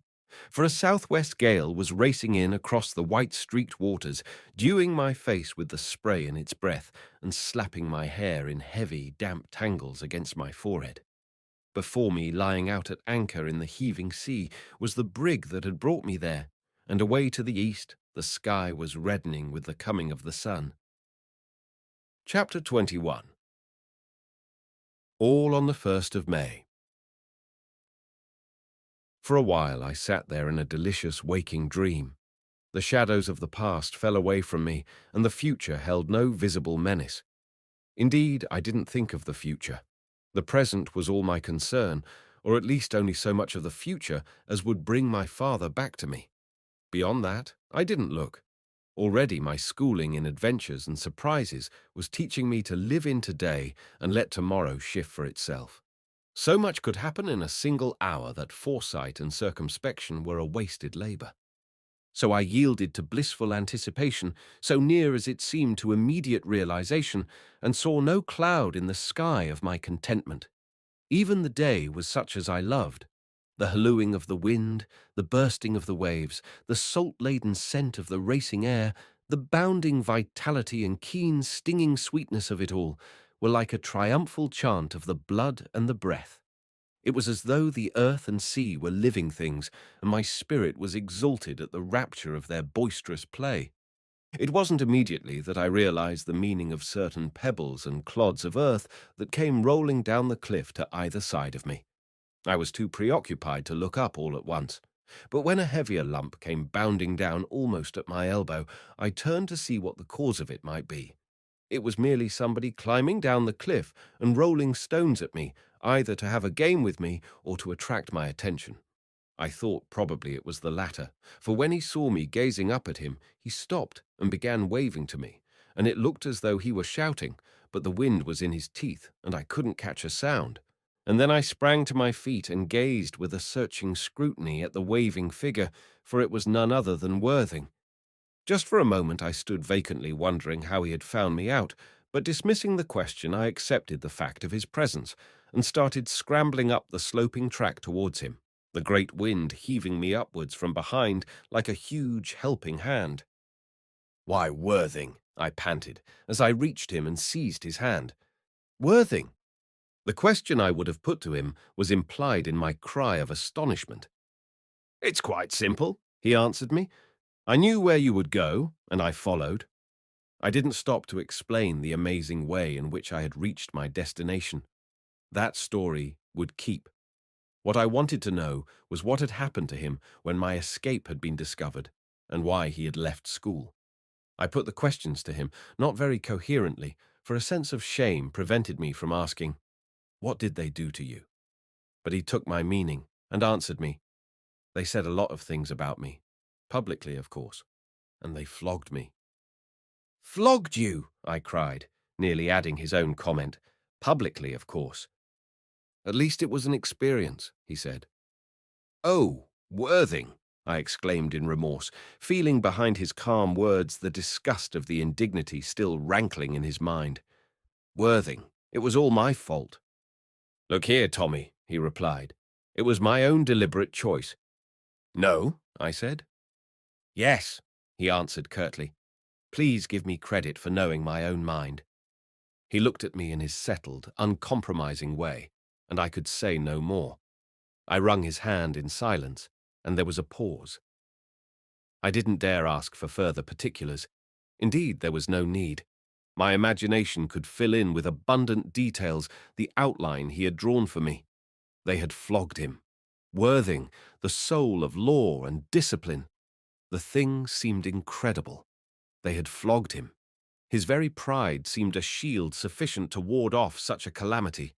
But they hadn't spared him. I turned to him with a cry of gratitude, but he was saying, "The captain was terribly uneasy about you when I told him you had escaped and disappeared." Ah, I said, and wondered whether he would mention Jenny.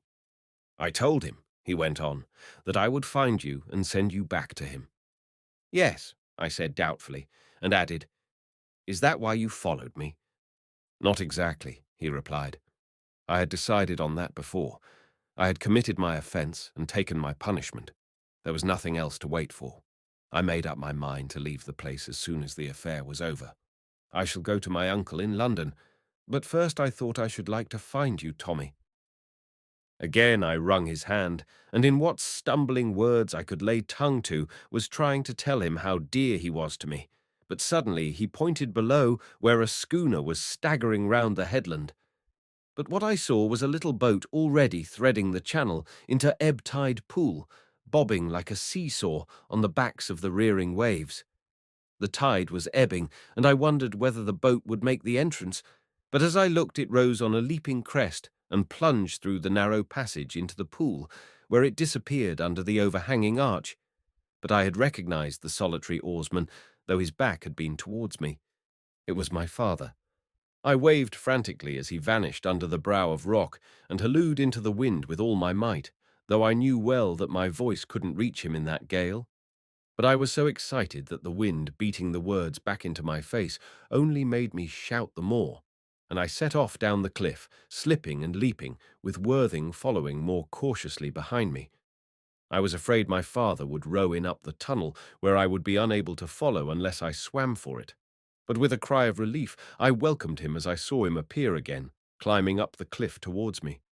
I stopped for a moment and waved to him, but he hadn't seen me, and suddenly I thought I would hide and lie in wait for him to surprise him as he came by.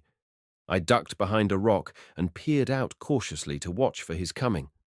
Looking back, I saw Worthing still stepping deliberately down the path. I motioned to him to hide, but he was too concerned with his footing to notice me.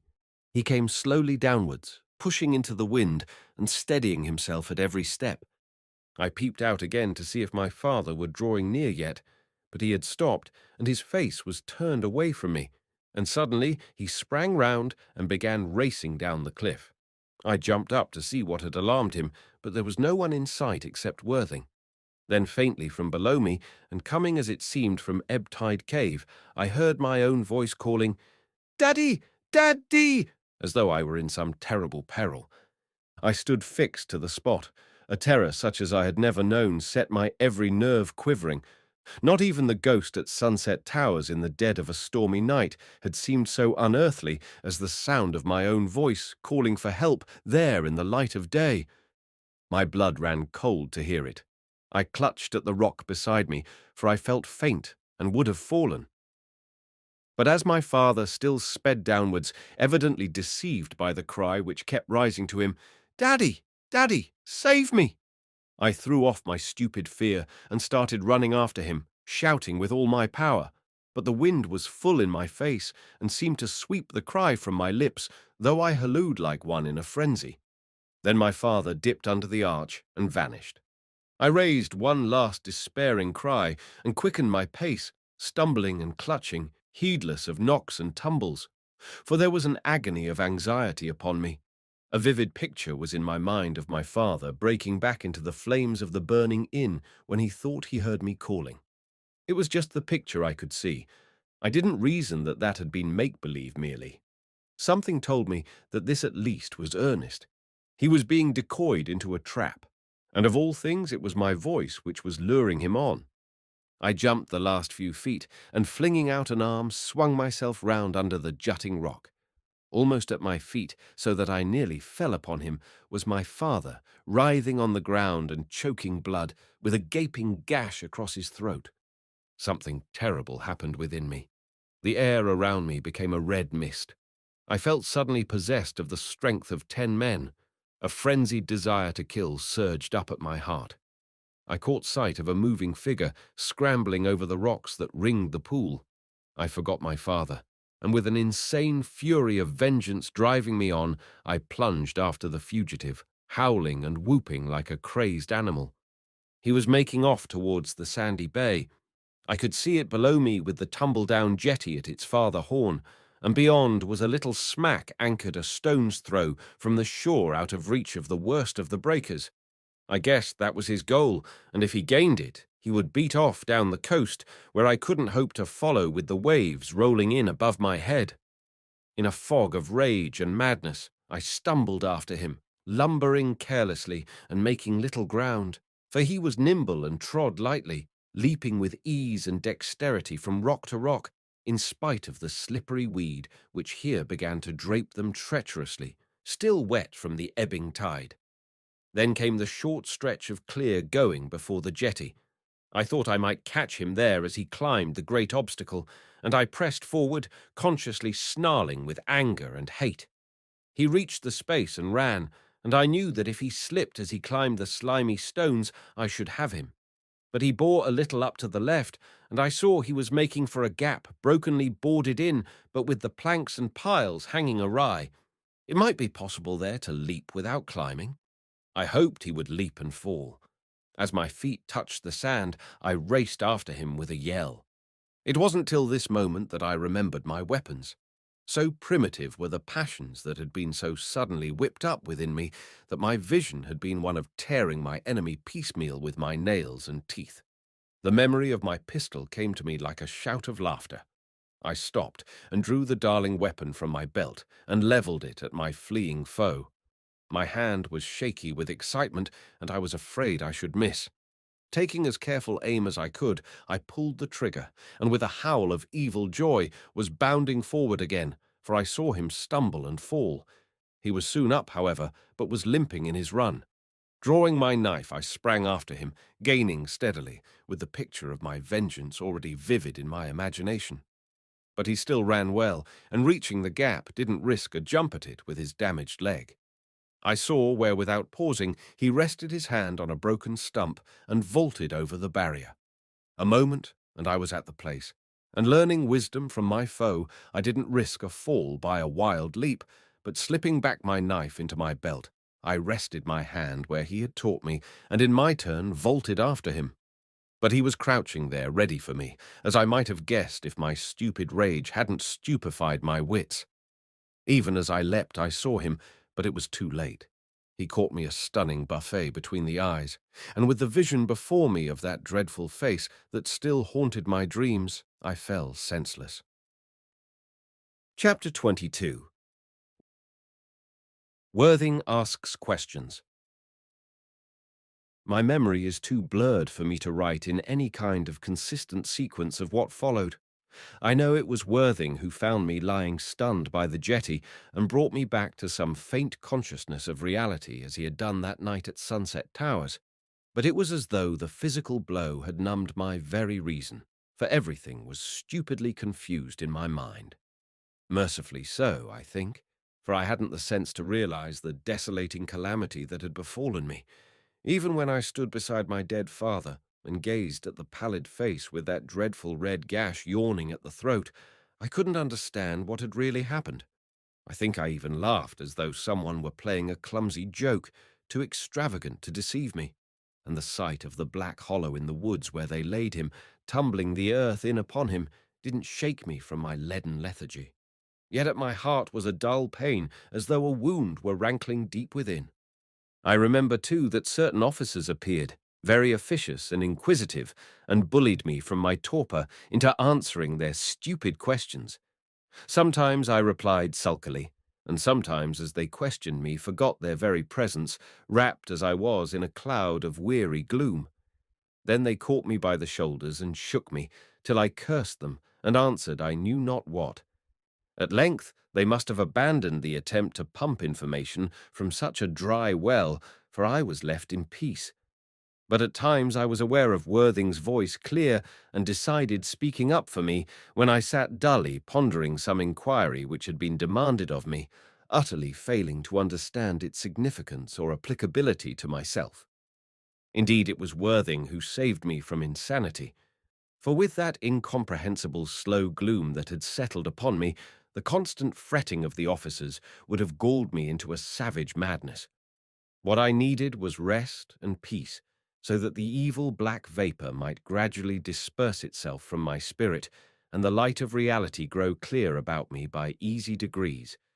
But the constant questioning puzzled me, and set me searching in the confusion of my mind for clues and traces of the inexplicable enigma which seemed to be dodging me through the dark complexities of my bemused memory. When it baffled me, and I sank into a gloomy stupor, all was well. But sometimes I caught a glimpse of the evil thing, and that was like a wrench to a broken limb, an agony that pierced through the vitals like a sword of white fire. I gasped as though my very soul had been split apart with a wedge of lightning. But the pain was too terrible to endure, and foolishly I dropped back into my moping. Yet I know that all the while I was saying to myself, "He is dead, dead, dead." But the knowledge didn't take root in my mind. It was like a knocking from outside, but I wouldn't open the door. I felt there was something evil there, and though within all was dark and dreadful, yet I wouldn't open to that unknown thing. I only knew it would stand there and knock till I relented, but stubbornly I refused, and shrank deeper into the darkness that closed me round. All this is but a foolish picture of what I suffered, for everything about me was a kind of weighing chaos where I couldn't reason or distinguish. Only, as I say, at times a vivid light broke through, crueler than the shadows that clung about me. For the light was the light of reality, and reality was more terrible than the spiritual coma that had stupefied my understanding. However, the light was bound to triumph in the end. The knocking became insistent, and I knew I must open the door. And then, with the rush of bitter knowledge upon my naked heart, I learnt what it was to have a friend. Not that Worthing wept over me. Rather, it was his severe strength and calm recognition of actuality that supported me. For in his presence I accepted the inevitable as a thing not to be questioned, merely to be endured. It was the contagion of example rather than of precept, for he never, that I remember, spoke harshly to me as one must to the hysterical. It was merely that he faced up to the reality of the situation, and I caught something of his straight and uncompromising attitude of soul. Dirk, too, nursed me back to sanity in his rough way. Not that I learnt much philosophy from him. Rather, it would seem that he tended to undo the good that Worthing did me. For if Worthing stimulated me to strength of endurance, Dirk stimulated me to violent rebellion. He took me with him for long marches across the country, and sometimes for a tossing at sea, and always the burden of his talk was one of cursing and vengeance, till in the blackness of my heart I vowed again and again to track down my father's murderer and kill him without mercy. And at such times Dirk would encourage me with, "That's the gab, kiddie.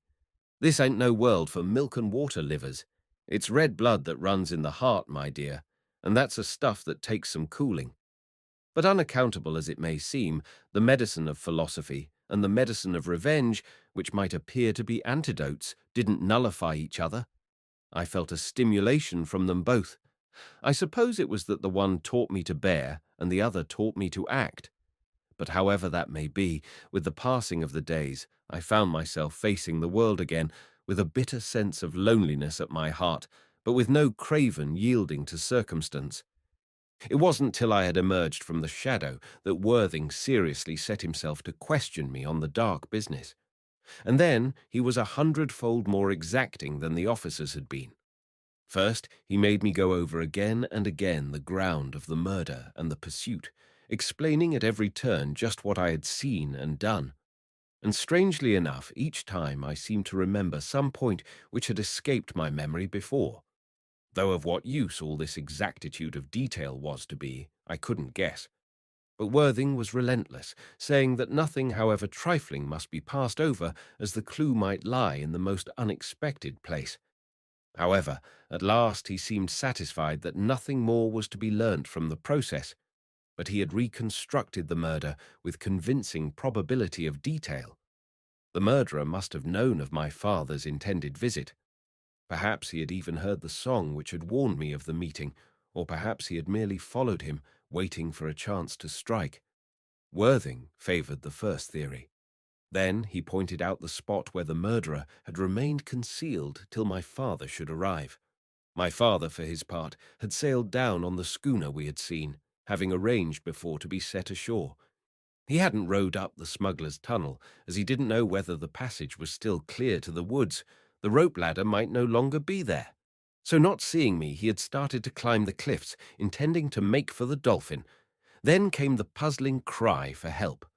I eagerly explained to Worthing the affair of the snowman, and how my father had rushed back into the burning inn to save me. His enemy must have been on his track even then, and the incident had given him the idea of a ruse, which he hadn't yet tried. Well, it had succeeded. He had imitated my voice, and my father had turned, thinking I was below there and in danger. And that was easily explicable, as I might have been exploring in Driftwood Cavern. He had turned, unarmed of all suspicion, in his sudden belief that I was in peril, and his enemy had caught him off his guard at last, and had killed him. The murderer had fled, and I had followed. But the smack towards which I thought he had been making was still at anchor when Worthing found me.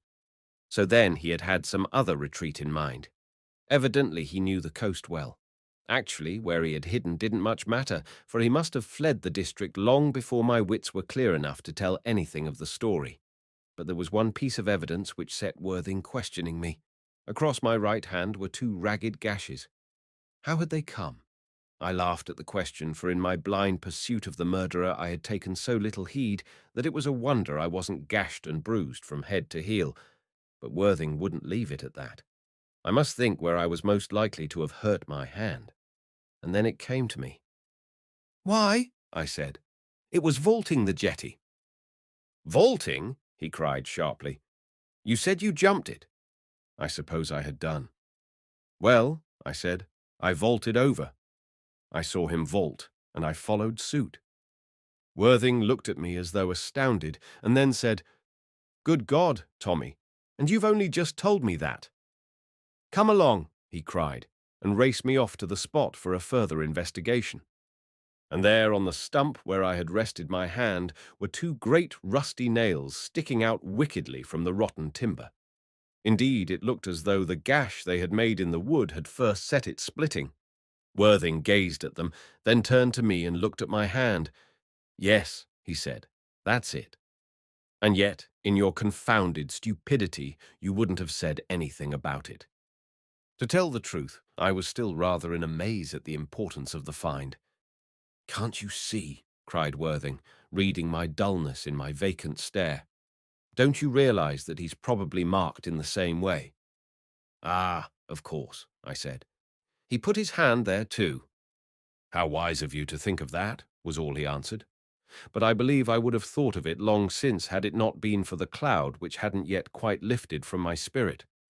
But Worthing hadn't done with me. For days we strolled the country round, or sat out on the cliffs, or lay in bed with the candle burning to the socket, while I told him everything I could remember of my past life, 100 times as much as I have written in this book, for I couldn't distinguish then between the relevant and the irrelevant, and indeed he didn't wish me to distinguish. If I seemed to be keeping back some trifling detail, he would wrest it relentlessly out of me, declaring that he must know everything I could possibly remember, to the very clothes I had ever worn and the very meals I had ever eaten. At times he listened with his eyes half closed, as though waiting for some hint which would set him on a clue, or throw light on other parts of the story which seemed shadowy and inexplicable. And at times he would start up alertly and tell me to repeat something again, spurring on my memory with hints and suggestions. He brushed aside my question as to how the old hag, Bite in the Dark, had changed into a man, for I had recognized the face of the evil old woman as the blow caught me between the eyes. "Merely a matter of clothes," said Worthing, but the mention of the manuscript, when I came to that part of the narrative, excited him immensely, as though he had hit upon the main trail at last, and my father's poring over the plans, his explorations of the creeks and pools about the Dolphin, and his story of the accursed treasure that night at Sunset Towers, became the nucleus of Worthing's inquiries. And indeed, I wasn't so lacking in insight as to be unaware of the significance of all this. It was the unifying element which should explain the mystery that baffled me. For in my superstitious way I was inclined to believe it was the working out of the old curse upon yet another victim. The murderer, be he man or woman, I regarded as merely an instrument in the hand of that darker, impalpable horror which my father had named Shadow of Fear. But Worthing laughed all such stuff to scorn. He set about hunting for the manuscript among my father's papers, but it was missing. The discovery of its loss set him darkly thinking, and one night, when we had been lying silently in bed for a while, he suddenly sat up and said, "It's all so ridiculously simple, Tommy, that I'm afraid there's a catch in it somewhere." "Simple?" I exclaimed. "Look here," he replied. "Just let's put together what we actually know. Firstly, it's obvious your father was after that unhallowed gold, as you call it. Secondly, the manuscript with the plan is missing. There's evidence enough to piece out the whole story, except the actual identity of the murderer. It's just that somebody else was after that gold as well. He wanted the plan, and he's got it. If we hang about here long enough, we shall either be put out of the way, or, if we're clever enough to preserve our skins, we shall see the fellow come back, and in turn start hunting for the treasure." It seemed absurdly clear as Worthing expounded it, but it didn't satisfy me. Yet I couldn't explain to Worthing why it didn't satisfy me, for it was merely that in my heart I felt there was something darker and more mysterious than mere greed of gold that had laid my father low. The story of the curse had got into my blood. Indeed, it had become a familiar strand woven into all my dreams and colouring my very outlook on life. And this was but natural considering the fear and mystery which had shadowed my short but eventful career, till the unseen world had become as real to me as the seen. Worthing continued, "How we are to find the murderer is another matter." "Need we find him?" I asked, forgetting the fine vows I was used to make when in Dirk's company. For my mind was brooding on the horror and inexplicability of it all, and I thought it might be as well to wash my hands of the unholy affair. "The law demands it," was Worthing's characteristic reply, and he explained what evidence we had and what clues we might follow. There was the probable mark on the man's hand. Then, too, he must have been in the neighborhood of the snowman when my father rushed back into the fire. Probably he had been the cause of the fire itself. Again, he had very likely been at Rancy Bridge when my father had sung the verse bidding me to the tryst on the 1st of May. Then there was the affair of the King's man. My father himself had suggested that that was a trick of his enemies to put false blame upon him, and so bring down the vengeance of the smugglers on his head. So Worthing went on, and if the strange fear at my heart hadn't cried halt to the inquiry, I should have delighted in tracing the mystery and connecting it, link by link. But I couldn't throw off the feeling of awe which paralyzed my wits and dulled my enthusiasm for revenge. In spite of the crying wound in my heart, I couldn't whip myself up into the mood for retaliation. Meanwhile, Dirk had been hanging idly round the Dolphin, his brig lying out to sea, for he had taken it into his head to father me now that I was left a homeless waif to face the world alone. He kept urging me to join him on his vessel and learn the sailor's craft, and to tell the truth I was only too anxious to go, for the call of the sea set my blood dancing. But I couldn't leave Worthing, not at any rate until I had satisfied his curiosity, and even when I thought he must know my story by heart, with all my wanderings from as far back as I could remember, and all the secrets I had discovered around the coast and even at Sunset Towers. When I thought he knew all this, yet I couldn't bring myself to part from him unless he wished me to, for I knew I owed him a debt I could never hope to repay. So I was torn between two desires. On the one hand, Dirk and the romance of the sea called me to be away on the wonderful summer waters, and on the other hand, Worthing and a sense of gratitude held me back on land. I wondered how it would all end, for I was still too stupid from the effects of the shock I had sustained to be master of my will. But the knot untied itself. For one morning, Worthing came to me and said he was off to London. He had learnt all he could at this end of the trail. Now he must go and establish himself in his uncle's graces, and didn't doubt but that he would have leisure and opportunity to work at the mystery and eventually unravel it. His uncle, he knew, would lend him every help, for the case promised to be one of intense interest in the annals of crime. This method of regarding the tragedy made me wince, but I answered cheerily that I was ready to accompany him. "But you're going to sea," he said. "To sea," I repeated. "Look here, Tommy," he answered. "What you need is a thorough change. You haven't got over the shock yet. You'll have a bad time of it before you can face your life steadily. Well, you go off with Dirk while the summer lasts, and then meet me in London. You see," he added, "I shall be able to put your affairs straight in the meantime." I didn't understand him. "My affairs?" I queried. "Tommy," he said, taking me by the arm, "I've pumped you dry during the last few weeks, but you haven't asked me a question, so I must speak without being asked, that's all. You remember I was following you down the cliff when you set off in chase of your father's murderer? Well, when I came up, your dad was still living." I felt a gush of tears at my eyes, but I dashed them away and said, "Yes." "His last thought was for you, Tommy. He gave me a packet which he had in his coat, and I found another in his knapsack in the boat. He didn't intend that you should miss it. He gave it to me and asked me to see the matter straight. I think he had some sort of confidence in my knowledge of this kind of thing. Of course, I promised." "But what is it?" I asked, trying to control my shaky voice, for the picture of my murdered father was vividly before me, and I began to realize, as I hadn't yet done, how bitter was my loss. "There seems to be a fortune," Worthing continued. "There's a London firm has charge of the gold, for it isn't banked. A bank, you see, is a clue for anyone hunting you. Your dad didn't mean to leave more traces than he could help." I thought bitterly that all his caution had been of no avail at the end. I grasped Worthing's hand and said, "I don't know what it all means. You'll see to it, won't you?" He said he had already pledged his word to do so. So we spent that day together, and the next morning Worthing set off for London, first writing out for me exact instructions where I was to meet him. Then we tramped to the nearest stage, and I saw him mount the coach and drive away on his mission. I walked back slowly to the Dolphin, my mind growing clearer. Worthing had said I should have a bad time before I learnt to face life steadily, and already with my clearing vision I began to see how desolate the world had become. Part 3. Dirk Stormaway. Chapter 23. Dirk takes me in hand.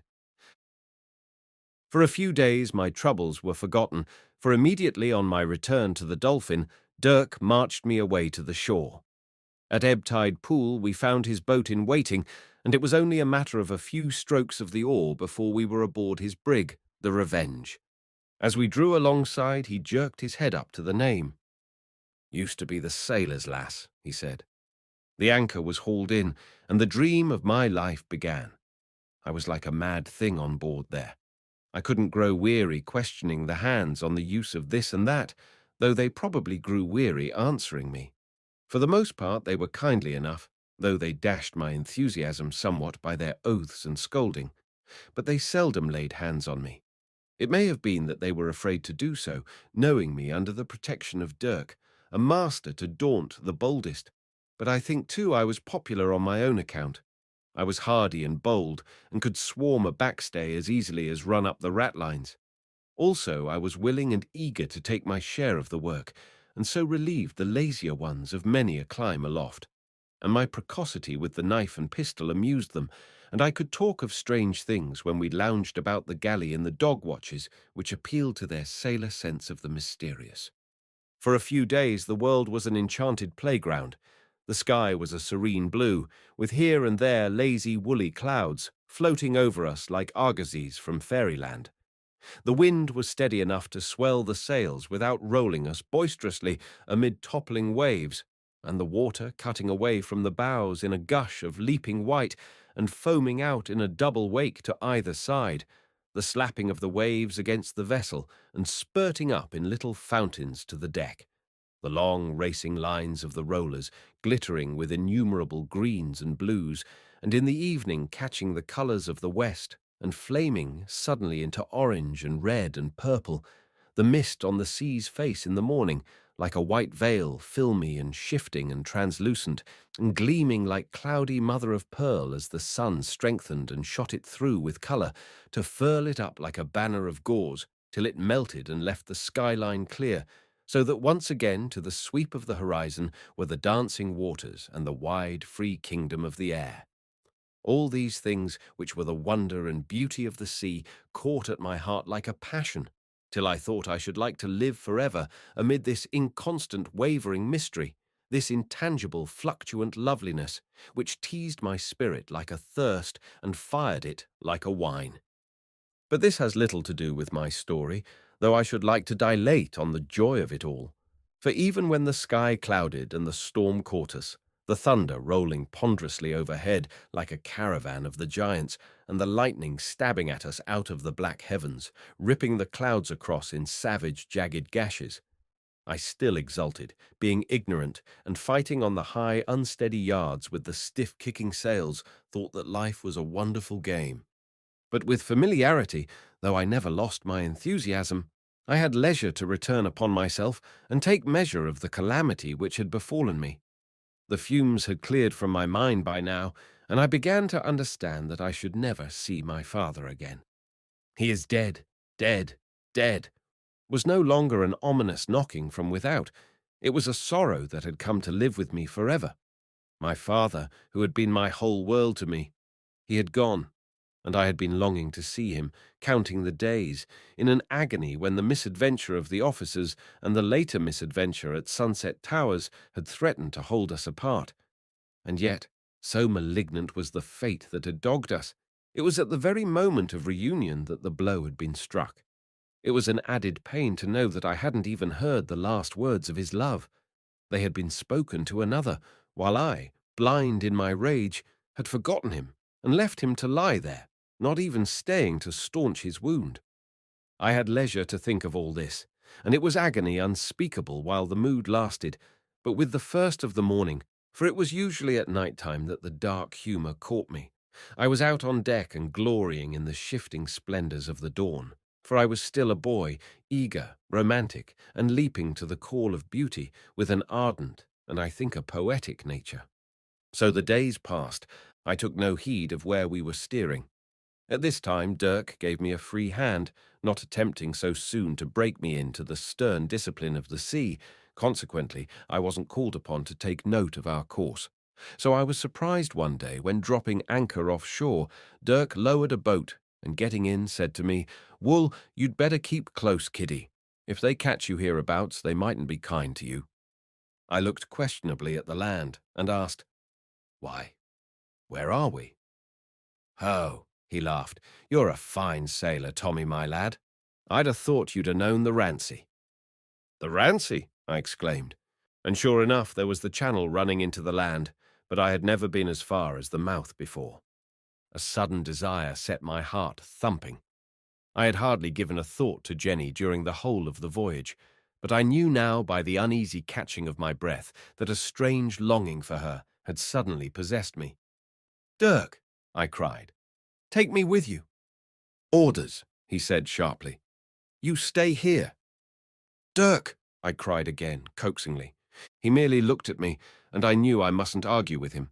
So I watched him lower away with a couple of hands and row off to shore. The thought of Jenny set my heart strangely working. Though I knew well I badly wanted to see her, yet there was a shrinking uneasiness at my heart as though I were half afraid. The prospect of facing Jenny again seemed more like an ordeal than a pleasure. Yet I wanted her, and was tempted to put all to the hazard, dive in and swim to shore, and go and find her. It wasn't so much the fear of disobeying Dirk that made me hesitate as the knowledge that I hadn't yet accomplished my mission, indeed didn't seem to have made the first step in its accomplishment. I was ashamed to go to Jenny and say I had done exactly nothing, and in fact didn't know what to do. However, the desire to see her grew intense. Perhaps she would forgive me when I told her of my father's death, and at that thought I felt a longing for sympathy, so that the tears came to my eyes, and I blubbered like a girl. But I couldn't restrain the shaking sobs, and crept into hiding so that I shouldn't be seen. All I knew was that I was lonely and miserable, and I wanted Jenny to comfort me. But the only consolation I had was the golden guinea she had given me. I pierced it, and threading it with a piece of twine, hung it about my neck like a charm. I waited for Dirk to return, intending to ask him again to let me go ashore, but he didn't return, and the evening grew dark, and the sun set over the land. So I crept into my bunk, and still sniffing a little, curled myself up and went to sleep. But with the morning Dirk was still away, and then I suddenly knew why he had vanished, and cursed myself for a fool for not having guessed before. He was on the track of the king's man. Probably he would be away some days. In any case, if he captured the fellow, it would have to be at night time. I would be safe for the day then. I gobbled down some breakfast and taking my knife, but leaving my pistol behind, I slipped on deck and waited for a chance to drop overboard unobserved. It wasn't long before the chance came. The men were resting, as there was little work to do while the ship lay at anchor. The lookout wasn't paying too much heed to his job. I was over the side, sliding down the anchor chain without a soul being any the wiser. And soon I was ashore, and making for a fisherman's hut, changed my wet clothes for a jersey and a pair of breeches, on the understanding that I should return that night and receive my own clothes back again. I remember feeling a touch of shame at the untidy, ill-fitting gear I had been obliged to borrow, but there was no alternative, for I couldn't wait for my own things to dry. So I set off, making tracks across country for Sunset Towers. It was a longer journey than I had anticipated, but I obtained a lift here and there, and before the sun had set I had crept into the grounds from the back and was scouting for a clear run-in. For now that I was at the old haunt again, my fear of the officers returned upon me. For a while I lay low, watching and listening, hoping that chance would send Jenny my way. I was sentimental enough to wonder whether she would instinctively divine my presence. I half expected her to come creeping to me with my name on her lips, but either fate was very perverse or Jenny's instinct very dull, for she didn't come, so it was for me to go to her. I ran across the bare space which divided me from the ruins, and was soon in among shelter again, climbing and threading my way through the tumble-down stonework to the main part of the building. I entered through the archway at the top of the main stairs, for I found the boarding loose, as though someone had been there before me. But perhaps it had never been properly replaced, since it had been opened for Worthing. I couldn't remember. I didn't stay to question the matter. I was so near now to my goal that all my mind was concentrated on the coming meeting. Jenny would be there, a room or two away, or perhaps just downstairs at her supper. I listened, but couldn't hear a sound. I decided I would break in upon her, assuming her to be in her room. If she were downstairs after all, I would hide and wait for her. I crept across the landing to her room and laid my hand on the doorknob. It creaked, and I thought I heard a movement within. I listened, but all was still again. But I dared not enter at once, for the thought of what awaited me on the other side made my heart leap stupidly. I could almost see Jenny standing there with wide eyes waiting for the door to open. I was obliged to stand still to recover my composure, for my brain seemed to reel, and I felt half choked with excitement, deafened by the beating of my heart. Why the meeting with Jenny should throw me into such an unnerved trembling, I didn't know, for I wasn't old enough to analyze my emotions. But there I stood, fluttering like a rag, with all the strength ebbed out of my muscles, and knowing full well that if I tried to speak, I should merely stammer like a booby. Also, I was painfully aware of my disreputable clothes. It was the sound of someone moving downstairs that decided me to risk my appearance and enter. I turned the handle and put my head round the door. To my amazement, the room was empty. I was both relieved and disappointed, for though the sight of Jenny there would have left me merely gaping and grinning inanely, yet I knew now I should have to prepare myself for the ordeal all over again. I went in and sat down on a chair and looked about the room. It was strangely empty. Usually there were clothes lying here and there, for Jenny wasn't the tidiest of mortals. And besides, there used to be all sorts of odds and ends and gimcracks that I couldn't name dotted about the walls and shelves, and their absence now left a gap in the place. I went to the bed and pulled aside the curtain. The clothes and mattress were rolled up into a bundle. Evidently no one was expected to sleep there that night. I looked blankly around me, feeling bitterly dejected, and knowing, in spite of silly arguments that kept rising to the contrary, that Jenny wasn't there at all. She had gone away. I began to notice other signs of abandonment. The dust lay thickly everywhere. There were odds and ends of paper lying untidily about the floor, as though drawers and cupboards had been turned out. As indeed they had been, for when I examined them, they were empty. I sat down on the bed, disheartened and disconsolate. I didn't realize till this moment how keenly I had been looking forward to seeing Jenny, and the stupid trembling left me, and I felt limp with dejection. Again I was alone in the world, and with the sense of loneliness came back in a flood of anguish the memory of my father's death. I was too utterly broken to weep even. I just sat there looking dully before me, saying to myself, Jenny, Jenny, Jenny. Then I felt a surge of anger against her. Why had she gone away? Gone away without even leaving me a message? Perhaps she had left a message. With quickened feelings, I sprang up and gazed about the room, then started turning out all the drawers, before I had merely glanced idly at them. But though I hunted high and low, there was no trace of any message. I even examined the dusty shelves, wondering whether she had thought to write on them with her finger, till it occurred to me that the dust had gathered after she had left. Then I thought there might be a note for me downstairs, or even in my own bedroom. I turned to the door, but again I heard a noise, and I hesitated. There was somebody on the landing. Instinct told me it was my enemy, for who else should be prowling round the place when the inmates had gone? For a moment my thought was to fling open the door and hurl myself upon him. I gripped my knife in angry hate, and my hand was on the knob. But the spasm of fury passed, and I felt limp and unnerved again. Somehow I knew the creature was waiting for me outside the door. All was very still, but I seemed to feel a presence there just behind the panels.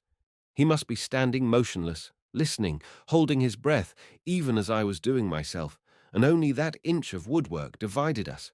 But I hadn't the courage to open the door and put all to the hazard. The evening was growing dusky. Already the room was full of hovering shadows. If only it had been daylight, I told myself, but all the while I knew I was a coward. Yet I couldn't stiffen my resolution. Indeed, the blow of Jenny's absence, with no word of where I was to find her, had reduced me to a stupid self-pity, and I had no spirit left for fight. I slunk quietly away, treading with an infinitude of caution, and reaching the window I raised it as noiselessly as I could. Luckily enough, it yielded easily to my hands, sliding up quietly without a creak. Every moment I dreaded to see the door flung open and my enemy upon me. But I kept my knife in my teeth, ready, and always my eyes were turned towards the door. At length the window was raised, and with a great breath of relief I slipped out and over the edge, clinging to the ivy. And then, as my face dipped below the sill, I saw the message I had been hunting for. A card was wedged into a crack in the stonework.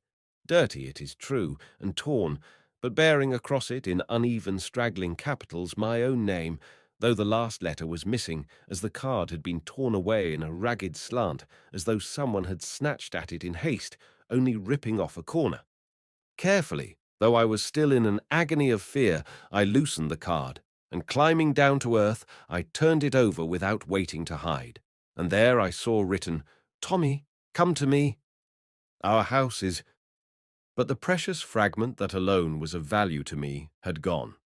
I stood gazing at the dirty card with the untidy writing, turning it over and over, wondering what it meant. Why had Jenny hung out this summons for me and then torn off the heart of the message? "Tommy, come to me." I read that again and again, mechanically, till I seemed to hear the high, imperious voice speaking the summons.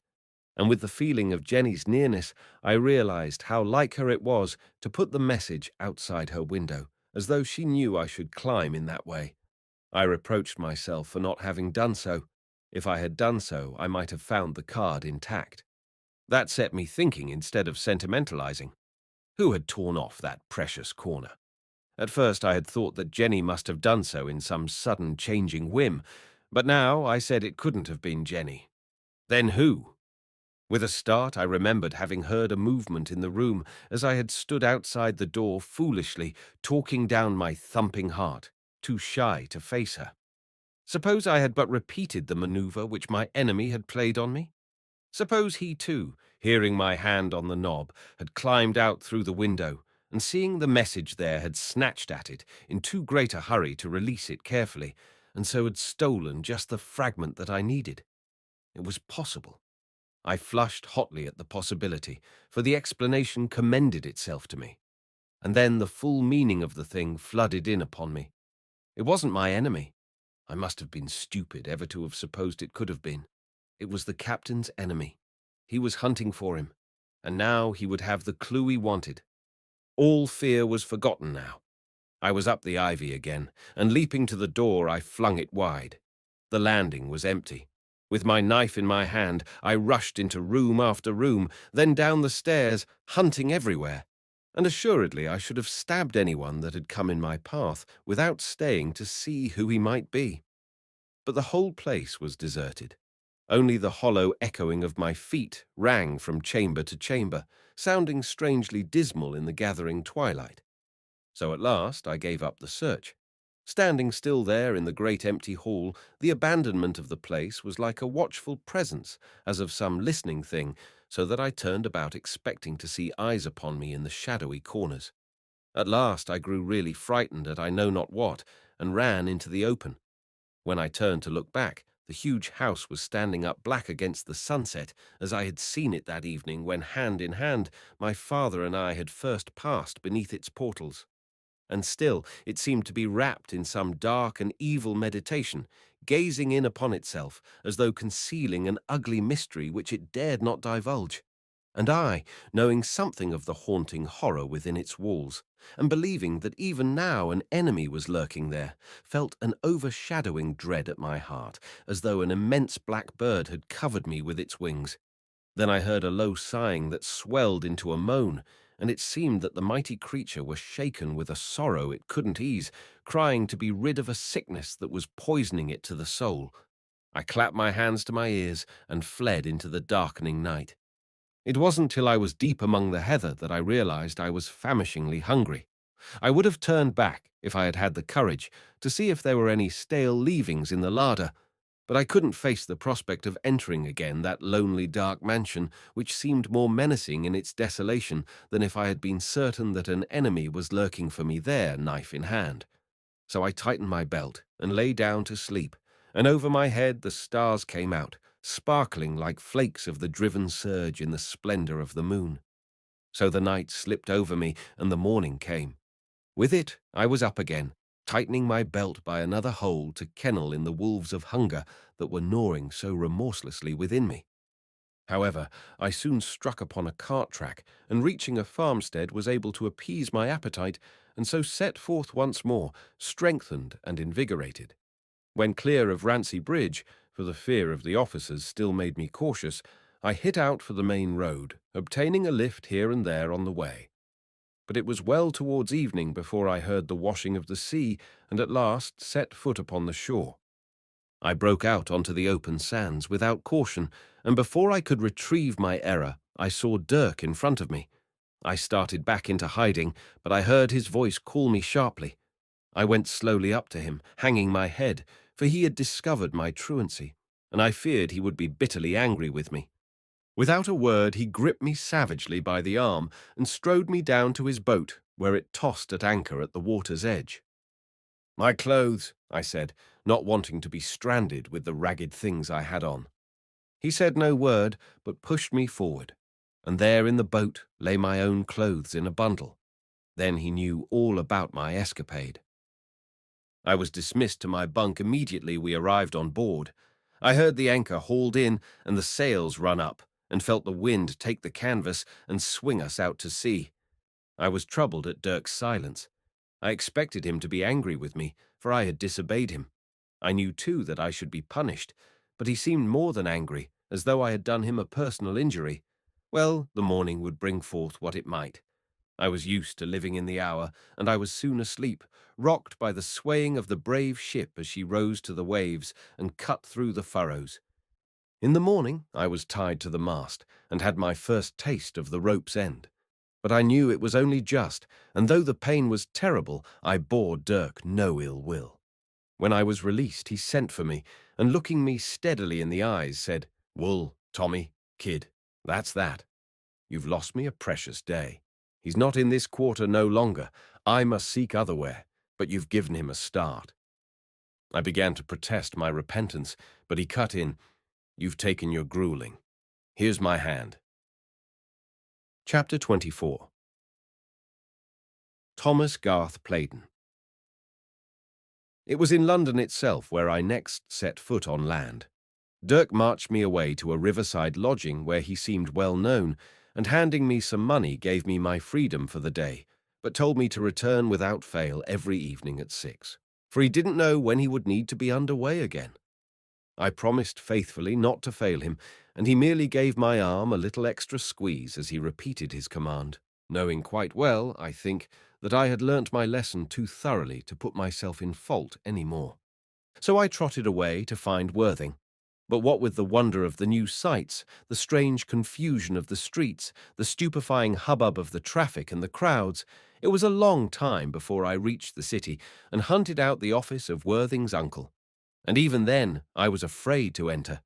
Everything within looked so neat and orderly, though dismally dark and stuffy, that I became acutely conscious of my ungainly seafaring apparel, though I was no longer dressed in the jersey of the fisherman's boy. But about this time I began to be aware of my own appearance, and felt a confused shame if my clothes didn't sit well upon me. So I peeped within, and then looked down at myself, realizing how my wrists stuck out from the short sleeves of my jacket, and I was ashamed to enter.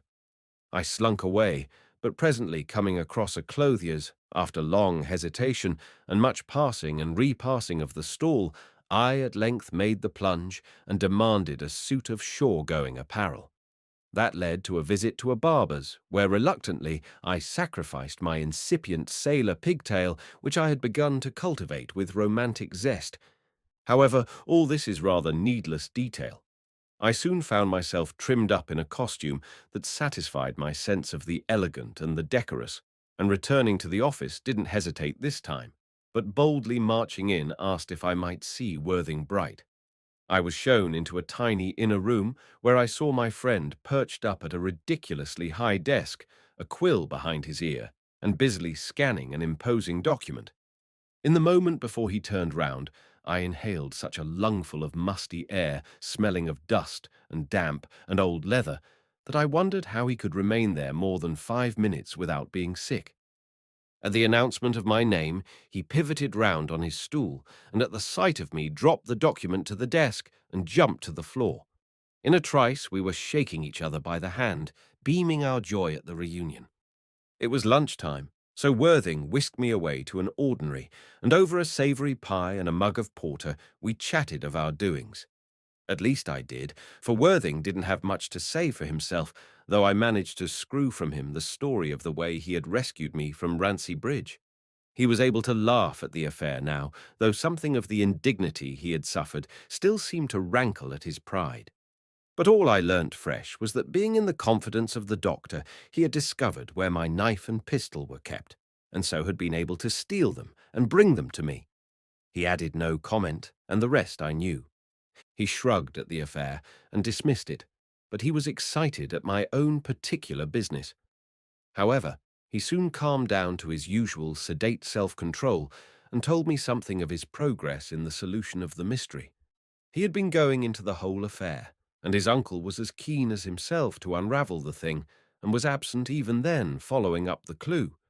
And though he wouldn't give me particulars, he hinted that the matter was taking on a proportion that promised to make it of unique interest in the history of crime. "In fact, Tommy," he said, "I'm afraid your dad's very much in the background. We're after higher game." All this wasn't of much comfort to me. I felt a little hurt that Worthing could so far forget my loss in the mere thrill of the legal triumph that he declared lay before him. But I knew his nature. The human counted for little, the legal for much. Indeed, apart from his friendship with me, I don't think he had a tie to bind him to humanity. He had set my own personal affairs in order, I soon found. My father had left, not a fortune indeed, but a competence which with husbanding would yield an income sufficient to guarantee independence. So at least Worthing assured me, though the figures which he set down for me in orderly columns conveyed exactly nothing to me. I asked him to look after the whole thing and to let me have money when I wanted it. As for me, I intended to study seamanship under Dirk. At this, Worthing frowned slightly, as though considering the matter. Then, drawing out a document, he studied it carefully, and at last said that he thought that would do. It seemed that my father had stipulated that I was to apprentice myself to some profession, or, if I preferred, to continue at school till I was 17, and then proceed to a university. But the thought of a scholastic career for a fellow like myself sent me into a roar of laughter. I needn't detail all the legal business that had to be transacted. There were documents to sign of whose contents I was blissfully ignorant, and lawyers and magistrates to visit, but Worthing steered me safely through the confusing processes. I remembered how my father had said that Worthing was the kind of fellow to have for a friend. Evidently, his dying thought turning towards me had been that Worthing would care for me if he left the whole matter in his hands. The matter was tangled enough too, for my father had no discoverable relations, and there seemed some difficulty in proving my identity. His money had been left in a lump sum at a goldsmith's who knew no more of him than his face and his signature. When in need of funds, my father had called personally and taken what he wanted from the store. However, at last I found myself master of the inheritance, and entrusting it to Worthing was assured that I might count on a yearly income of a few £100, for he invested the money for me and saw the deed safely banked in my name. He also handed me some papers of my father's, fragments of poems and stories for the most part, which I laid aside to examine at my leisure. The most curious thing to me was the discovery that I really had a name. Of course, at school I had had an appendage dangling in the rear of Tommy, but I had paid little heed to it, and cannot now remember what it was. Now I found I had a real name of my own, and felt extraordinarily elated at the discovery. I could sign myself Thomas Garth Playden.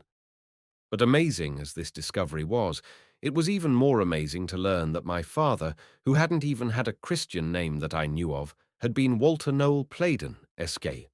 I couldn't reconcile myself to it. It seemed so utterly foolish to think of my father otherwise than as Daddy.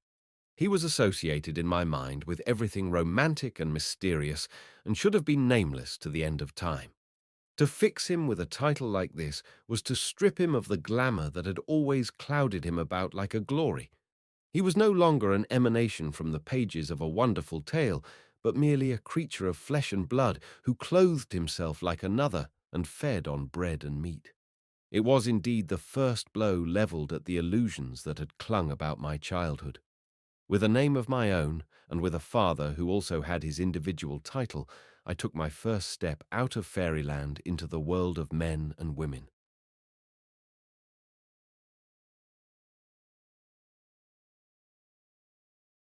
Chapter 25.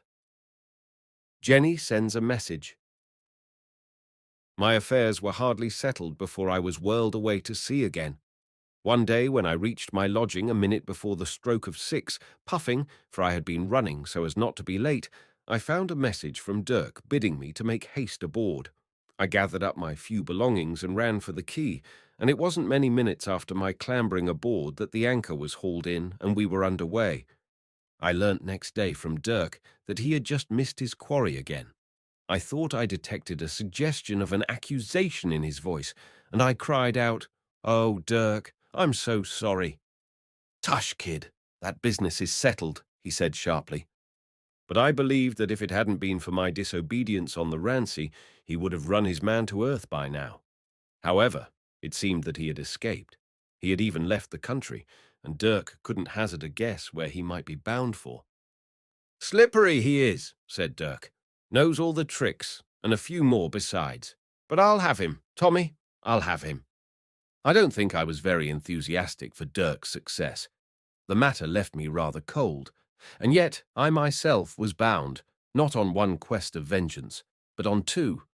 There was my pledge to Jenny to fulfill, though how in the world I was to fulfill it I didn't know, and there was my father's murderer to hunt down, though Worthing seemed to have shouldered the responsibility for that. It was a strange position that often set me fretfully brooding.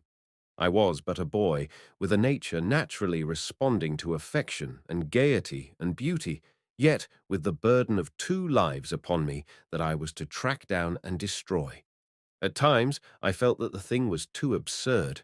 I was under a delusion. Even my father's death began to grow unreal, till I wondered whether I hadn't merely dreamed the whole fantastic thing. I should have been glad enough to have awakened one morning to find it had all been a nightmare, and that my real life was just this wonder of sea beauty about me as the ship sped on day after day, like a white bird driving down into the south, with the skies growing bluer and bluer, till their wealth of colour was like a solemn song at my heart, very deep and holy. Indeed, I gave myself up to the delight of this wonderful new world that was opening around me. I think I was an apt pupil, and Dirk was pleased enough with my progress, and more pleased with my behaviour, I believe, for I was able to take my share of duty with the men, though naturally I was treated with more leniency and consideration. And for my part I was thankful to Dirk for setting me to labour with the rest, rather than spoiling me as though I were either too small or too much of a gentleman to soil my hands. It wasn't long before I could stow a royal single-handed or do my trick at the wheel with the best. But I mustn't dwell on this, for the brig Revenge was all this while bearing me away from the real scene of my story. Indeed, the story of this time is Dirk's rather than mine, though there would be enough to fill a book if it weren't clean out of the course of my narrative. Suffice it to say that I grew bigger and stronger and browner. Also, for some months I was strangely subject to moods which puzzled even myself. For though knowing I was behaving badly, I would for days at a stretch have no word for a soul on board, often scowling at Dirk himself, when my heart was longing for the rough and kindly converse that was customary between us. Sometimes, too, I felt forced against my will to speak glumly and even angrily, for there seemed to be a stupid crying at my heart, and I was mortally afraid that a kind word would set me blubbering. So in self-defense I gave sharp words that sharp words might be returned. At night, when I was curled up in my blankets, I would sometimes cry myself to sleep, cursing myself for a baby, but unable to restrain my tears. For at times a desolating sense of loneliness overpowered me. The image of my father would rise before me, and I would stretch out my arms to him to clasp but a mocking emptiness of air. And then I would rock myself upon my bunk, that the noise might cover the sound of my sobbing, and my thoughts would turn to Jenny, and with the memory of her I would feel vaguely comforted and sink to sleep. However, these moods were transitory merely, and little by little I mastered them till gradually they became rare, and at last my spirit came out into the sunshine. But I have recorded them because I think they kept alive in me the fluttering purpose to be revenged upon my own and Jenny's enemy. For it seemed to me that my sufferings were due to the cloud that had clung about my childhood. The shadow of fear had left my heart troubled and uncertain, and I felt there would be no real peace for me till the evil were rotted right out of my life. And with Jenny it was the same. Her life, too, would be perpetually darkened unless I could clear her path as well as my own of the gloom that lay upon it. But my purpose became chastened from hate or revenge to one of duty, till I felt that whether I would or not, my destiny would call, and I would have to rise and meet it. So I kept my knife sharpened and my pistol primed, and practiced daily at both weapons till hand and eye were as one thing working in unison. And the days went by with sun and storm, and I increased in knowledge of sailor-craft and in love and understanding of the sea. However, Dirk's quest didn't seem to prosper. Watching his lips at their continual and ominous chewing, it seemed to me that he was repeating to himself that old vow of his. I'll follow him to the end of the world, but I'll have his heart's blood. It seemed to me in my ignorance that the end of the world couldn't be very far away, for we passed from port to port, always making south, and at length bore off for the Cape and the stormy eastern seas. I saw the shores of India and walked the streets of her bazaars and learnt much of foreign ports and ways.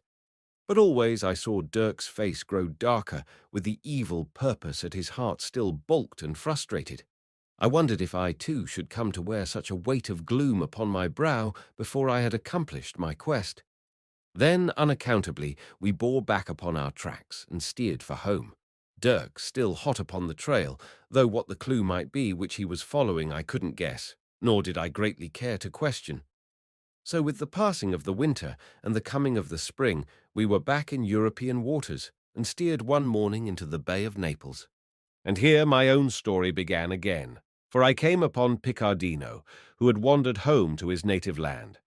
I had just made the purchase of a fine stiletto and was seated in a tavern sipping wine while I admired the tapering steel, when I heard a voice suddenly break out into a ripple of song, and immediately I remembered the minstrel of the snowman. I slipped the stiletto under my waistcloth and turning cried, "Picardino!" He actually stopped in his singing, and leaping towards me smothered me with kisses, chattering his delight in such a race of mingled English and Italian that I could scarcely follow a word of it, but guessed at the meaning by the profuse and ardent embraces he treated me to. It was some while before I could tear myself free. For the first onslaught over, he gazed at me for a moment, and then with a cry of "Little Tommy!" returned to the attack. Then he whisked me away to another tavern and up a dark flight of stairs to a little room, evidently his lodging, into which he ushered me as though I were a duke, bowing for me to enter. At length we were seated, pledging each other in execrable wine, clinking glasses, and drinking with faces almost touching. And nothing would satisfy him but that I must tell my story. Where had I gone that night? What had I been doing? And so on and so forth. I told him as much as I thought he should know, merely referring to my father by saying he was dead. "Dead! Ah!" he exclaimed, clapping a hand to his heart. "Yes, in the fire. That's sad, and he's such an artiste. Yes, how he play upon the guitar, and you desolate. Yes, how I see eat."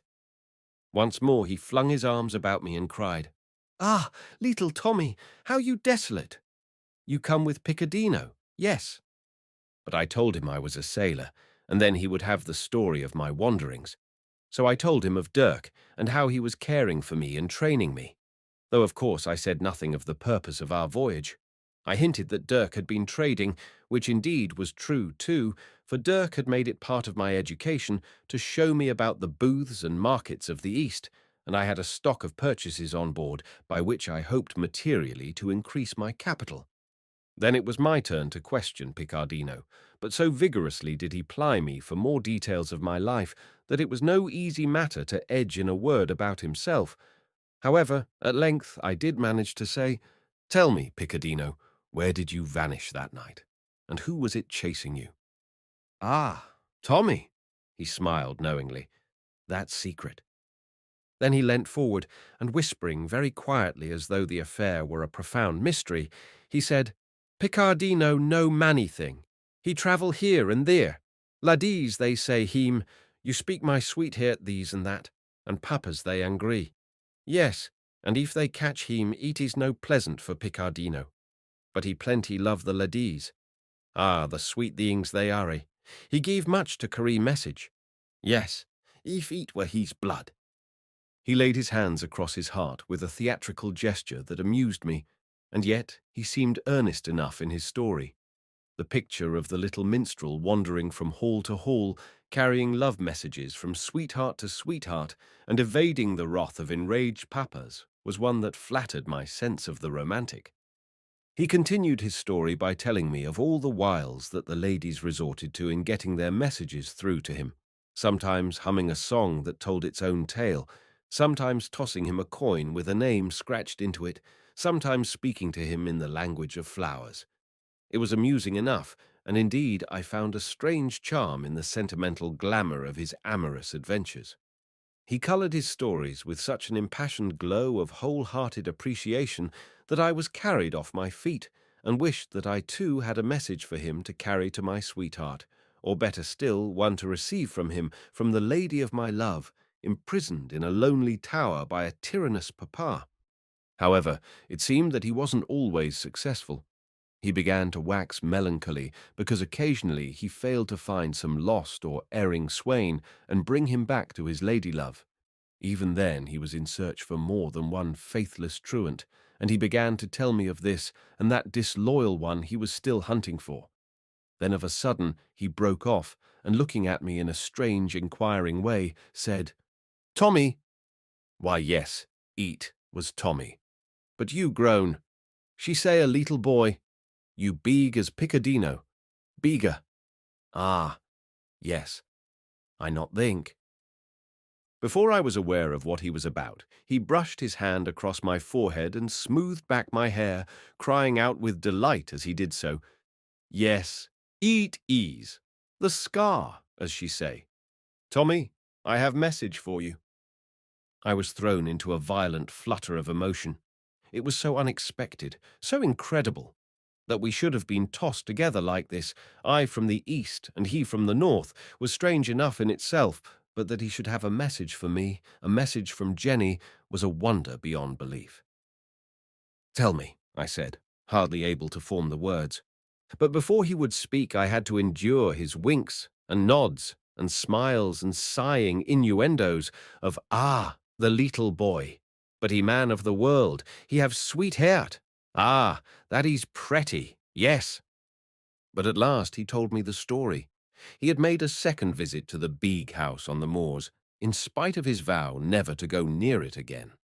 He shuddered as he mentioned the haunted place. However, this time he had been civilly welcomed, and by his description of the captain with his kind, fierce eyes, and of the little girl with the voice of a queen, I knew he wasn't deceiving me. "And the little lady?" "Jenny," I cried. "Jenny," he repeated. "Ah, that is right. She sent message to little boy with scar under the hair. I say, where I find him? She say, he's named Tommy, you ask. I shrug shoulder and take message, for I no can say no. She so decided little girl." I laughed at the picture, for it was so like Jenny. She had sent me forth on my quest in the same way, without a thought as to how I might possibly succeed.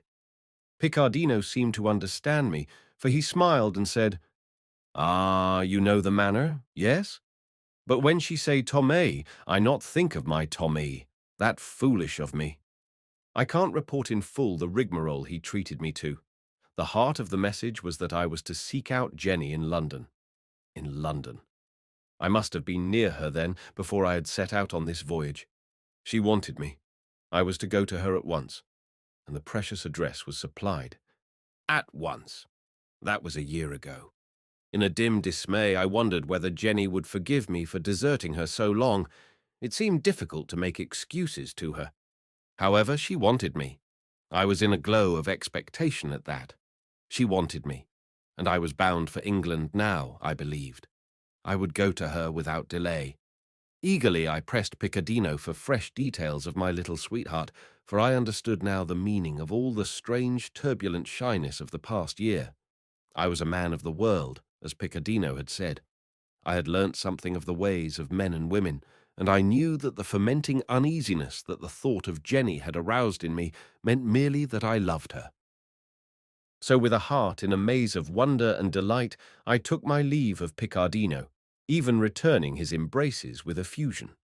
So kindly did I feel towards the world that when I plunged into the darkness of the night, which had caught me unawares, I tossed a silver coin to a whining beggar woman who was crouching at the tavern door. My generosity seemed to overwhelm her, for she clutched my hand and kissed it fervently, and then opening my palm wide to the light of the flaring lamp in the porch, she rattled off into a long list of blessings that awaited me on my journey through life. But I was in a hurry, for I had overstayed my time. I wrenched my hand free, for she was gripping it tightly and studying it intently. As I broke from her, I thought she glanced keenly at me, as though there was some fate in store for me, which she didn't care to foretell. But I thought nothing of it and sped on my way, repeating over and over the address Picardino had given me and fingering Jenny's coin beneath my jacket. I threaded my way through the twisting streets, hardly knowing where I was wandering. Something of that strange elation I had felt when waiting for my father seemed to possess my spirit. A wonderful sense of uplifting lightness buoyed me on and wafted me forward. I was going to meet my Jenny. I came out upon the shore, and for a moment gazed to right and left to take my bearings. But just as I identified the brig Revenge lying out white and ghostly on the dark waters, I felt a numbing blow at my head. I didn't altogether lose my senses. I realized I was being bound, that a great cloth lay tight over my face, but I couldn't summon any strength to resist my captor. I was hauled away by the shoulders, my legs trailing in the sand, and soon I found myself being lifted on board a little rowing boat where a second figure helped to secure me in the stern. There I sat trussed up and helpless while the boat was rowed out into the bay. Chapter 26. A Story Under the Stars. At first I thought I was merely the victim of some common cutthroats who were after my money. It wasn't a pleasing thought. I felt indignant rather than afraid, for after the adventures I had passed through, it seemed too stupid to die at the hands of vulgar robbers, and something of my old outcry against fate rose to my heart. However, I was soon undeceived.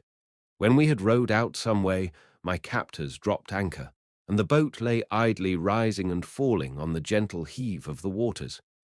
For some minutes there was a whispered consultation between the two men, while I had leisure mazedly to admire the dancing brilliance of the stars high up in the black pool of the sky. And then, with reviving clearness of mind, as the effects of the blow passed off, leaving only a throbbing pain at my head, I turned my eyes to the men and took stock of the couple. One was a little fellow, the other, though not large, was bigger than his companion. They both wore masks, and in the darkness of the night it was impossible to distinguish anything of their features. I thought, too, they could distinguish little of mine, for the gag over my mouth reached below my chin and almost up to my eyes, just allowing me to see. Presently the larger of the two reached forward to me, and seizing my right hand forced it open. Then holding it to the light of a little lantern that stood in the bottom of the boat, he beckoned to the other fellow and pointed to my palm. It was then that I realized that this was no mere robbery, for it was the two ragged scars of the jetty nails that they were so carefully examining. The little fellow nodded. They trussed me up again with my hands behind me and slipped back to their places, sitting side by side on a thwart facing me. For a while there was silence. I felt quite easy in mind now, for I knew I had been captured by mistake. Somehow I had been arrested for my father's murderer.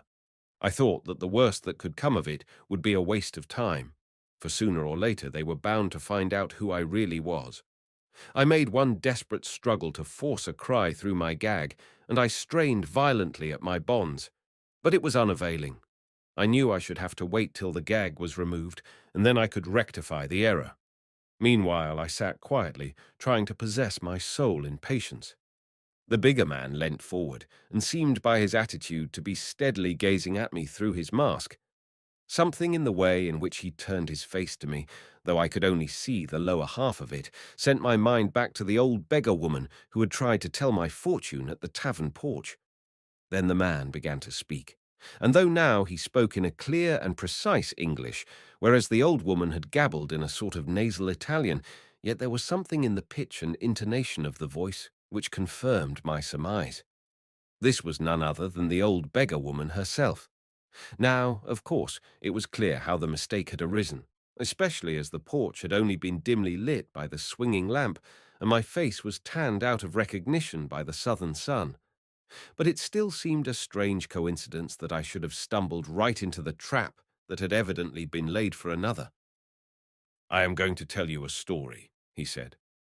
I didn't think he would be able to tell me anything I didn't already know, but there was nothing for it but to sit still and listen, though I wished mightily he would ungag me and let me reveal my identity, for it was clear that all this while the real murderer was gaining precious time. But the next words sent my mind spinning in a vortex of alarming doubt. There were 3 brothers, the clear voice continued. The eldest we will call, he repeated with emphasis, we will call Captain Field. There was a pause. I supposed for the significance of the words to sink into my mind. "You see," continued the man, "I intend to convince you that I know the meaning of those marks upon your hand, and that if you still have any love for your own skin, you will put yourself at my service. And remember, though walls have ears, the waves have none. We are as private here as in the grave. However, the story will speak for itself. We will begin with Captain Field." I was all attention, straining to sift his words and catch the underlying significance of it all. He went on, "There is a certain haunted house on the northern moors that you and I know well. It was there that the captain," he stressed the title with a slight sneer, "first discovered the manuscript which told of the winning and burying of the accursed treasure. That part of the story I needn't relate. For proof that I know it, if that is of any consequence, here is the document itself."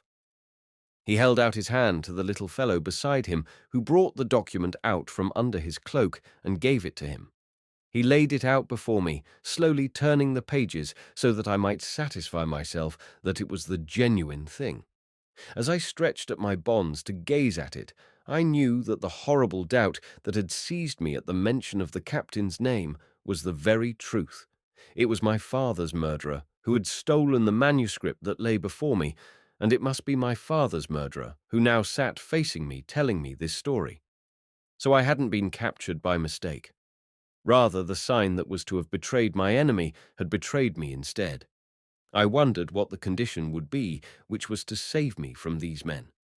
I listened with all my attention, hoping I might discover some missing link in the narrative which would give me the advantage of them, for I surmised there must be something they wanted to know which only I could tell.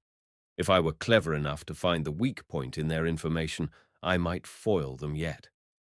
The man continued, "You are satisfied, I presume, that this is the real article.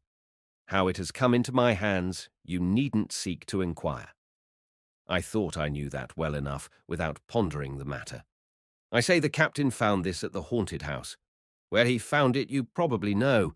In a certain dark passage of which you are well aware, there is a skeleton chained to a niche in the wall. How it came there is interesting enough in its way, but here the tale would be irrelevant. But when the captain bought the house many years ago, bought it, you understand, though it seems he prefers to play the role of tenant rather than owner. That was information to me, and I busily meditated it while still alertly listening. When the captain bought the house and accidentally discovered the passage I have mentioned, he found the document here hung about the neck of the unfortunate man, whose bones only remained to tell of the agonies he had suffered. The captain was interested in the document, but when he first read it and learnt of the treasure which seemed to have borne such evil fruit as it were before his very eyes, his first thought was to destroy the thing. Why his intention altered we needn't inquire. Suffice it to say, he took counsel with his 2 younger brothers, and they decided to search for the buried gold. He took breath and resumed.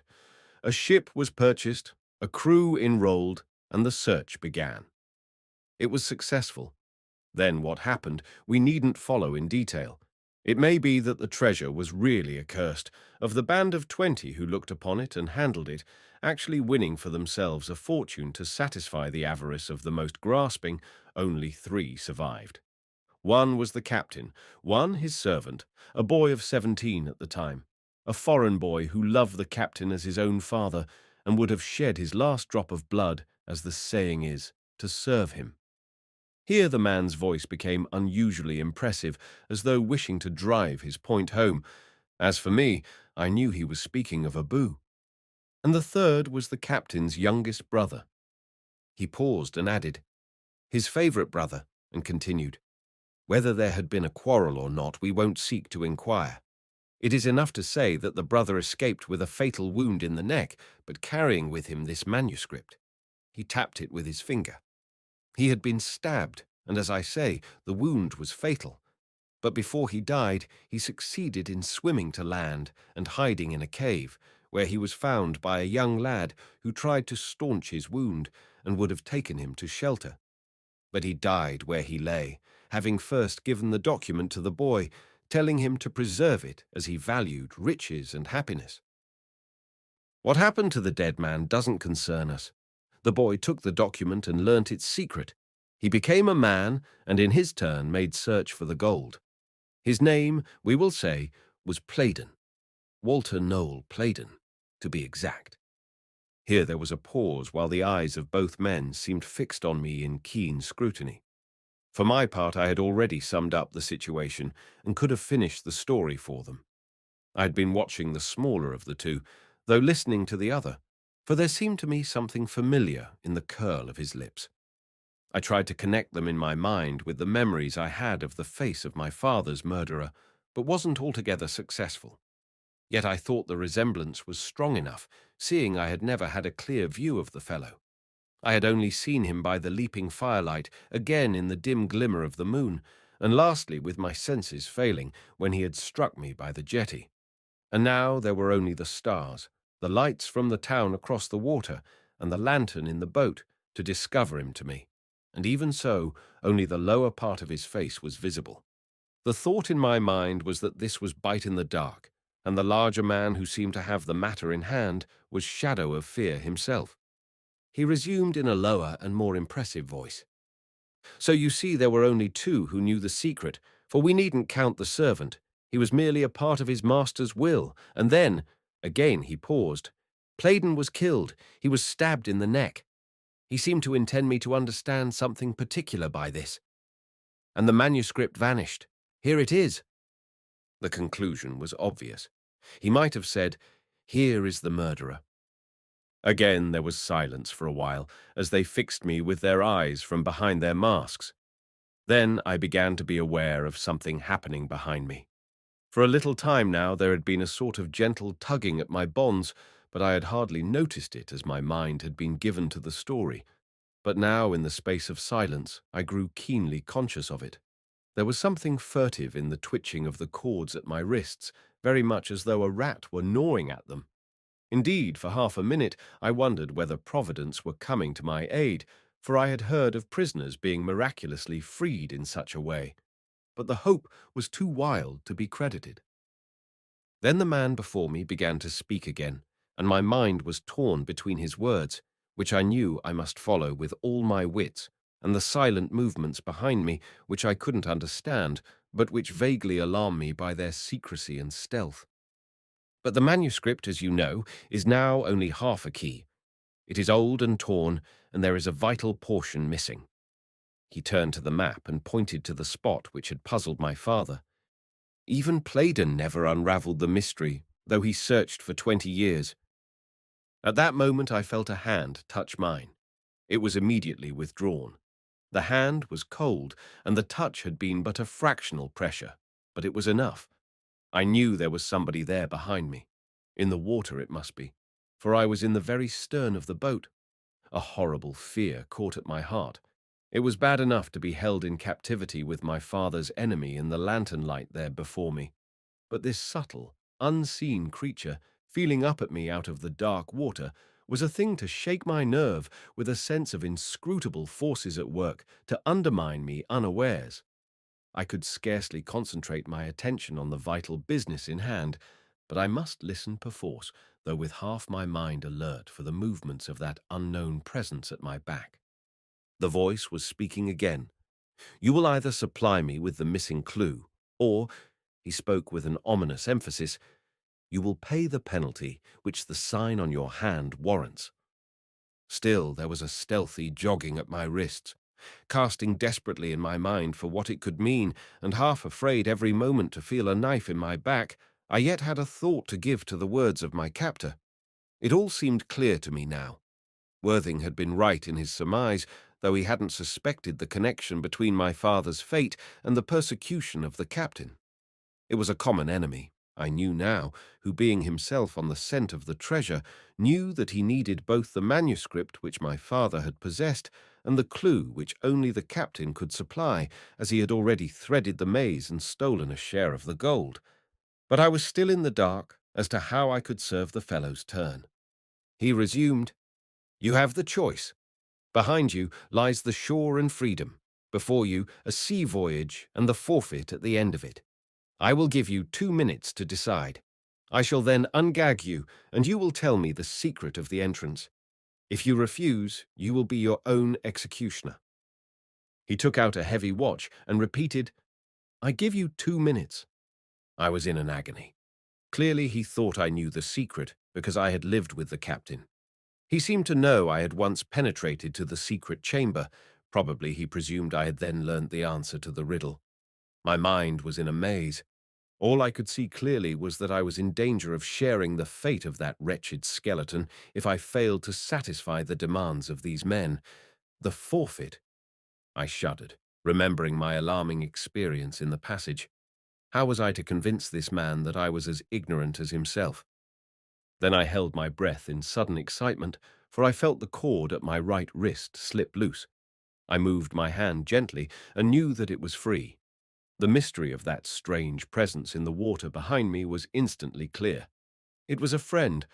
I didn't stop to think who nor how he had found me, but someone had been cutting at my bonds, and now I was free. At least my knife hand was free. Instinctively I looked to my belt to see if my weapons had been taken from me. They lay, the knife and the pistol, by the lantern in the bottom of the boat. "1 minute," said the man. I remembered I still had my stiletto hidden at my breast. Perhaps I could draw it before they knew what I was at and take them by surprise. That would be easier than stooping for my knife and risking a blow at my bent neck. I tightened my muscles for a quick grab at the weapon and looked across at my two enemies. For some reason, I knew I would strike the smaller man first. He was the one who had had the actual killing of my father.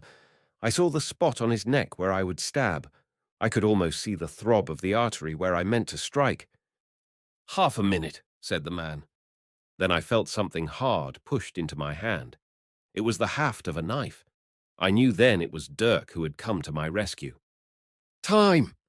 I hurled myself forward at my father's murderer and plunged my blade deep into his throat. He sank limply with a choking gasp, and I fell on top of him, snarling through my gag in an uncontrollable access of hate and fury. At the same moment, there was a splash and a cry, and a huge figure leapt out of the water and dealt with the other man. I saw him, as he knelt above his victim, draw a knife from his breast, dripping dreadfully in the light of the lantern. In a moment I was free of my bonds. I would have stripped the masks from the dead men and looked on the faces of these enemies of mine who had already tracked my father to his death and had so nearly sent me to follow him. But Dirk grasped me and pulled me away. "Back," he said in a low, harsh voice. "We must swim for it." And he was in the water. I stopped to slip my weapons back into my belt and stuff the manuscript in my breast, and was over the side and in the sea, striking out in the wake of Dirk for the lights of the brig Revenge. Chapter 27. A Night and a Day. As soon as we clambered on board, dripping from our swim, Dirk dismissed me below without a word, except a rough good night. I didn't know how he had come to play the part he had done in the dark adventure of the evening, nor did I give the matter much thought, for my mind was too busy with other aspects of the problem. The feeling that for so long I had been blindly groping on a forlorn quest, and that now by my enemy's own move I had suddenly accomplished not only the mission on which Jenny had sent me, but my own private revenge as well, was like the falling away of an enormous chain, or the flooding of a prison with noonday light. As I lay on my bunk, tossing in my excitement, I hugged my arms across my breast and laughed into my blankets. It all seemed so miraculous, so incredible, as though Providence had planned the move and I had merely trodden an ordained path. I wondered whether I were indeed especially cared for and watched over by heaven. Perhaps my affairs were in the keeping of a power beyond myself, but the thought was swallowed up in my exultation, for I was in a glow of excitement and couldn't sleep. I didn't want to sleep. I wanted to lie awake and let my imagination wing me away to Jenny and the meeting that was to be, for now I could say to her, "He is dead. Your father need fear no more." Again and again I pictured the scene to myself in a tumult of rapture. I wouldn't merely be going to her because she had sent for me. The joy I had felt when I learnt she wanted me was intensified 100-fold by the knowledge that now I had fulfilled the task she had set me to do. The consideration that I had avenged my father's murder didn't give me so much satisfaction as the knowledge that I had struck down the captain's foe. I think revenge had become merely a shadowy sort of duty to me, whereas there was a real purpose served in freeing a living man from a lifelong persecution. It needed the bodily presence of my enemy to whip up my fury to the pitch of mortal hatred. While he sat there before me in the boat, my fingers had itched for the blow. But now that the blow had been given, I felt no hatred. Indeed, I gave little thought to the fellow at all.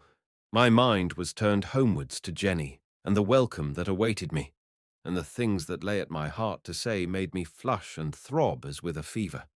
Between these glowing pictures, I tried at times to slip in a question as to how the affair had come about, but it was too much of a puzzle for my mind to solve in its state of fervid imagining. All I could clearly know was that I had been tracked by those two men, and that somehow Dirk, discovering my plight, had swum silently up to the boat as it lay on the dark waters, and so had saved me. For the rest, how they had tracked me, what they thought I knew, I put away for later consideration.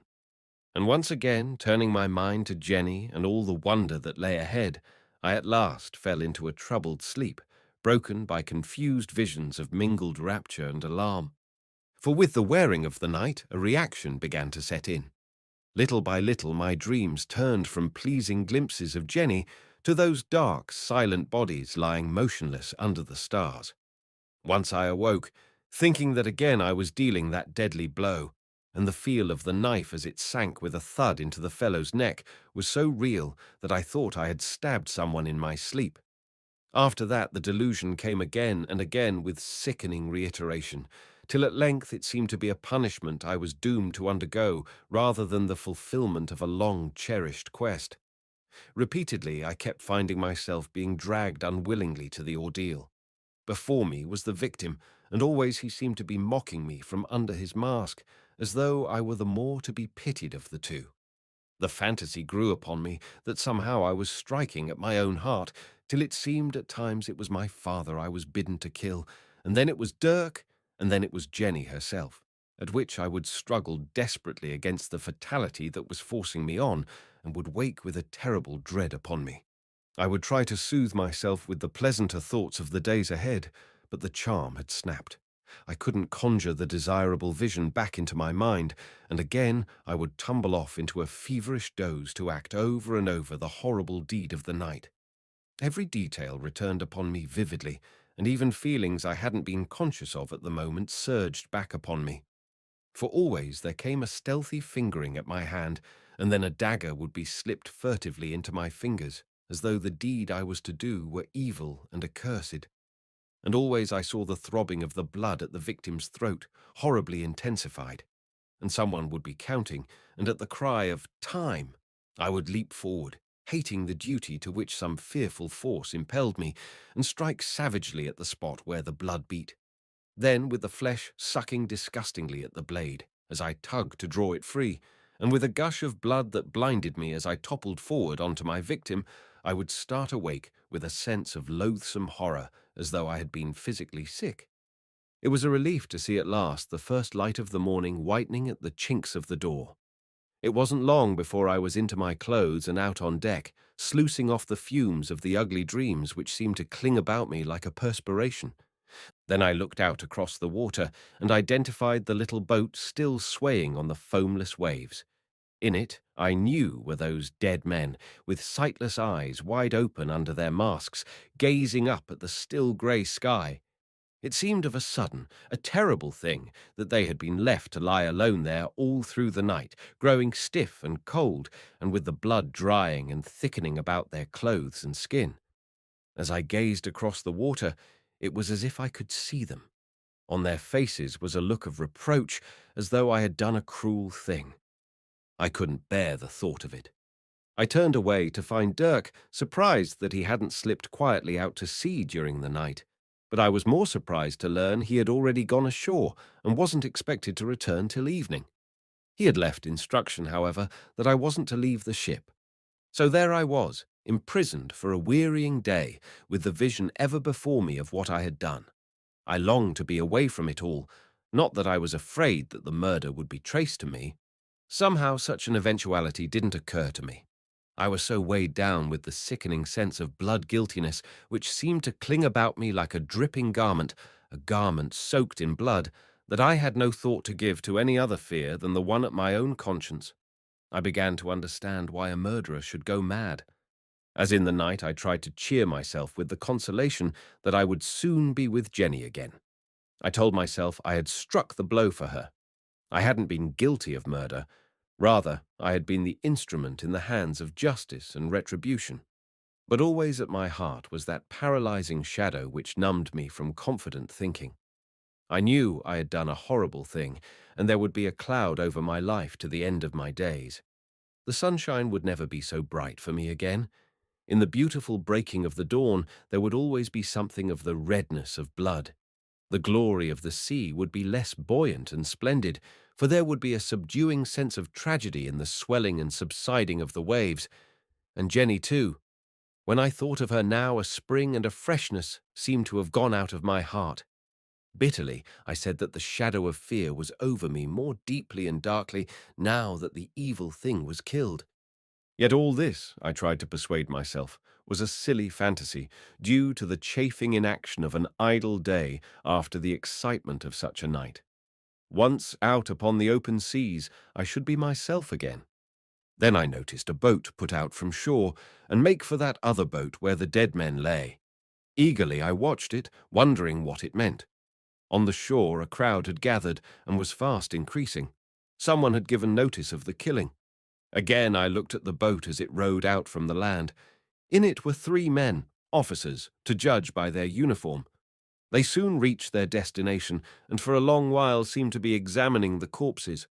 But at length they hauled in the anchor and towed the deadly freight back to the shore, where I soon lost the party in the crowd.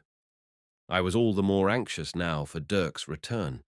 It seemed foolish delaying here. Some incriminating evidence might lead to our being suspected. It wasn't till this moment that I realized that there was any danger threatening us from the law. So with added anxiety to wear down my spirit, I waited through that harrowing day. At length, with the evening, Dirk returned and gave orders for sailing with the dawn. He called for me before I went below, and closing the door of the cabin said, "Wool, Tommy, I've paid my debt at last." I thought for a moment and answered, "Yes, you said you would save my life some day." "And it seems I've done it, kiddie," he replied, and shook my hand. I was too full of doubts and questionings to be moved by the sentimental aspect of the affair. I merely said, "Thank you, Dirk," and went on, "But why don't you sail quick?" "Mustn't seem to be running away," he answered, biting at his quid and commencing to chew. "They might get thinking things." "What do they think?" I asked. "Mighty little," he answered. "Don't seem to have no sort of a scent. At any rate, kiddie, we're free of it. We can clear out all straight and easy tomorrow, but it's lost me a day again." "Has he gone?" I asked. He stopped in his chewing and spat viciously. "Slipped clean through my fingers. Blast him," he replied. He clenched his fist in the way I knew, and his face grew dark and ugly. "But I'll haul him in short," he added. "The viage ain't over yet." After a pause, I said, "How was it you found me?" "Dunno quite," he told me. "Someone pushed up against me and said, 'There's Tommy in that boat there. They'll kill him.' I couldn't see the cove what said it. He'd slipped clear away. and for a bit I thought it were a gag to have me, but I reckons it out that if you were there, I must see you clear again. So I dips in and swims quietly up, and that's all about it. I knew it must have been Picardino who had sent Dirk to the rescue. I had told him of Dirk, and doubtless he could have easily identified him. But that meant he must have been following me after I left him. Had he any premonition that I might be attacked? Or was it just kindly shepherding? Or even mere luck? I mentioned nothing of this to Dirk, for I wished first to unravel the mystery for myself. I said good night and trotted off to my bunk. I slept soundly enough that night, and with the morning was eagerly at work unfurling the sails and trimming the ship for sea. Chapter 28. A Revelation. It was still early in the summer when I stood at last before the captain's house in London, with the knocker raised in my hand, but half fearing to strike from bashfulness, for a new access of shyness flooded my heart at the prospect of seeing Jenny. Something of the hesitation that had delayed me at Sunset Towers when I had stood fingering the handle of her door possessed me now.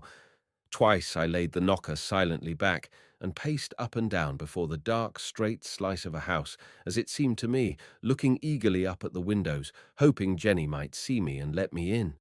But she didn't see me, or if she did, she made no sign. So perforce I took the knocker in hand once more, and followed a feeble tap with a couple of sounding blows which echoed thunderingly down the street. Then I stood waiting with ill-suppressed excitement for the door to open. Presently there were light steps within, and the door opened. A servant girl stood before me, eyeing me dubiously. I was taken aback, for ignorant of city manners, and not considering that Jenny knew nothing of my presence there, I had expected to see my little playmate herself. So I blurted out, "Jenny," and quickly tried to cover my mistake by saying, "I want to see Jenny." "You wish to see Miss Jenny Field?" the maid inquired with smug politeness, to my complete confusion. "Yes," I said. "Tell her." But she stood facing me doubtfully and asked, "And what name, please?" Then indeed I drew myself up, conscious of the dignity of my lawful appellation, and emboldened by the smart new suit I had first taken the precaution to obtain, and pronounced grandly, "Thomas Garth Playdon, of the brig Revenge." At that I was admitted and bidden to wait in the hall. The maid disappeared. Then suddenly there was a glad cry, a door flew open, and the maid was unceremoniously thrust aside. Before me stood a slim little figure that I knew at once, though now there was a band of deep red ribbon restraining the disorderly locks, and the dark eyes had lost their fierceness, but glowed with an intensity of ardor that seemed to burn into me like the light from the deep heart of a sunset. "Tommy!" she cried, with hands outstretched to me. If it hadn't been for that wretched maid huddled so amazedly against the wall, with wide eyes open and mouth agape at this unladylike behavior, I should have flung my arms about my little sweetheart, and so boldly leapt that line which is so difficult to cross. But I merely took the outstretched hands in mine, still furtively eyeing the maid, and said feebly enough, "I've come." The glow faded from Jenny's eyes. Looking demurely away from me, she said, "Yes." Then the girl did recover her wits and took herself off. But the chance had slipped away, and when I would have put my arms about Jenny's shoulders, she gently released herself and politely invited me to come and see Papa. As I entered the drawing-room, I managed to whisper, "Jenny, I've killed him." She started and would have held me back, but the captain had seen me and called out a hearty, "Tommy, boy, come along in." I only felt a keen squeeze at my hand. Jenny had understood, so the vision of my homecoming wasn't realized in all the wonderful colors in which I had painted it in my imagination. But still, there was Jenny before me, and while the captain chatted, questioning me of my experiences, comparing notes of foreign towns and ways and storms and adventures at sea, I watched the slim little girl who had grown wonderfully tall and slender in the passage of a single year. Indeed, I didn't quite know whether it was the same Jenny I had played and quarrelled with only a 12-month ago. It wasn't so much that she had grown, rather she seemed to have settled to a subdued seriousness, not quite in keeping with the Jenny of my games and squabbles. I couldn't hear her saying now, "I hate you," as she had used to do. And yet, a gesture here and there, and the tone of her voice when she threw in a quick word, touched at memories of the past, linking up this grave-eyed girl with the child of the year before. As the evening wore away, I had quite accepted the change in her, and the thought did just come to me that she too must have been surveying me with something of the same inquiry. I wondered whether she was as satisfied with the new Tommy as I was with the new Jenny. For though at first the change in her had taken me aback, I soon realized I was more head over heels in love with the charming girl who sat there at her father's feet, solemnly resting her eyes on mine, and now and again broadening her lips in a wonderful smile, than ever I had been with the bright, vivid, tempestuous little creature I had known at Sunset Towers. For now there seemed to be a depth and reserve behind those eyes, whereas before their glitter had told of a wonderful keen life, it is true, but one that played merely on the surface of things. I had little leisure to notice the captain. He was extraordinarily kind, even boisterous, in his welcome. He asked but little of my truancy from Sunset Towers, and spoke chiefly of my doings at sea. He showed nothing of the dark fear that had used to overshadow his face even in his most genial moments. I wondered whether somehow he had heard of his enemy's death, though not knowing who had rid him of his tormentor. But I said nothing of the matter. With the memory of that dark evening when I had parted with him last, I was cautious how I spoke of dangerous things, and in any case it would keep. Moreover, the thought of it only came to me in fitful starts, for my heart was with the daughter, not the father. When I rose to go, he seemed surprised. "What? How?" he exclaimed, rising. "But you're not running away again, are you?" "I must go back to Dirk," I said. "Dirk, eh?" he repeated. "I'm under orders," I explained. "I must report every night." "Tush!" he cried impatiently. "That's over now. You come and live with me, laddie." Then he looked sharply at me, and in a low voice, "You don't bear me ill will, Tommy, do you?" I knew of what he was thinking, and the pain in his voice hurt me like a physical wound. I gripped his hand and explained as well as I could that I was under some kind of bond, owing to my father's will, to apprentice myself to a profession, and I had taken Dirk as my master and must obey him. "Right, quite right," said the captain, evidently recognizing the necessity of the position, but still feeling for some way to evade it. After a moment he said, "Well, I reckon you've served your apprenticeship. And as for money, you needn't worry your mind about that. You leave Dirk and come to me. I dare say I can teach you a thing or two." "Can you take me to sea?" I asked. At that he smiled rather sadly and answered, "Well, no, I should think my sailing days are done." He sat down, and with his head in his hands, seemed to be musing regretfully. I told him where I was lodging, and promised to come as often and stay as late as I could. He glanced across at Jenny and said, "Yes, I'd lay you'll do that right enough, laddie." We shook hands cordially, and his last words were, "You see, you're always running away from me, Tommy. I never know where to lay hands on you. You frighten me, my boy. I like to have you near me." He seemed strangely moved. I remembered Worthing telling me how disturbed he had been when he had heard of my escape from Rancy Bridge.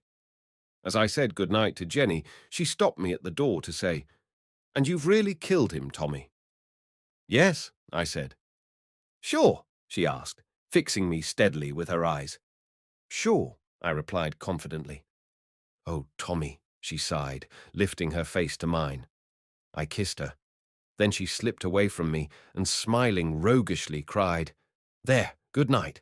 Little boys should be in bed." So I walked away to my lodging in a dream. I learnt later why she had inquired so seriously as to whether I was sure I had accomplished my task. It seemed that once before she had thought I had fulfilled the mission.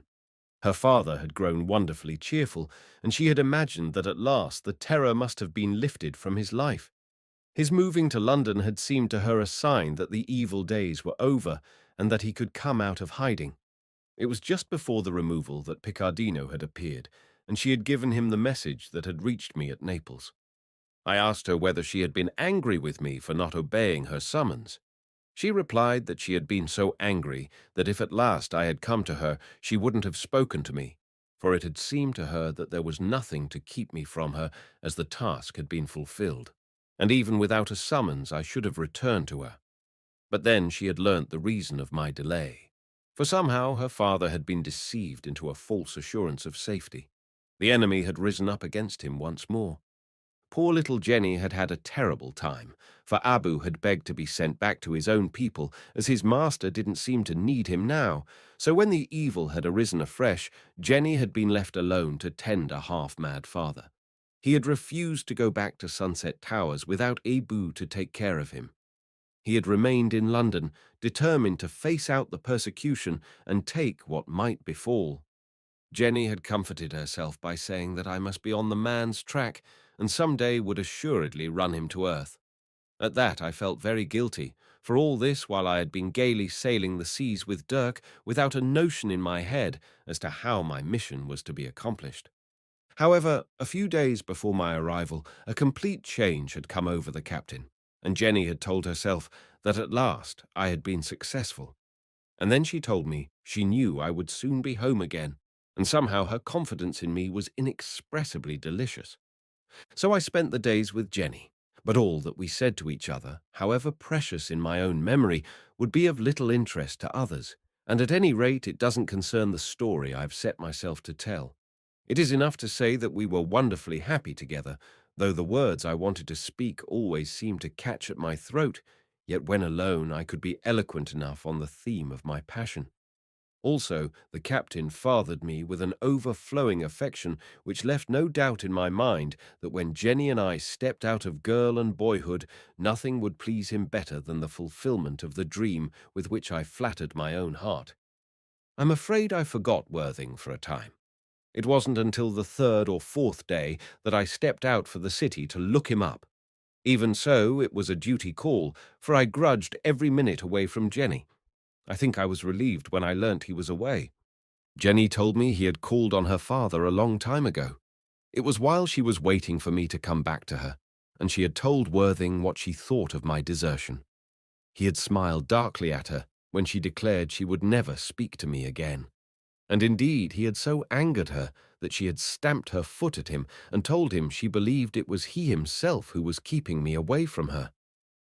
I was like that, she said simply enough, as she told me the story. I was a silly girl, wasn't I, Tommy? Words thronged to my lips in such a gush of protestation that I stuttered stupidly and couldn't utter a coherent syllable. She went on with a laugh. And he said to me in such a strange way, "I am keeping him from you," and walked away and left me. I thought nothing of it, partly because I was too intent upon Jenny herself, and partly because I knew the reserved, bitter way in which Worthing chose to disguise his real thoughts. That was all I learnt of Worthing, for Jenny hadn't seen him since. A few days later I made my way to the city a second time. I remember Dirk had changed our lodging that same morning, owing to a rather nasty brawl. There was a strange excitement among the clerks in the office when I went in and inquired if Worthing had returned yet. The senior clerk took me gravely aside and, speaking confidentially, said, "You were his friend, I think." "Yes," I replied, in unaccountable alarm at something sinister in the tone of his voice. "Yes," he repeated, stroking his chin. Then suddenly looking me in the eyes and laying a hand very gently on my shoulder, he said sadly, "He's dead." And as I started back, "Dead," he repeated. "And the master too. They were found murdered in a boat at Naples." Chapter 29. Alone. To say that the news stunned me would merely be to use an empty conventional phrase. Not even the shock of my father's death had so dislocated my whole power of thought and association. My father, I had always known, lived continually under the shadow of danger. For a hand to reach for him out of the dark was a chance I had long reckoned into the scheme of things. The sudden blow had struck merely at my heart of love. It had been desolating, but not bewildering, and that was last year.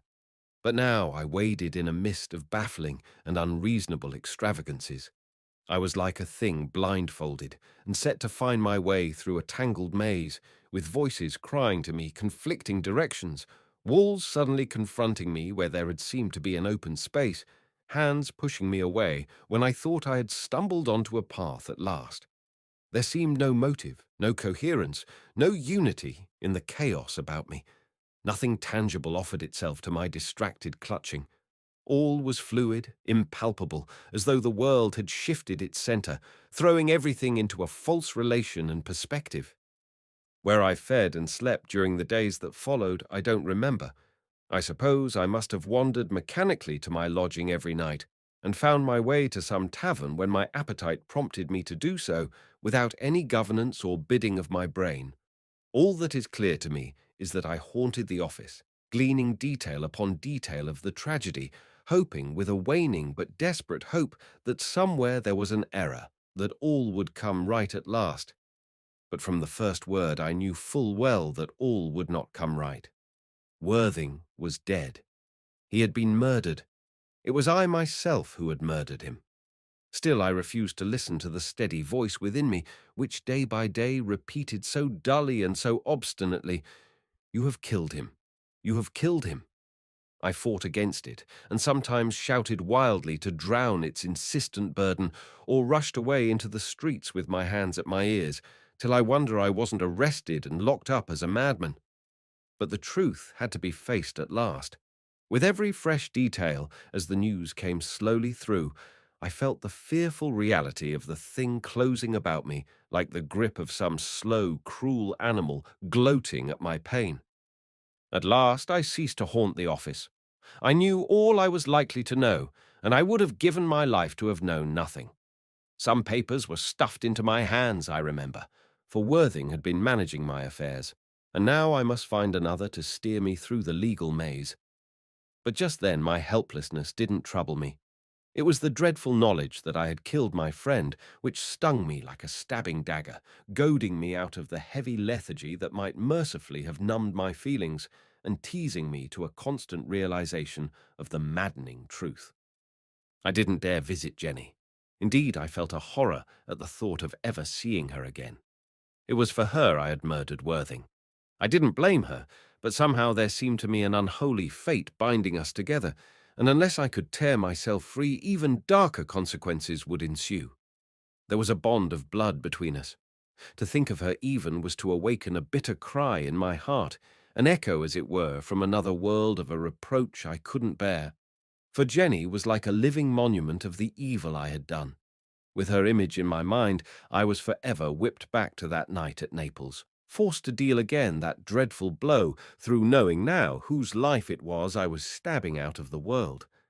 I think Dirk must have been away for some days, for I don't remember his questioning me on the strange shadow that had so suddenly darkened my life. If he had been at my lodging, he couldn't but have seen that something desperately wrong had taken place. It wasn't till I had regained something of my self-control that I remember seeing him again. Then he eyed me wonderingly, as though inquiring the cause of my strangeness. I think he must have told himself some early love affair had upset me, for he smiled knowingly and talked about girls being the devil, declaring they weren't worth a broken heart, nor yet a sleepless night even. I let him think what he would, and kept my own counsel. I didn't dare tell him the truth, for he would say the blame was his, as indeed to some extent it was. For if he hadn't rescued me, as he imagined, I should soon have been freed of the gag about my face, and then Worthing would have recognized me, and all would have been well. So I kept away from Dirk as much as I could. It was easy enough, for he seemed to be hot on the trail again. I wandered off by myself, though where I used to get to I don't know. Then I began to try to piece the mystery together, but little enough could I fit consistently. I knew now that my first surmise had been correct. I had been mistaken for my father's murderer, for it was obvious that Worthing wouldn't knowingly have treated me as he had done. There would have been no sense in it. I couldn't help complaining bitterly at the amazing ill luck, as it seemed, which had taken me to Naples just when Worthing happened to have traced his quarry there. Of course, he couldn't have dreamt of my presence, and I had grown, and my face was tanned brown. His uncle had never seen me before, and in the boat when Worthing had first looked upon me, my face was half covered with the gag. All this seemed like a deliberate trick of some malignant devil of fate, and I felt the weight of the old curse bear heavily upon me like a burden. Beyond this I could establish little to my satisfaction. How Worthing had obtained the manuscript I couldn't think. I supposed he had stolen it from the murderer and was using it to show he knew what he was about. But what puzzled me was that he had seemed to suggest that there was some piece of information he wanted for which he was willing to allow my father's murderer to escape. He had wanted, in fact, to learn the mystery of the treasure cave. Why? I asked myself. I couldn't believe he had been led away from his quest by the lure of gold.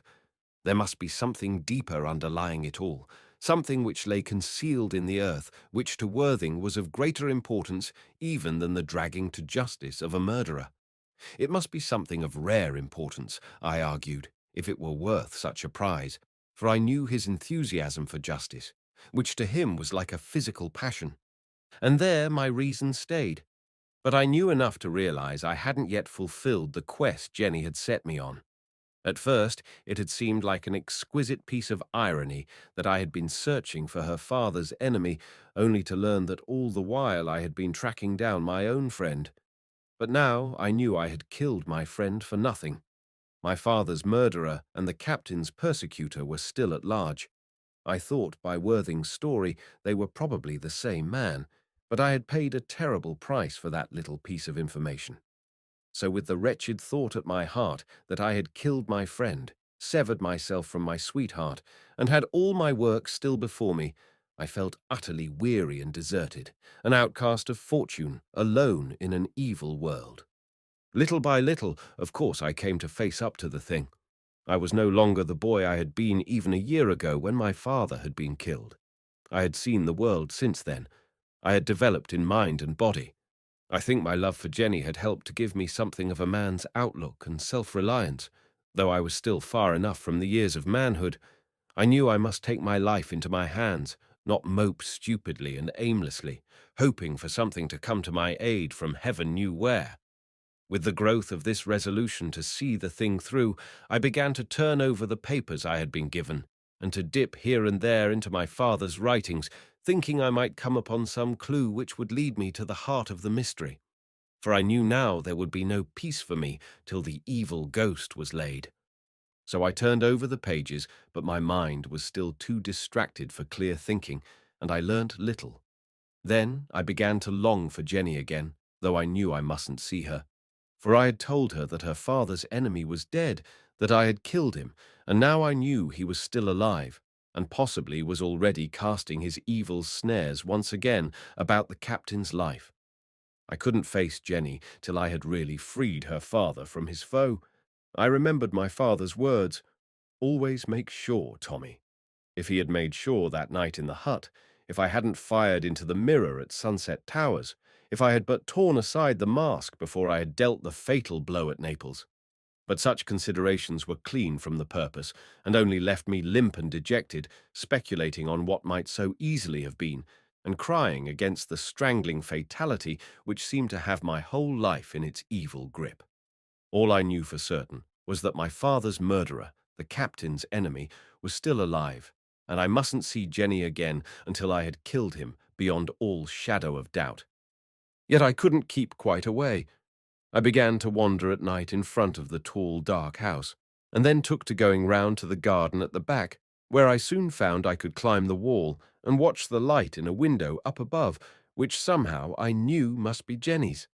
I used to hide in a great rhododendron bush and fix my eyes on that light, telling myself that tomorrow I would pack up my dunnage and make tracks for the Dolphin and search the coast as I had never searched it before till I had unravelled the whole tangled mystery.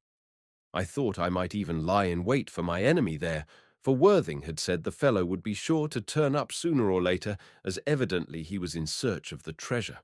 But though I kept telling myself I would go the next day, I was always back at my post watching the light in Jenny's window, and the summer was half spent. But one night I was rewarded for my vigil, for Jenny pulled aside her blind, and I heard her brokenly sighing my name. It wasn't till then that I realized that she must be in a torment of distress at my sudden desertion of her. I had been so engrossed with my own troubles that I hadn't thought of hers. I would have broken cover and called up to her, but at that moment I heard a door open and a dark figure slipped noiselessly out of the house. A voice was saying in the suave, kind tones I knew so well, "Courage, my master. Did I not hear you call me, and I at the end of the world? Yes, and I will come to you again, be assured." The captain replied brokenly out of the shadows, "Oh, Abu, Abu." So Abu was back again. His wonderful instinct had told him his master was in trouble and needed him. I wondered if he had been back long. Perhaps it was his coming that had set the captain's mind at rest, whereas I had thought it was the news of the Naples murder, which I had assumed he must have heard in some way. The thought was but a flash in my mind, for the captain went on, "You will find him, Abu, and bring him back. Tell him I will be his father. Tell him. But what can I say? Boys don't care for that sort of thing. But I love the bairn, Abu, and I want him back." "You shall have him, my master," said Abu, and glided away, while I crouched motionless, not daring to breathe. Then the captain came out into the garden and strolled up and down a turn or two, muttering my name. I knew I had but to come from my hiding to be welcomed back into that house with open arms. Yet I knew I mustn't go. It would be under false pretenses. First, I must accomplish my task. I waited till the captain had retired, shooting the bolts behind the closed door before I crept from cover and cautiously made my escape. My heart was bitterly sore at the thought of all the love I was leaving. The captain wanting me back as though I were his son, yet unable to frame a message for me, thinking I might make fun of his affection, and doubtless wondering why I had changed my lodging without sending him word, and my little Jenny perhaps crying herself to sleep with my name on her lips, her pride broken by longing and anxiety and doubt. My own eyes were none too dry, nor was my breathing very certain, as I slipped back to my lodging and hastily packed my knapsack. Then, heedless of Dirk's injunctions, I stepped out into the night before my resolution should waver, and set forth once more for the Dolphin and the mystery that lay like a shadow of blood over the wonderful coast about Ebb Tide Pool. Chapter 30. Driftwood Cavern. The sight of the familiar scene where I had spent so many happy summers, and where I had received one desolating blow, seemed to clear and steady my mind. Sometimes I would remember only the passionate hours of climbing and swimming I had known there, and would revert to the delighted boy I had been not so very long ago, but always the shadow would fall about me again. Yet, although it toned down my joy at being back in the country of my heart, it didn't cloud me from a steady pursuing of the purpose I had set myself to accomplish. First of all, I re-explored every nook and cranny I had ever visited, and that alone was the work of some days. I reserved Driftwood Cavern for the last, intending to devote all my energies to tracing it to its source when once I had satisfied myself that there was nothing else to learn from the coast to either side of it. In the evenings I sat up by the open window, or, when darkness had fallen, by the light of my lamp, studying the papers my father had left behind him. The priest's manuscript was of little use to me. Its drenching in the sea hadn't increased its clarity, and as I understood little Latin, the text was of no help. I turned to the map and tried to wrest the secret from it, but you can't get the secret from a thing which isn't there. The fragment that held the clue simply didn't exist, and it was impossible to reconstruct it, except with baseless imaginings. My father's papers didn't help me much. They were mostly fragments of stories and poems. It was a sad thing to sit by my lamp night after night, as my father had done before me, and read over those scraps of broken literature, feeling in every line the marvelous promise and powers that had been frittered so idly away. Young as I was judge enough to recognize the work of a master storyteller, and even the authentic ring of poetry in the unfinished sketches before me. Though I tried to remain loyal to my father's memory, I couldn't prevent the cry from rising to my heart. "Oh, Dad, Dad, Why did you waste your days hunting for that accursed treasure when you might have been among the greatest writers of the land? Of the stories, I sorted out those which seemed to be based in any way on the one great story of the hidden gold. Yet even so, I couldn't learn much, for my father modified his facts for dramatic effect, heightening the colours here and omitting the lesser links of the narrative elsewhere, so that I couldn't piece together anything consecutive. Indeed, my father's purpose, so I judged, hadn't been to write a connected history. Elements of the affair appealed to him first in this light and then in that, and he had transmuted them into imaginative sketches, suggesting an underlying basis in fact, but misleading in detail.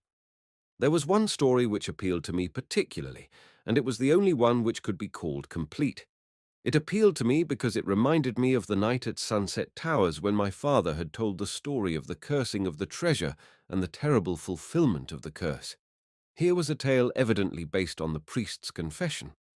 The setting was much the same as that of the story I knew, yet there were details which showed that my father had in mind not only the Valley of the Tombs, but the coastline round the Dolphin, and so the incidents were brought more vividly home to me than they would otherwise have been. First, there was an account of the discovery of the treasure by a party of adventurers, but when half of it had been safely brought to the light, a quarrel broke out, and the captain of the band found himself standing almost alone against a mutinous crew. But he was a wily man, and succeeded in tricking his enemies, and having trapped them in the cave where the treasure lay, he rolled a huge boulder to the cave's mouth and imprisoned them alive. So far, the story was only a variant of the one I had heard so thrillingly told on that memorable night, and the account of the frenzy which overwhelmed the captain with terror and remorse was much the same as in the account I knew so well of the mad captain, and which now, with my own hands stained with blood, I could appreciate to the full. But after this the story changed, for a stranger had somehow stolen the plans and learnt of the hidden gold, though he didn't know the secret of the entrance to the cave. When the captain learnt there was someone on the track of the treasure, a terrible fear seized him lest his crime should be discovered. Whipped on by a fearful fury of madness, he ruthlessly hunted down the meddlesome interloper, and eventually capturing the wretch, chained him, living in a dungeon, and sealed the door up against him, having hung the stolen plans about his neck for a warning to any who might find him and be so bold as to follow in his steps.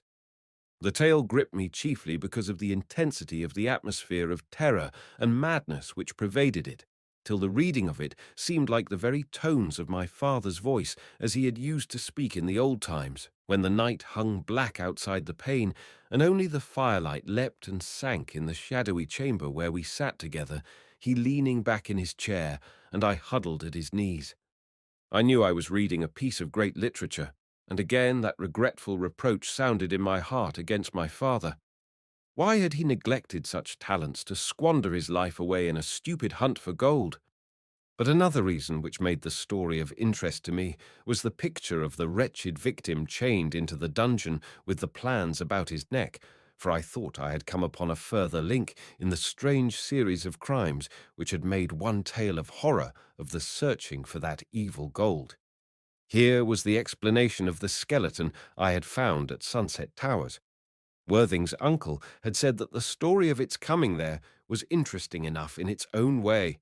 Doubtless he was referring to this yarn of my father's. But when I began to put things together, I found that after all I had learnt little. The yarn was probably no more than a yarn, springing from my father's fertile imagination. And even if it were true, it only told me of something so distant as to be of no value. Yet the story clung to my memory. I kept turning to it as though somehow it contained the clue to the mystery I was seeking to unravel. Reading my father's papers sent me frequently to his grave, which now was nothing but a grass-grown mound in the woods, nameless and dateless. I set to work to carve a rough cross with his name upon it. I had thought to have added something to tell of my love for him and the blank which his death had made in my life. But words were so stupidly inadequate that I merely carved his name and locked my wounded and inarticulate love in my own heart. Besides my father's papers, there were the papers which Worthing's clerk had given me. I studied these carefully, but they contained nothing but a clear and precise account of the investments he had made with my money. So clear indeed was the statement that even I could understand it, and I knew I should have no difficulty in conducting my own affairs when occasion called. I felt a gush of gratitude to my dead friend who had taken such care of my concerns. I thought of how he had sacrificed pride and principle to rescue me from Rancy Bridge, and how he had sustained and guided me in the days that had followed that dreadful 1st of May. And in return, I had killed him. Well, I knew it was useless brooding over things which couldn't be amended, yet my heart was heavy with the weight of sorrows it had to bear. Meanwhile, by day, I was searching the countryside for traces of the mysterious passage which should reveal to me the secret of the treasure. Again, I inquired of the obstinate dragon's mouth, but the great tongue remained foolishly thrust out at me, and the wide, jagged lips were dumb. I sounded up and down through the smuggler's tunnel, and knocked at the fallen doors of Ebb Tide Gate, but nothing opened to my knocking. So at last I set myself to explore Driftwood Cavern. I think I delayed the exploration as long as possible because I still remembered the strange fear which had possessed me when I first entered those green and evil waters. There was a dread holding me away from the place. But I knew I must face the ordeal, so at length I took my courage in my hands and dived into the darkness. I was gratified to find that the old fear didn't return, only a sense of faint disgust at the furtive clinging weeds and the slow, smooth drifts of refuse which had gathered there through the years. I provided myself with clothes and lantern, and such tools as I thought might be necessary, also a tin of ship's biscuits, thrusting them into the crevice from the smuggler's tunnel so that I merely had to reach for them when in the cavern, and so I was sheltered from the cold of wetness and nakedness, and had a light to search by and tools to probe with. I was determined that if the place really held a secret, I would wrest it away before I had done. My first entrance was at high tide, and I soon found I could do little. The tunnel penetrated far into the land, but sank downwards, so I found myself held back by the deepening water. Accordingly, the next time I went at low tide and made an interesting discovery. The roof of the tunnel sank and rose and sank again, forming pockets, as it were. All the way beyond the first pocket, the roof was slippery with weed, telling me that at high tide the tunnel was full of water. It was an unpleasant discovery, for I knew that if I weren't careful, I might be caught in one of the pockets and trapped by the rising tide. At the first feel of the stealing water about my ankles, I beat a hurried retreat, in alarm at being snared and drowned like a rat in a trap. But I found my fear was premature. I could have continued my search for a long time yet without danger.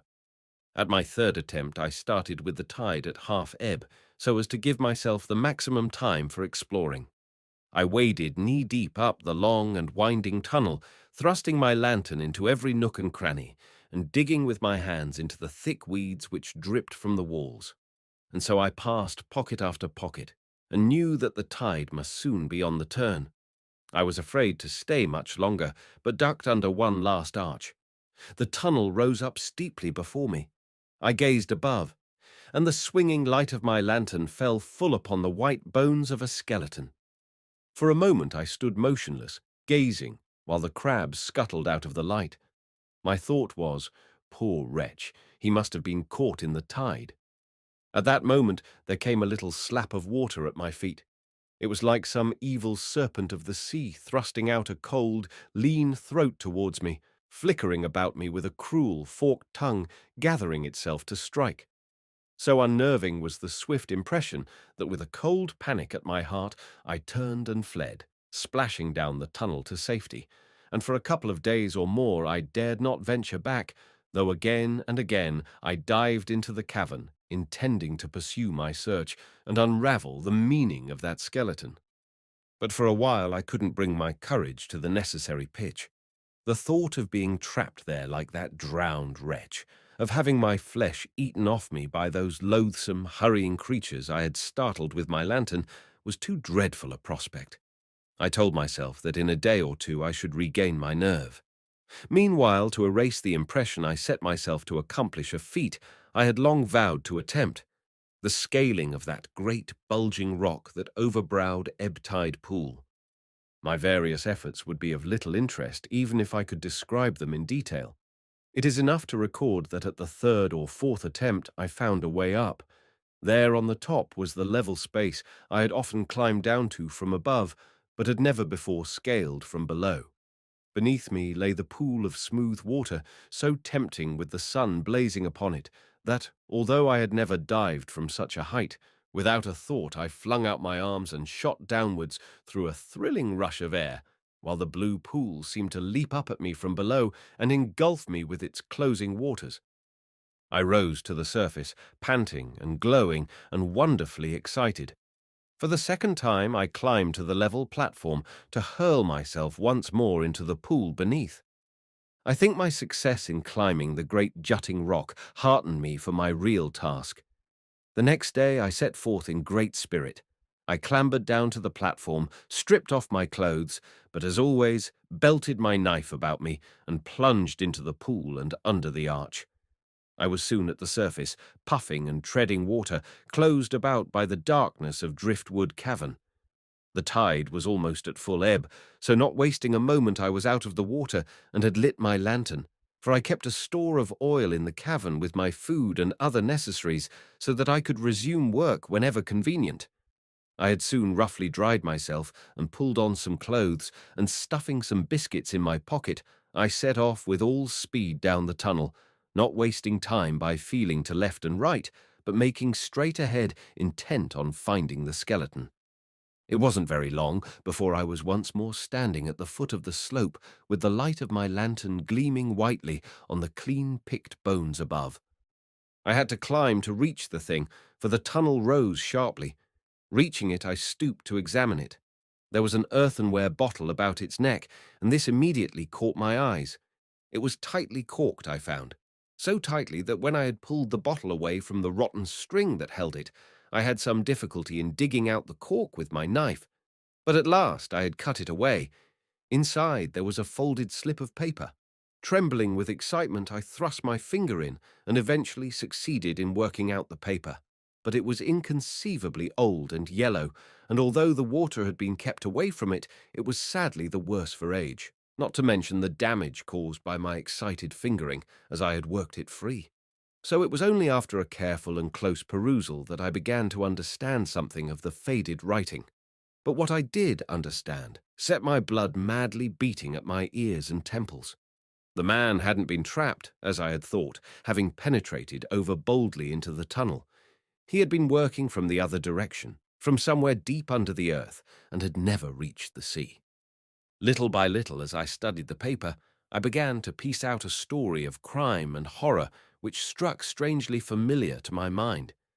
Here was one who had been searching for that gold, another victim of the curse, I told myself, darkly wondering how many had been the victims of the outraged gods if the whole tale of them were numbered. He too had been one of a party who had found and handled the gold, but as usual, and the recurrence of the thing seemed absurd in its inevitability, there had been strife and disagreement. As in the old story of the manuscript, and also in the fanciful yarn of my father's, there had been treachery and betrayal.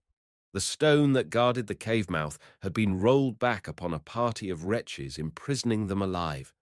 History had repeated itself, I thought. The original crime of the mad captain and his followers had been perpetrated a second time, not only in imagination, as in my father's yarn, but in reality. But there was a difference. As I examined the script, making out here and there another word and another, I began to find myself on a clue worth all the rest of the story. When once removed, the boulder that had guarded the cave mouth had been so delicately poised that a couple of men could roll it back into place, though it had needed 20 with ropes and levers to heave it up from the hole it covered. But the thing that arrested me was that the boulder had originally been at the end of a short but steep passage rising up from the sea into the land, and the entrance it had sealed was a large hole in the floor of the tunnel. When the great stone was released, instead of merely falling back into place, its impetus as it fell had carried it over the pit it had first covered, and it had rushed to the mouth of the tunnel itself where it had stuck, jammed immovably in the narrow opening. I didn't need to cast about in my mind for a possible locality to suit the description. I knew at once it was the dragon's mouth. I had been right in my surmise that if that tongue were drawn back into the throat, the mystery would be laid bare. No wonder the priest's map had failed to give my father the clue he had needed.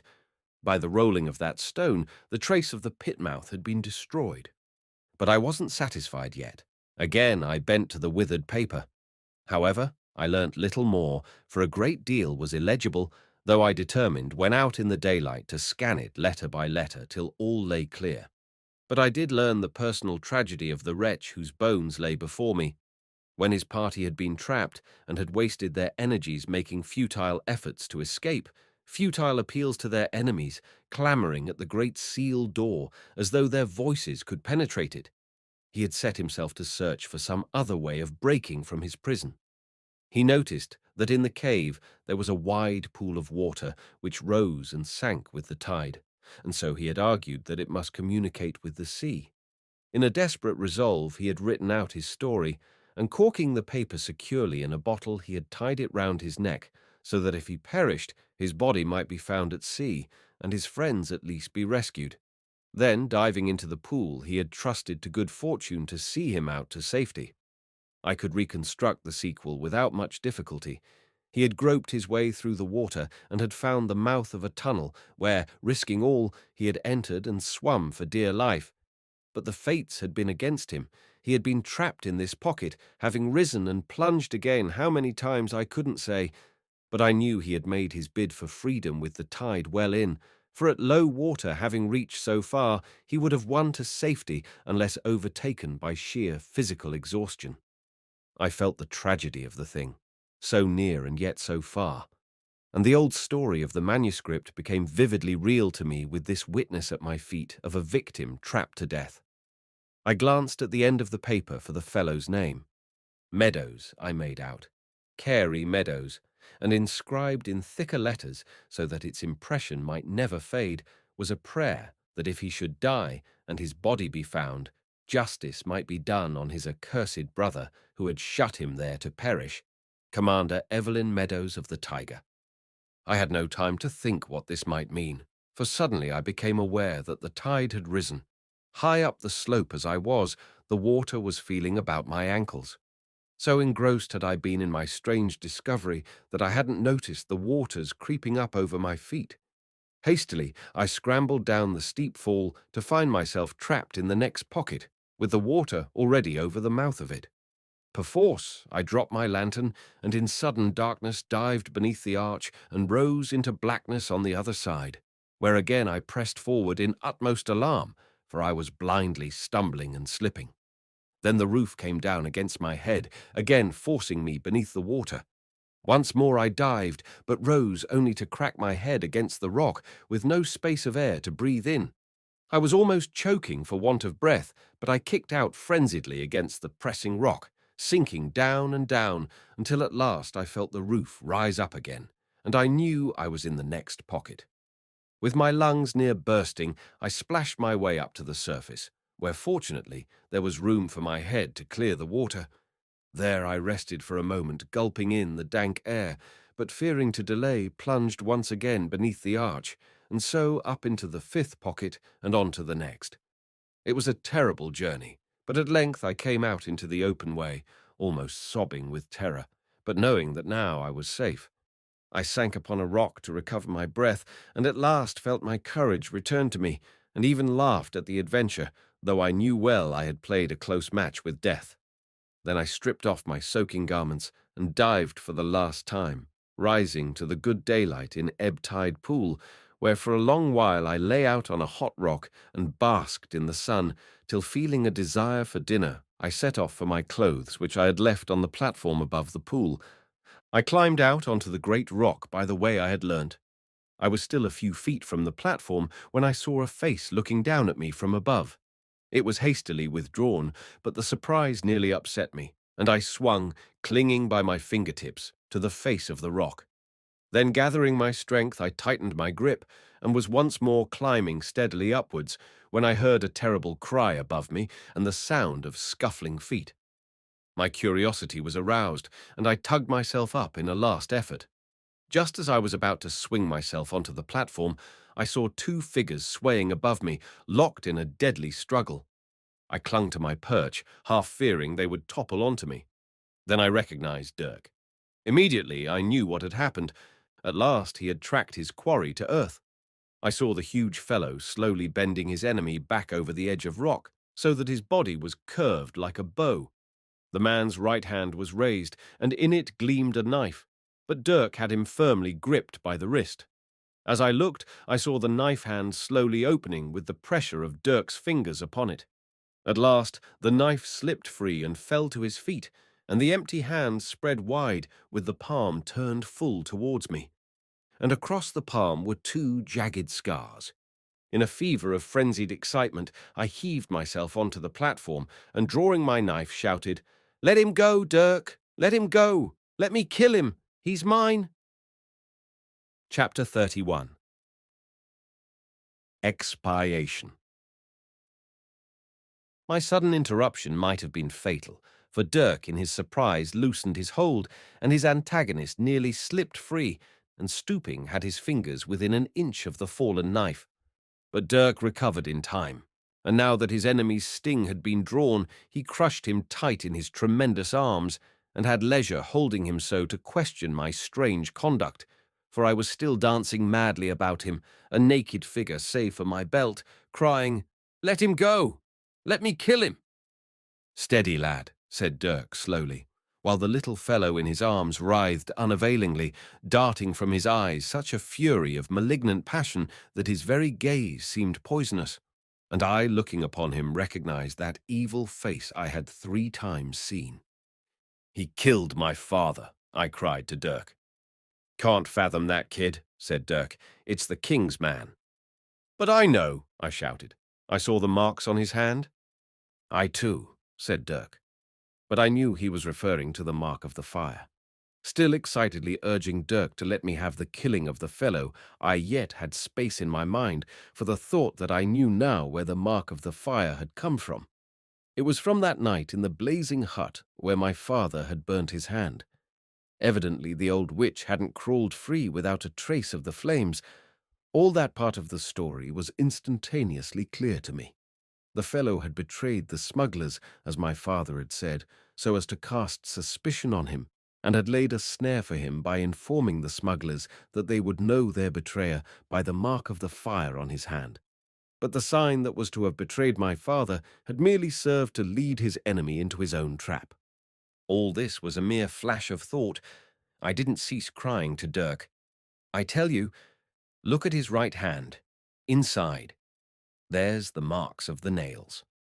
Dirk pressed at the clenched fist, and slowly the fingers opened, revealing those 2 jagged telltale scars. I opened out my own hand beside that of my enemy's for Dirk to see, for he knew the story of that chase across the sands. "Use," he said at length. "You're right, kiddie. It's the same cove we've been after all the time. But I say you'd better let me have the settling of him." "No, no," I cried, for my thirst for vengeance, so easily allayed, was whipped into a madness at the actual sight of my father's murderer. Dirk still delayed, gripping the fellow in his huge embrace, while I continued to cry, "Let me, Dirk, let me! I can fight him. I'll kill him." All this while the look in the man's eyes was altogether incomprehensible.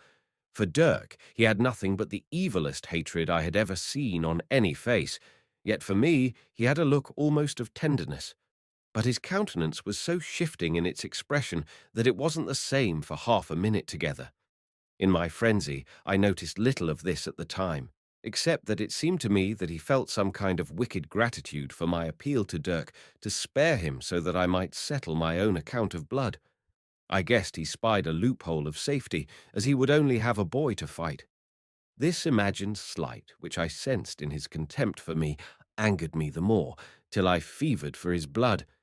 Eventually my clamouring prevailed upon Dirk, though I could see he was unwilling to let me risk myself in fight against the fellow. But as he said, "You've more to pay than I have, Tommy. You have first claim." I picked up the man's knife, and springing back as Dirk released him, tossed it to him. He caught it by the handle in true fashion. Then, naked as I was, I faced him, and we circled round one another with eyes fixed blazingly to each other's eyes. Dirk stood aside, but ready to leap in if the fellow showed signs of attempting to escape. And indeed, I think that was his purpose. For at first he didn't try to aim a blow at me, and once I saw his eyes turn for the fraction of a second to where the cliff dropped sheer from his feet. I believe he would have plunged and swum for it, but I drove in swiftly and gashed him down the arm. I heard Dirk's "Bravo!" but I knew I had done foolishly to wound and not to kill, for the fellow's anger was sharpened, and I saw the glow of hate in his eyes flash on me for a second, as I had seen it burn against Dirk. Moreover, he began to press me, and I had to give ground. Twice he lunged in, but I caught his wrist in time and sprang away. And in my turn I feinted and struck, but he was too quick for me. I began to feel he was a master of knife work such as I had never seen before. My father had been quick in our mock battles, and Dirk had shown me something of what could be done in agility and parrying and swift counterfeit. But this lithe, swarthy creature, who circled stealthily about me and sprang in and away with the lightness of a cat, was far nimbler and subtler than either Dirk or my father. I found myself breathing heavily as he leapt in and closed with me, and bounded back and in again before I had well recovered from the first assault. He kept me dancing to right and left and backwards and forwards without a moment's pause, till the upshot of the fight became at first sadly uncertain and then terribly sure. I knew that sooner or later he must slip past my guard, and since that first mistake of his, I hadn't once touched him. Gradually, I lost the power of reasoning the situation. At first, I had been alert enough, judging for the spring in, watching for the attack, but now I found myself mechanically dodging and parrying, till at last I wondered what possessed him not to drive in and settle the unequal combat. He seemed to be merely playing with me, for I knew that my life was in his hands. Was he afraid of Dirk's vengeance if he should kill me? And then dully the thought came to me that he was waiting for the double chance at one moment to strike and to escape. That meant he must drive me to the edge of the platform, where with a blow he might finish me and leap into the pool below. But I was determined to thwart him. I steered away to the rise of the cliff, but immediately he wedged me away from it, and I knew my surmise was correct. I felt desperate. Gradually he was forcing me to the edge, and I knew that once there he wouldn't delay the fatal stroke.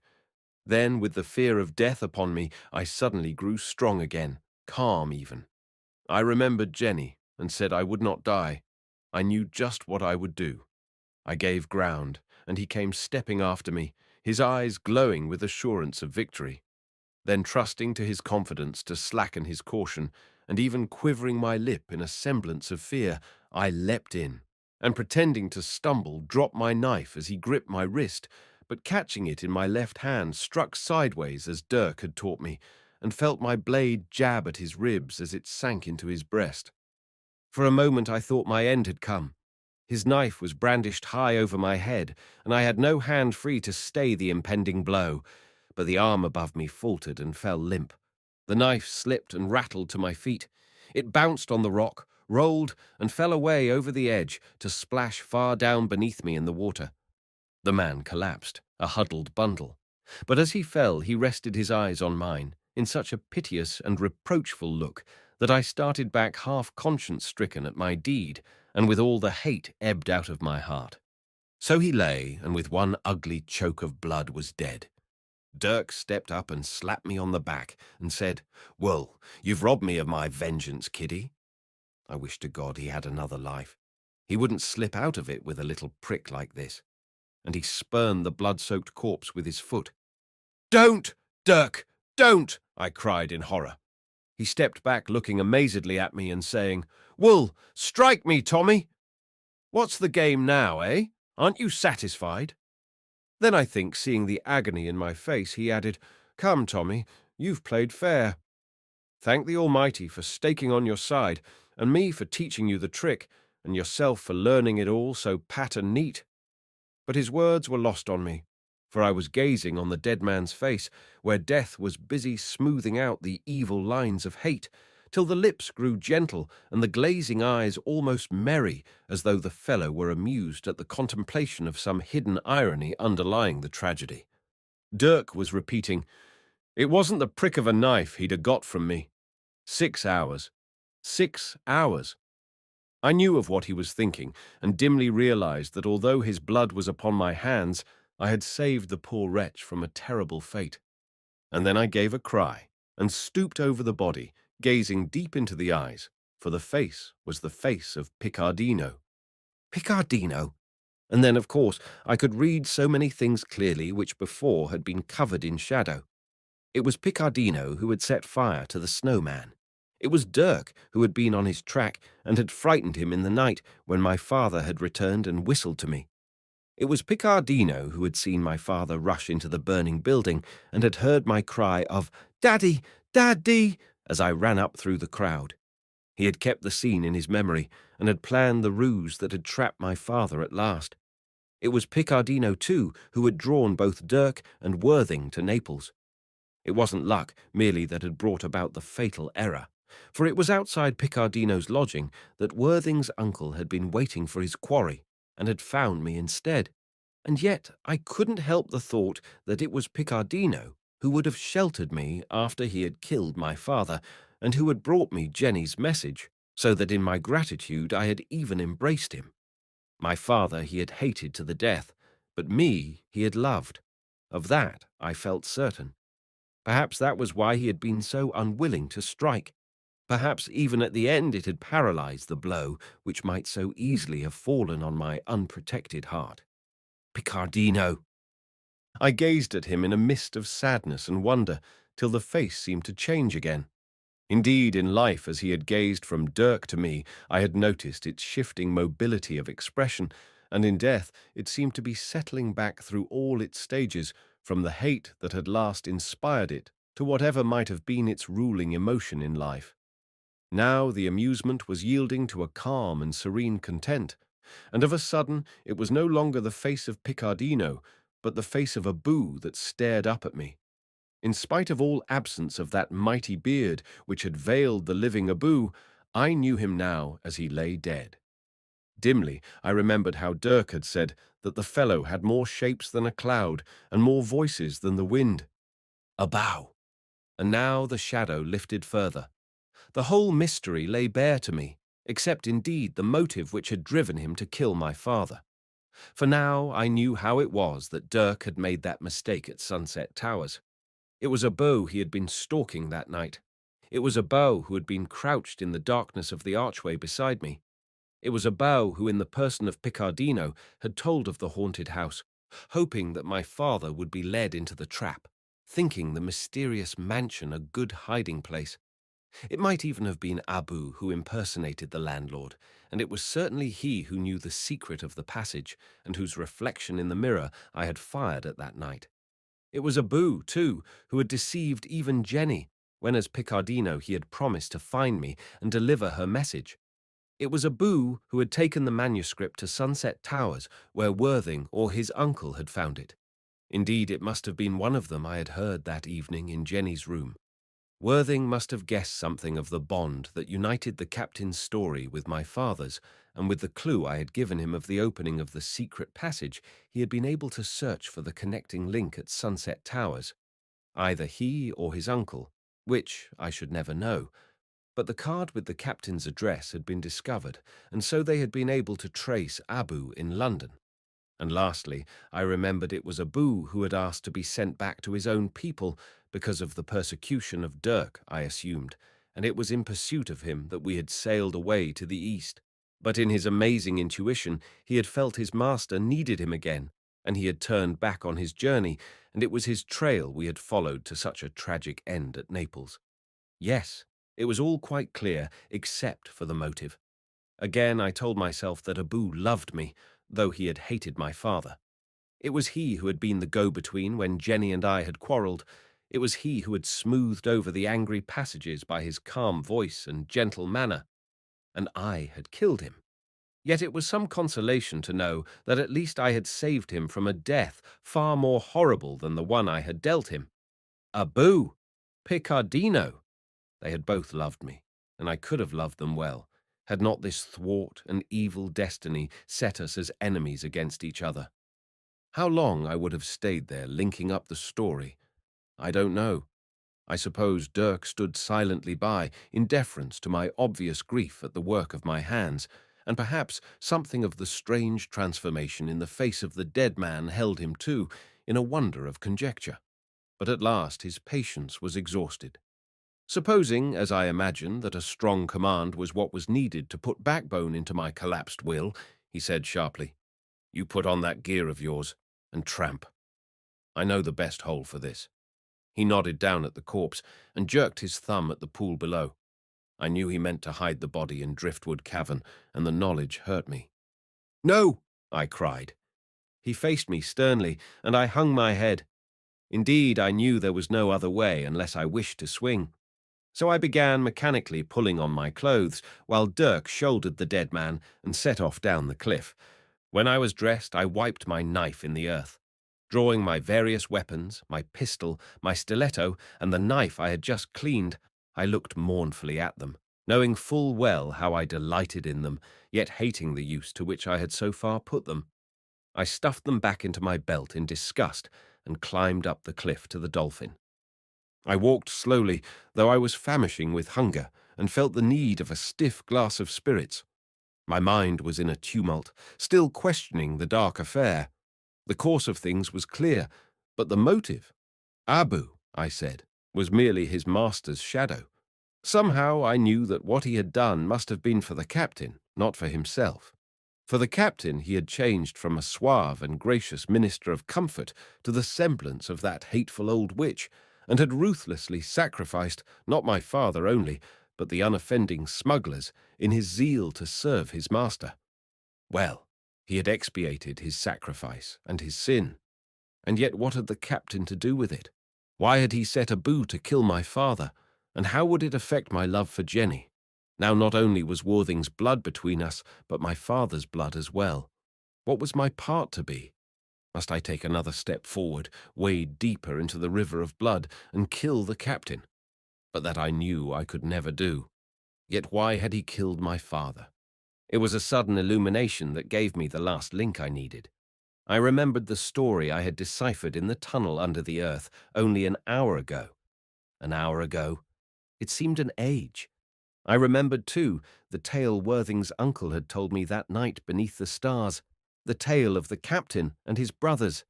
Captain Field, Commander Meadows. The disguise was so ludicrously thin that I even laughed aloud when the two names met and mingled in my mind. In that cave of accursed gold was buried the captain's deadly secret, the secret that had tortured him through life, the secret of his murdered comrades, of his murdered brother. He dared not let another meddle with the thing. The thought of prying eyes in that dark place of crime and death was like a madness in his blood, a madness I could well conceive, for I had heard my father tell so often the story of the mad captain, and among his papers was that other yarn which told of the ruthless hunting of the treasure-seeker by one who had no cause to hate him except that he feared the exposing of the secret that had poisoned all his life. Had my father guessed the motive of his relentless persecution, I asked myself, or was it but a fancy that had made him write that yarn? That was something I would never know. My thoughts were in a strange tangle when I arrived at the Dolphin, and even my emotions were clashing conflictingly in my soul. On the one hand, I saw the cruel and useless murder of my father as a thing crying for revenge. But again, so steeped with repetition had I been in the agonies of the mad captain that I felt he couldn't have done otherwise than he did. The anguish in his soul had goaded him onto a cruelty he hadn't contemplated. Perhaps even some cause I didn't know had made him commit that first dreadful crime of imprisoning his comrades in the cave and leaving them there to perish so miserably. Again, I thought how strange it was that history had repeated itself. The first crime the priest had told of was the same as the last I had read that day. The circle was complete, as though the curse had worked itself to a consummation, and I was determined that it should end now once for all.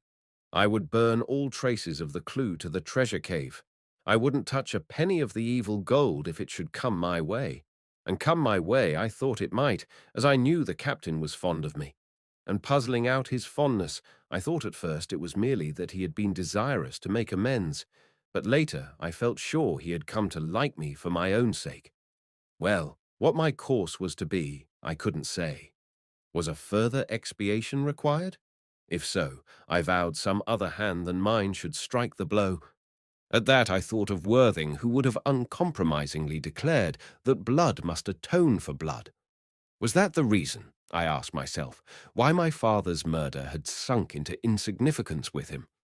Had he come on the trail of a greater crime?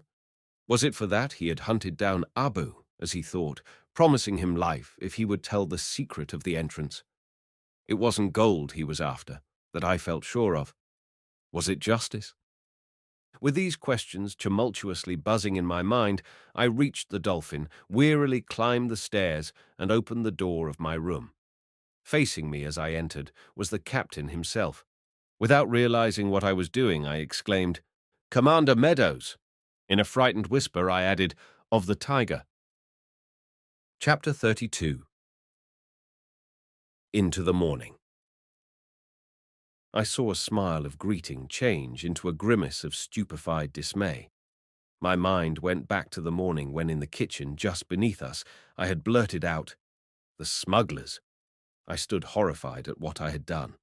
This dismay on the captain's face grew into an expression of savage cunning, and I knew that all the deviltry of his lifelong madness was roused to a ferocious passion. His head sank below his shoulders, his hands curled and stiffened like the claws of an enraged beast. His eyes at first swelled glaringly from their sockets, then sank back beneath the half-closed lids in a terrible scrutiny of menace. And suddenly he sprang upright, with his hands thrown behind his head, and burst into a peal of demoniac laughter, more terrifying than the brutal crouching of his first posture. And still I stood motionless, watching him. His frenzied mirth subsided at length into broken gigglings, hysterical and unnatural. Tottering a little, he felt about for a chair and sat down heavily. Then, drawing out a huge kerchief, he mopped his brow, which was beaded over with perspiration, and still faintly chuckling, said, "Ha, yes, excellent, excellent indeed. That's good, Tommy. That's a good joke, a really good joke. 'Pon my soul." He threw back his head and forced out a harsh laugh. I took a step forward. "Sir," I began, wondering how I might undo the evil I had done. But at that he sprang up, and his savage madness returned upon him. "Stand back," he cried in a terrible voice. "Stand back. I know you. I know who you are. You think you can fool me, do you? You think I don't know you, eh? God in heaven, what do you take me for, sir?" With his curled fingers digging at the air as though to tear away some obstructing veil, he stared at me with reddening eyes and went on, "Ha! Yes. You think you look like Tommy, do you? But I know you. You would hunt me down, blast your eyes. You would tell me of the bodies lying there. You would put the world upon my track. Ha! You would drag me out into the light, point at me, set men's eyes upon me, name me murderer? So?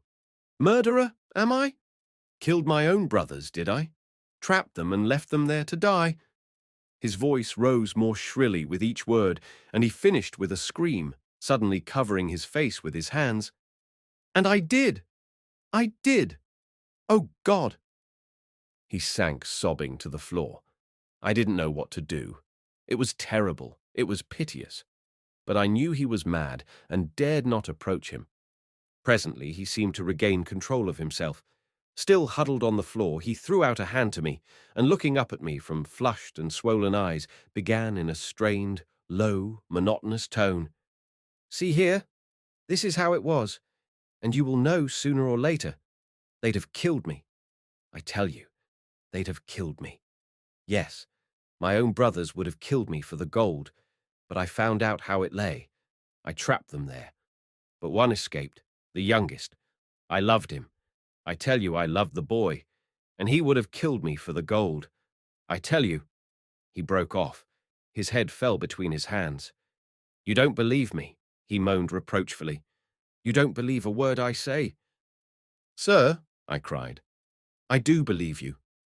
Slowly he peered up at me, and I saw a wicked gleam lighten his face. "So," he said, "then come and kiss me, boy." I think I would have ventured all and gone to him to see if I might pacify his tortured spirit, but I remembered how once before he had snared me so at Sunset Towers. I held back doubtfully, though I yearned to run to him and comfort him. At my hesitation, his face grew frightful. He sprang to his feet and cried, "He hates me! Tommy hates me because I killed his father. I killed—" He stopped short and, staring at me, said deliberately, "You lie. It's all a lie. I didn't kill him.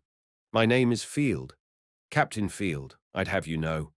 And the crying you hear at night, Tommy, it's the ghost. You know it's the ghost?" "Yes, sir," I said. "I've seen it." For I thought to lead his mind back to earlier associations. But he chuckled to himself and said, "Little fool. Seen it, eh? Little fool." The thought seemed to amuse him. He laughed quietly for a while. Then again I saw his eyes slanting round at me.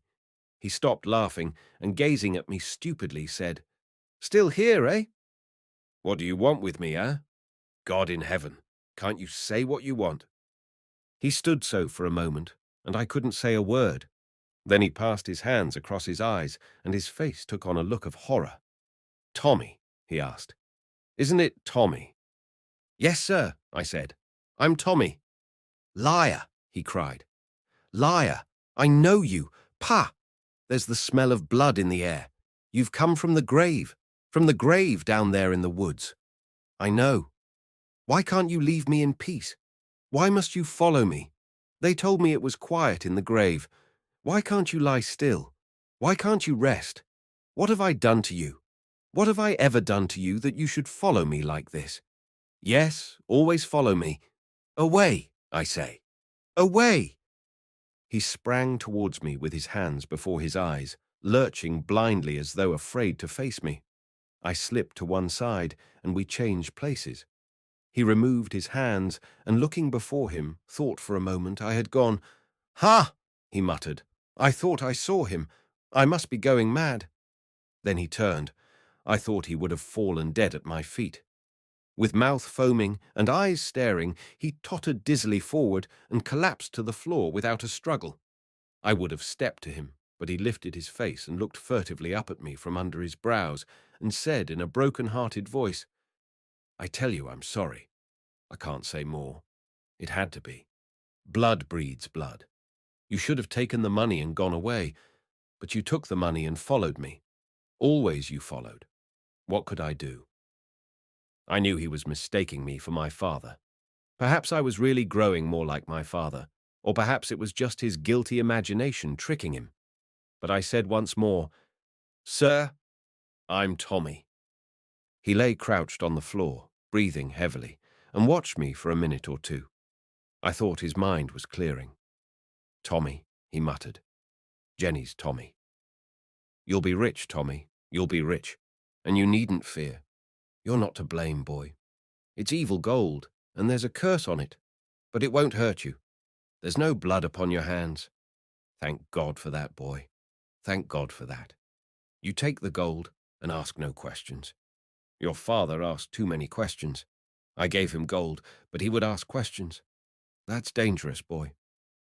He scrambled unsteadily to his feet and said, "Come and kiss me, Tommy." But again the memory of that pursuit round the table held me doubtfully back. Now there was no Abou to lead the captain away if he meditated treachery. The hesitation was fatal.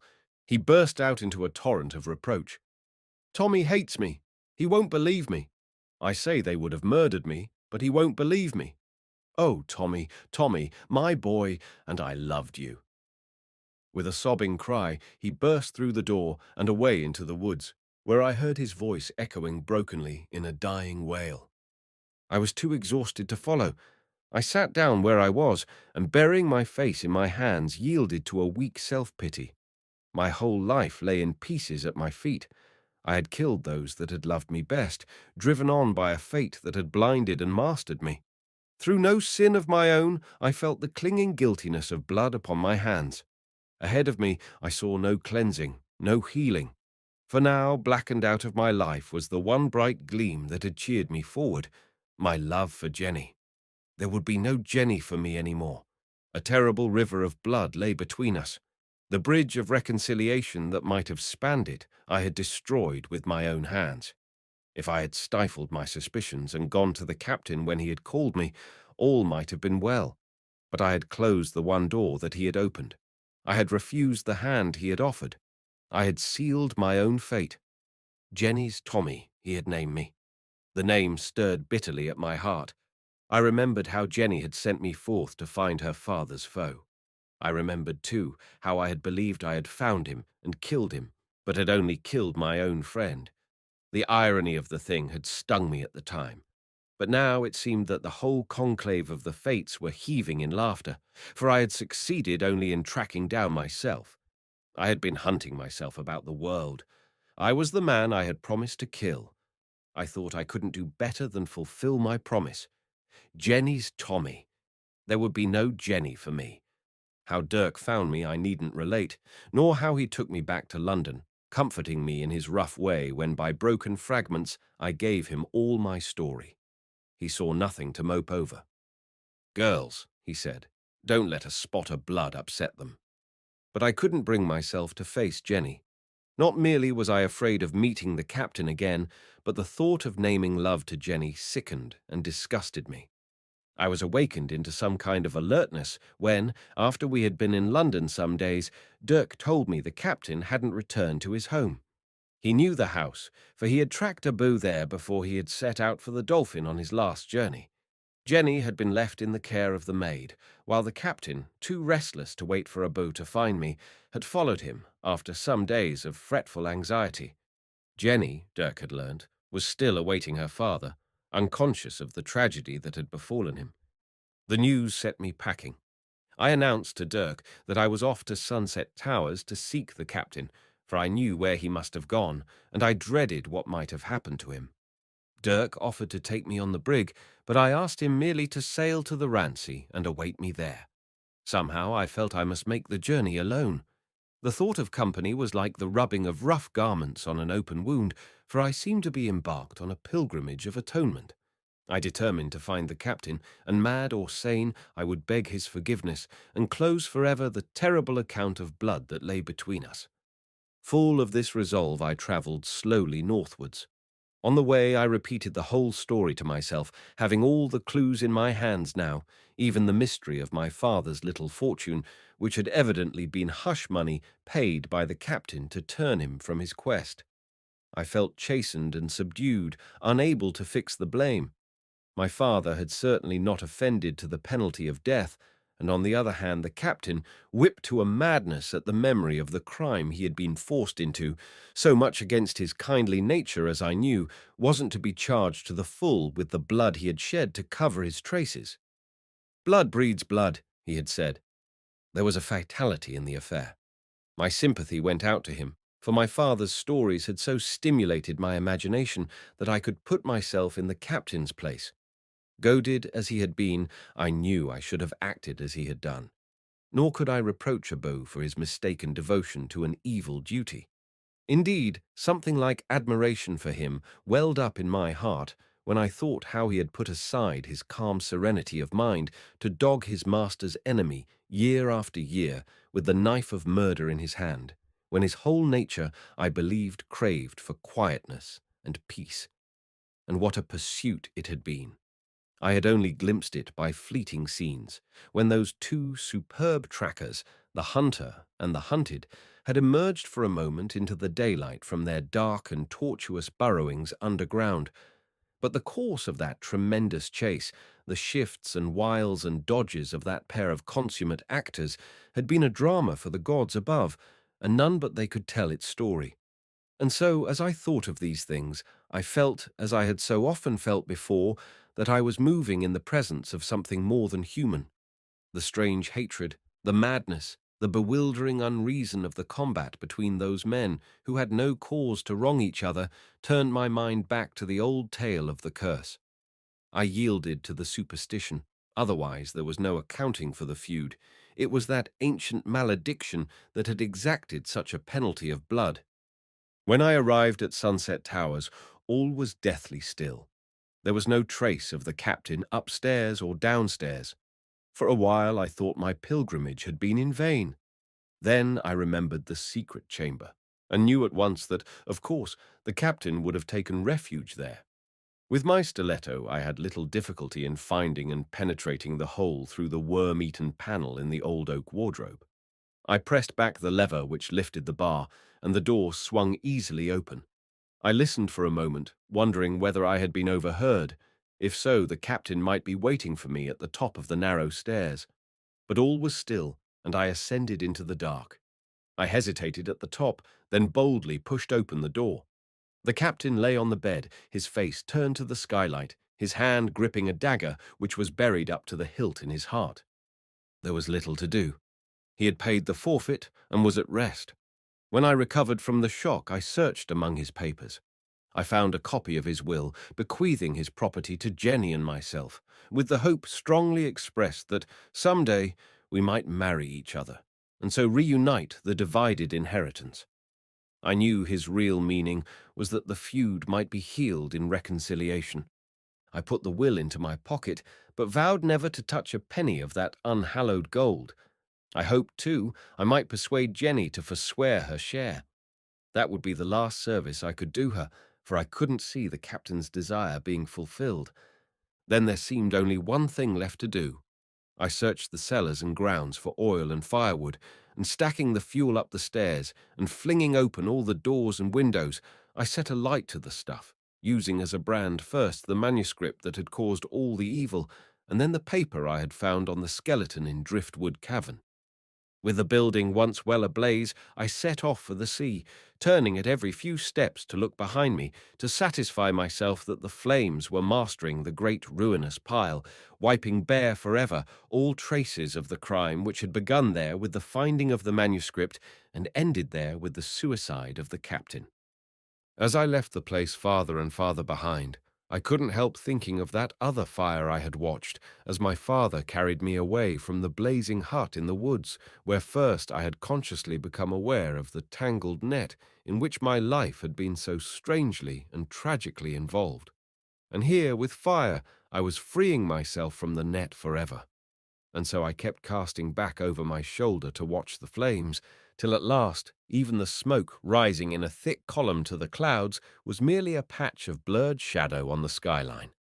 Then again I thought of Jenny. I began to wonder how I should break the news to her. How was I to tell her the story?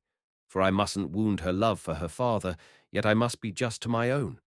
The picture of the lonely little girl cast out upon the world with none to protect her took violent hold upon my pity. I yearned towards her, yet knew deep in my heart that to speak to her of love would be to stab her afresh in her still bleeding wound. I was utterly weary in body, utterly dejected in spirit when I reached the sea. I found Dirk waiting me in a shoreside tavern. I told him my story. The night was falling as we rowed out to the brig. I retired to my bunk, where I lay a long while sorrowfully tossing, and at last fell into a troubled sleep.